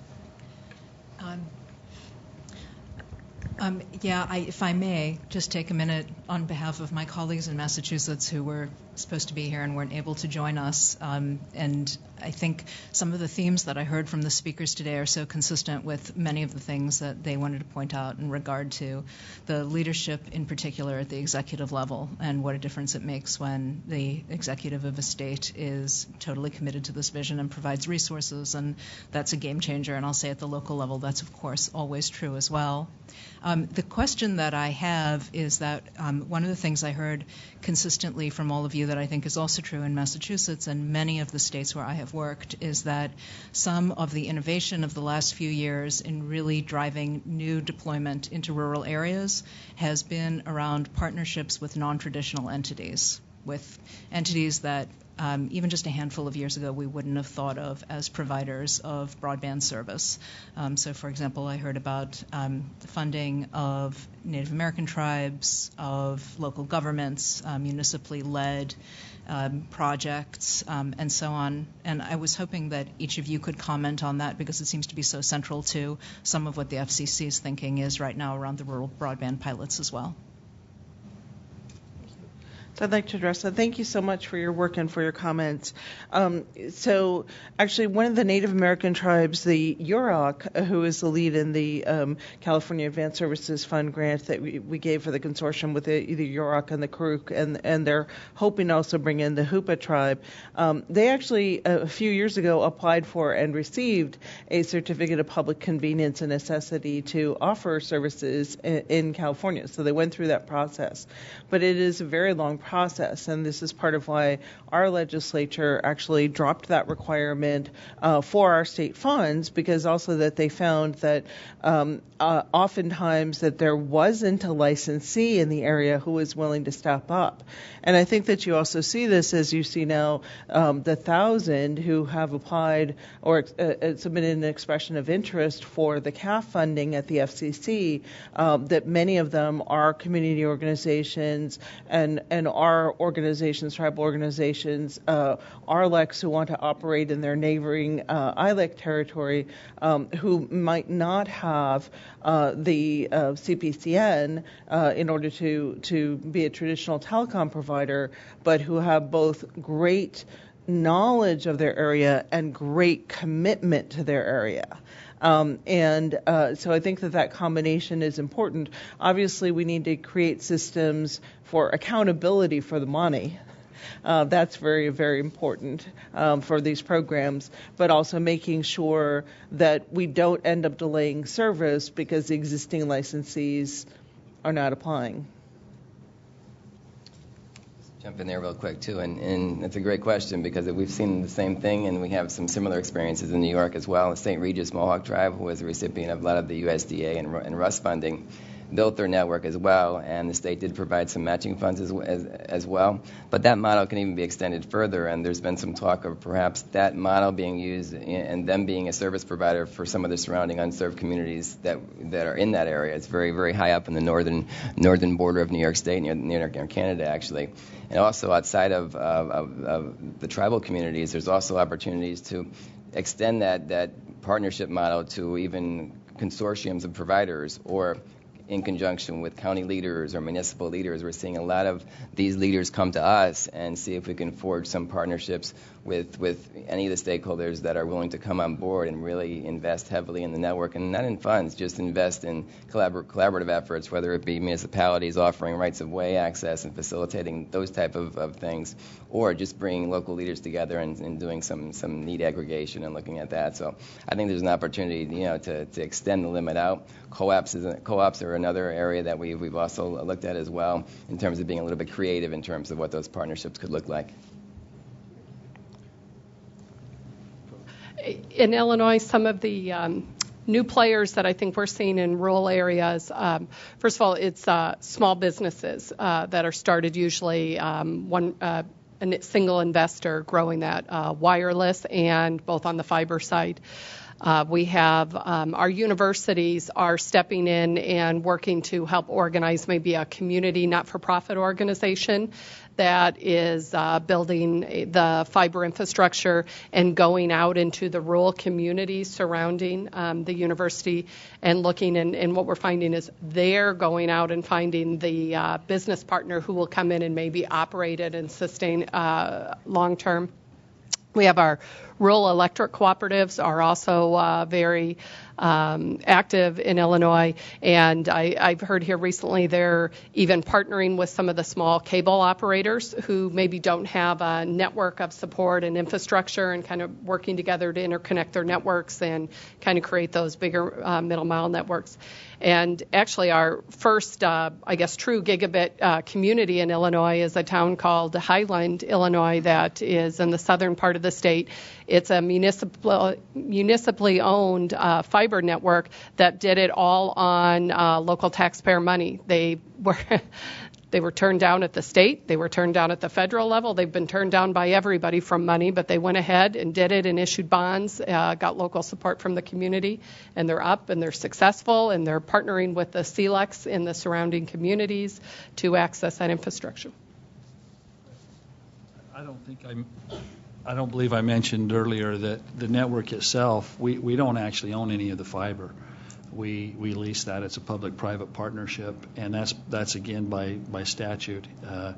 And so what we do is we engineer it, we design it, we have oversight of it, we put out the RFPs, and then it goes through a competitive bidding process, and then we have the rural telcos, particularly in those remote areas, or the larger ones as well, can bid on that. And what we have found is that helps to drive prices down. But it also helps to open up, with that competitive bidding process, they see us as an anchor tenant, that we're there, and we enter into long-term contract, 3 to 5 years. I guess maybe that's not long-term, but we enter into contracts with them, and they know that we help them recoup their investment. So it kind of incentivizes them to get out into those smaller areas, and we're there. We're a stable customer for them. And then they, in turn, can branch, because they're already in the community now, then they can branch out into local businesses and into the homes. I have a follow-up question. So Commissioner Sandoval and as well as Lori both mentioned that you both had instances where you relaxed restrictions. In California, you relaxed the certificate of public convenience and necessity requirement. And you talked about, as you relaxed restrictions, you saw more interest. And how can relaxing restrictions may bring more competition and get that competitive bidding, which we need and want and all desire?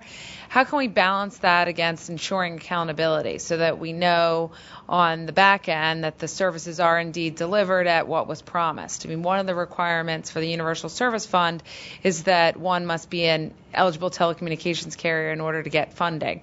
Certainly with the expressions of interest, there are numerous providers out there that aren't ETCs right now, and they would have to go through a process in order to be an ETCs. And one question I throw out there, should that process be streamlined, and how did you handle it in your state in order to achieve that accountability? So thank you for that question. So a couple of things is with our California Advanced Services Fund, which is a state fund. It may complement some of the federal funds, but it's a state fund. That one of the distinctions with regard to allowing non-CPCN holders in is that we also have the ability to require performance bonds. So payments are made only with certain progress steps that have to be demonstrated. We can require the entity to put down a performance bond, and then ultimately, once the service is built, it is a broadband service that is actually not supported by ongoing funds. So they do have to, again, show that it's constructional and operational, and then we would rely on a complaint process if there were any complaints. I'm unaware of any big complaints so far with the ones that have gone into operation. I would like to distinguish that, however, from programs like Lifeline, where we looked at this issue with regard to California Lifeline. And in our state program, our statute also requires the providers be telephone corporations, and you have to have a CPCN. And, of course, to get the federal funds by statute, you have to be an eligible telecommunications corporation.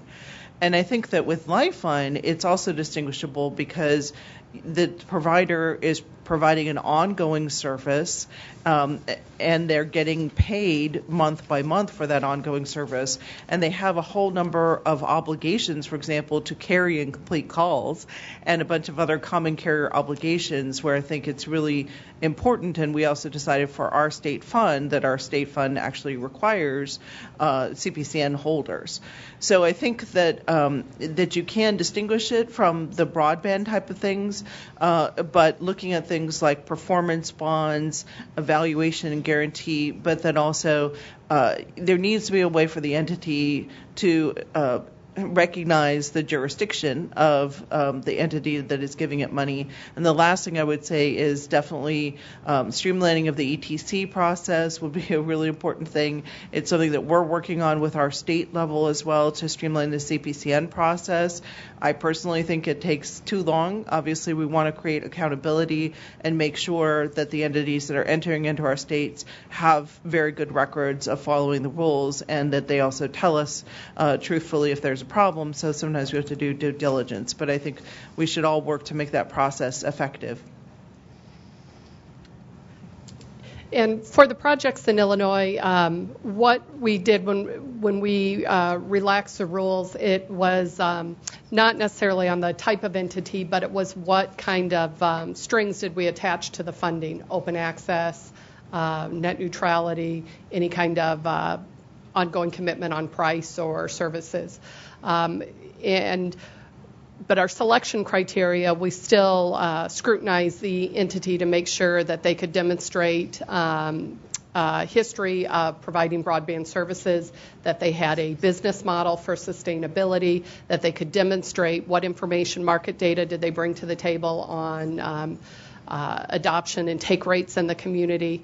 And so I think we made investments in entities that have a proven track record. What will be interesting to see is, and kind of why I mentioned in a way a bit of a pilot, and we did this in response to specific criticisms we heard from probably some of our incumbents who did not apply for BTOP funds because of some of those restrictions. So our question was, really what we put out there is, all right, if we remove that restriction and we make an investment with you, what's going to be that outcome? As far as, is the community going to like the project? Are the rates going to be significantly different in that community as opposed to another community where you were offering that service without any kind of state investment? Those projects are still under construction right now, and so something we're monitoring, and we'll wait to see and see if there's a significant benefit to the community by making that investment. Definitely echo all the things that Lori had said as well, and also say a couple other things in terms of probably more general terms. But in terms of the eligibility criteria and opening it up to other type of carriers, I think one of the things that I know you've seen in the submissions you've had so far, I think, is the vast amount of combinations of partnerships and some of those unique arrangements. And it goes to the question that you had too, Joanne. It's actually looking at different types of models where we have municipalities that are very vested and have a plan together, a strategy to actually build the networks in cooperation with either the incumbents or a new provider. Fund those type of applications, and also involve the states where they have programs as well, or they have already existing programs that can support broadband. It would be helpful to, as you're crafting some of that criteria, maybe get some work on some of that, or try to do it a little to complement both types of funds, which goes both ways. And an example of that is some of the speeds we talked about as well. There's a lot of different criteria in terms of how different agencies define whether it's served or unserved, or whether our areas are served. And I think that sometimes some of the programs that we have can fill in some of those gaps. So we could use the criteria that's there for an already existing federal program, but state funding or additional federal programs could support that and actually extend the reach of some of those service areas. And we wanted to pick up on that question about speed. You all mentioned about the residential speed, like 6, 1.5, but mentioned that for community anchors, there was a need for greater speed and, of course, latency. Do you have any recommendations for what those speeds are and what applications are being used to drive up the need for higher speeds? Specifically, I guess, at the state level, you have the 6.1.5 standard. Have you looked at sort of different requirements for anchor institutions? At least for the schools, and in terms of the smart schools, we're looking at that the 100 meg speed tier, and obviously if you scale up to that, we're looking at to the national broadband goal, which is a gigabit. And that's really what we're looking for to our projects, even at the lower speeds. Projects that can be scalable to those types of speeds are really the emphasis of what we're doing. It doesn't mean that we extend the reach to every area for fiber in New York State, but we're trying to, our plan encompasses, getting to that speed at some point, whether it's in the future or it's a future phase of the same project. So really the answer to the question, 100 meg is the lowest end of the range we're looking at for our schools and anchor institutions, with the ability to actually scale up and use some of the recommendations for capacity as well. I think that's a really important question as well. So we have to look at what are some of the applications that are driving the use of speed. In California, one of the things that we're examining is the new interactive testing that is associated with the Common Core curriculum, because it's also iterative, and so the test responds to the answer that the student gives. This is one of the reasons why latency becomes even more important, as well as speed. So the guidelines are that if you look at a school district's basic normal usage, which, as my colleagues said, their basic normal usage is going up, then you have to count on at least 20 kilobits per second symmetrical up and down per child, because of the nature of the test, to be able to even administer this type of test. So when you have large schools like my old high school in Montebello, it has 1,000 11th graders that need to be tested, and the higher the grade level of the test, the more bandwidth that they use. When you do the math, it ends up that they need, if you were to test all 1,000 of them at once, to be able to have an extra 160 megabits per second just to administer the tests. And in many of our rural areas, they don't have anywhere near the kind of bandwidth needed. And so what's already happening is that in this area called Red Bluff, which is near Chico, in order to do practice tests, that type of speed just wasn't available in Red Bluff. They had to bus the kids to Chico, to the Office of Education, bus them along windy mountainous roads for 2.5 hours, then they take a 2-hour test, and then they get bused back. How well are you going to do in terms of your performance? So those are some of the things, and certainly when you talk about medical uses. But in addition to that, what I would also say is that what we're looking at is then how does that impact the households where the kids go home and do their homework and hopefully get to practice these types of tests. And so I think it's important as we look at E-rate and things like the Teleconnect Fund, how can we not stop at the schoolhouse grounds or the schoolhouse fence and recognize the interactive nature between the community and the school? Because I was at a meeting in Los Angeles on Monday in Lifeline, and there were 3 principals there who said, our district is ready to buy iPads for the kids, but the problem is they go home and they don't have internet. So we're now hoping with our Lifeline plan and the amount of money that California has put into Lifeline that they will be able to get affordable internet access. But again, the problem is it going to be at these levels of speed?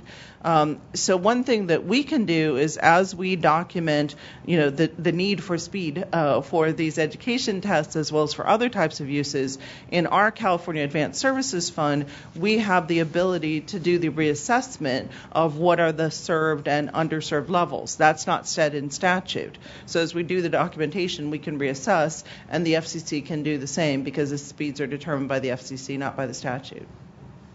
Joanne? I'd like to follow up on Lori's point about the Dig Once policy in Illinois. In my experience, particularly at the local level, but also at the state level, it's one of the single most powerful, very low-cost strategies that we have available to us. Low cost in terms of infrastructure, higher cost in terms of planning and coordination, but very powerful over time. Although, of course, with Dig Once, you always wish you'd done it 20 years ago, but we're only realizing that now. So I was wondering if the other states could comment on whether your states have considered it and whether it's something that's been implemented or under consideration. Jump in first here. That's a great point, and we are looking at that as well. And the other thing that goes hand in hand with that is determining where we currently have fiber that's in place. And believe it or not, the inventory is scattered. We have different sources that actually give us information on where we have that. But having that in hand is really going to be how we're going to line it up with something like the Dig Once policies that we really want to stand up. Many of the road projects that we have underway now give us the opportunity where it makes sense to actually either put conduit in or actually to deploy fiber. And there are a number of our bridge authority, for example, downstate, actually very progressive. One of the leaders of Joe Ruggiero down of our bridge authority actually had fiber already installed on the bridges that he managed down there. Concepts like that, where that's usually a barrier to going across from one area to another, we've actually bridged that. And so, well, play on words there, but we bridged that problem in that case. And that's what we really want to model and take that to another level with those type of policies. So very interested in hearing more and looking at your successes as well, because you talked a little bit about the space and the distance as being a factor in there in terms of where it makes sense. So that's definitely a good plan going forward. Mr. Windhausen, are you standing there because you just want to stand, or do you have a question? I do have a question, but I think Commissioner wanted to respond to Joy's. Yeah, I was going to say, I think it's policy that California has looked at, and we try to promote access, but we don't have a Dig Once policy that actually funds conduit. So I think that that's a really great model, and would love to learn more from that. There have been attempts both at the federal level and at the state level to adopt such a policy, and it is a very important opportunity and barrier. So we'd love to collaborate with you and learn more about what you're doing in Illinois. Okay, thanks. So I'm John Windhausen of the Schools, Health and Libraries Broadband Coalition, or Shelby Coalition. My question is about bulk purchasing. We know the FCC is very interested in exploring how to make these programs run more efficiently through bulk purchasing. My going-in assumption has been that I understand how you can do it with purchasing equipment, and I can understand how bulk purchasing of intranet access can be done. I do not yet see how you can do bulk purchasing of last mile broadband, and yet I hear Dr. Timothy saying that you are able to go with RFPs and getting multiple offers to provide last mile broadband, I think, from what you're saying. But my experience is through the E-rate program that there are a lot of rural schools and libraries that put out bids through the E-rate process, and they don't get any bids. Or they put out an RFP and they don't get any bids back, or maybe they just get one. So there's not much competition there, but it sounds as if maybe you have a better experience in bulk purchasing of last mile access, and really like to get all of the panelists' viewpoint on whether that's possible.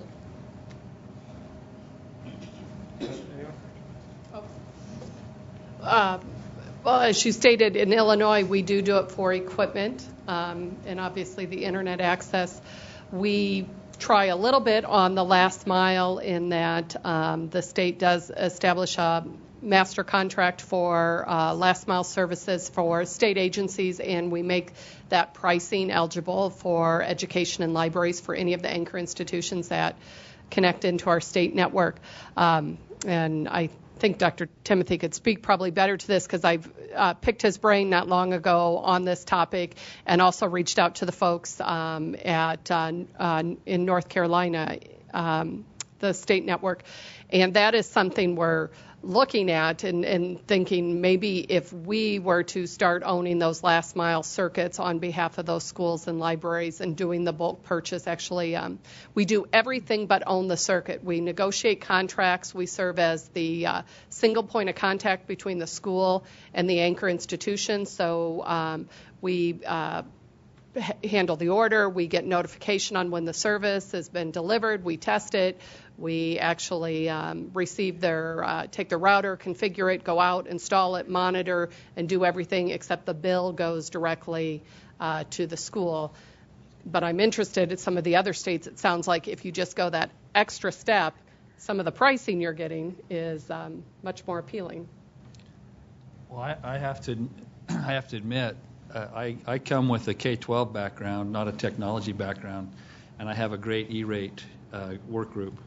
And so when they put contracts together, they look at everything that they can that's E-rate eligible, and they do, whatever they can to maximize that. So how that's all done. She says she picked my brain. It wasn't my brain. I had my staff there on the call with me because they answered all the questions for her. So I'll have to punt on this one, but can find the information out for you. We have another question. Hi, good afternoon. My name is Jael Casaperalta. I am with the Rural Broadband Policy Group. And my question is about the IP transition. So far, people in rural communities are able to enjoy telephone service because we have strong consumer protections that have made sure that the service reaches our communities. Now that we are in this big conversation about how our networks are transitioning to a new service, IP, we don't know if those regulations or those strong consumer protections will also be placed in those in the new service to ensure that rural communities have access to the new service. So my question is for you guys as state representatives, if you have experience in your states ensuring that strong consumer protections are also in IP networks and IP services, now that we're in this big transition conversation, and if you can speak to that. Thank you for your question and for your work. So California still has carrier of last resort obligations, and carrier of last resort obligations require those carriers to at least provide basic telephone service in their designated areas, and then we have a legal definition of what is basic telephone service. We also have withdrawal of service rules and other rules which would require coordination with our state if those services were not to be offered. The legislature did adopt some legislation, which is now Public Utilities Code 710, which basically changed some of our regulation regarding VoIP and IP-enabled services. So some of the rules, like the Consumer Bill of Rights, there's a question about whether or not that applies, because there are some entities who are licensees who have certificates of public convenience of necessity and who provide service through VoIP. So I think that you're raising important questions, and this is part of what Chairman Wheeler also said in the beginning, is that the cornerstone of both federal communications policy and state policy has always been universal service. And consumer protection is an important part of that. So I think that this is definitely an area where we need to continue to be mindful going forward as we look at what are the services, is service available, and for example, are there problems? This has been, we've seen the growth since 2011 of the epidemic of rural call completion. The most basic function of a telephone company is to carry and complete calls, yet all throughout rural America, calls are failing to be completed. And the problem is not the rural carriers, it is happening somewhere usually in the middle and at the beginning. So the FCC has taken strong action on that. A number of states have had held hearings on these issues. A bill has now been introduced, but making sure that calls are completed is essential, whether it's you're trying to reach a doctor, or in California, we have terrible wildfires. The Rim fire was not far from an area served by rural telcos. A lot of times the fire resources need to be coordinated out of our state capital. So the idea that CAL FIRE could be trying to coordinate with firefighters and those calls would not be completed because of something happening in the middle is just abhorrent to our notions of universal service and also public safety. So I think these are important questions that we need to ensure are addressed. So we're running out of time. I want to just kind of summarize a couple questions here. One is, does the Utah Education Network own the backbone? You already said no, you lease it. Do members pay for connectivity? How does that work? That's a state appropriation. Okay, and then another question, does the leasing of dark fiber fund a portion of the Illinois Century Network? Well, it helps fund our operating costs. So as part of our business and sustainability model, when we accepted the BTOP grant, is we do sell dark fiber, and that's used to help cover our operating costs and then make reinvestments back in the infrastructure. Okay, and then just one final sort of wrap-up question is, a lot of you have talked about not overbuilding, if you will, and I'm curious, and we're not talking about all areas of the states here, we're talking about those very hard-to-reach areas where there's some competition and some areas there's not. So how at the state level do you, and it's certainly an issue at the federal level, where we've got plenty of comments in the record about the appropriate role of the federal government providing dollars for build-out versus allowing the marketplace to take care of it. So at the state level, is there any sort of guidance that you could provide for the group about how you deal with sort of trying to make sure that the best possible networks are out there, but at the same time recognizing that there is a lot of investment going on from the private sector, and how to balance that issue? Sure.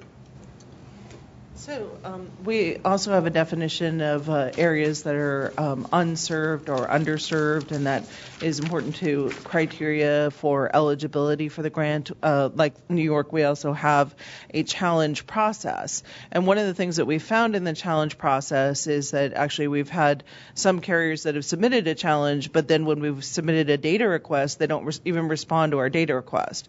And that's very problematic.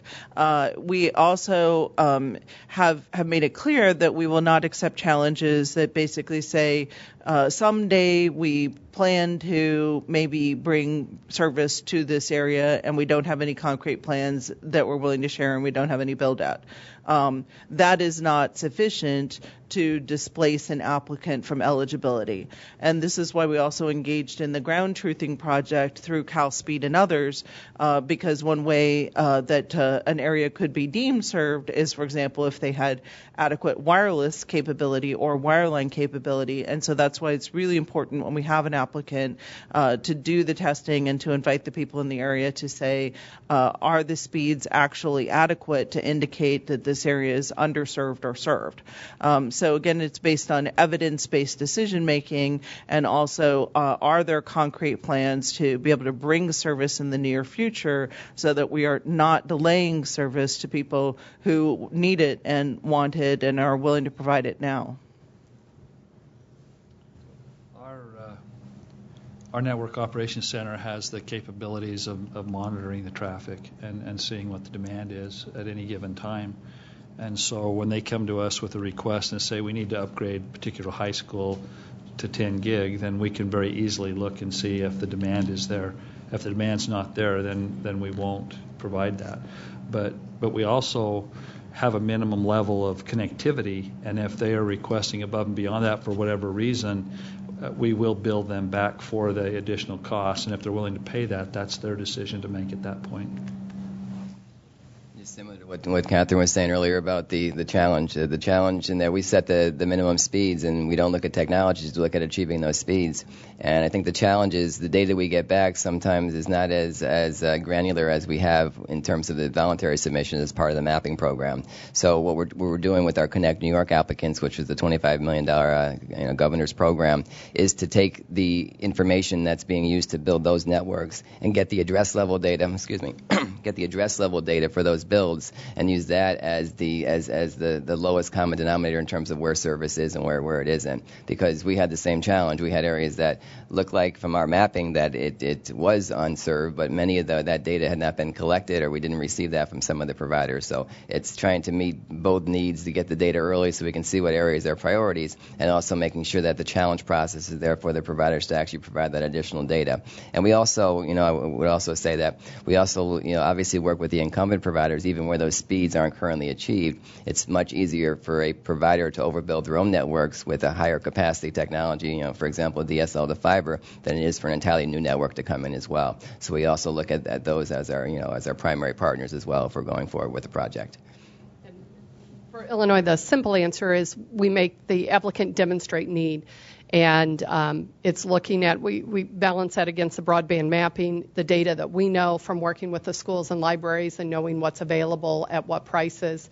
And so, there may be a broadband service in a community, but if it is not meeting the speed needs of a school, somewhere around 100 megs, symmetrical, low latency, and they're, same with the library, that's an area then that we will consider for an investment.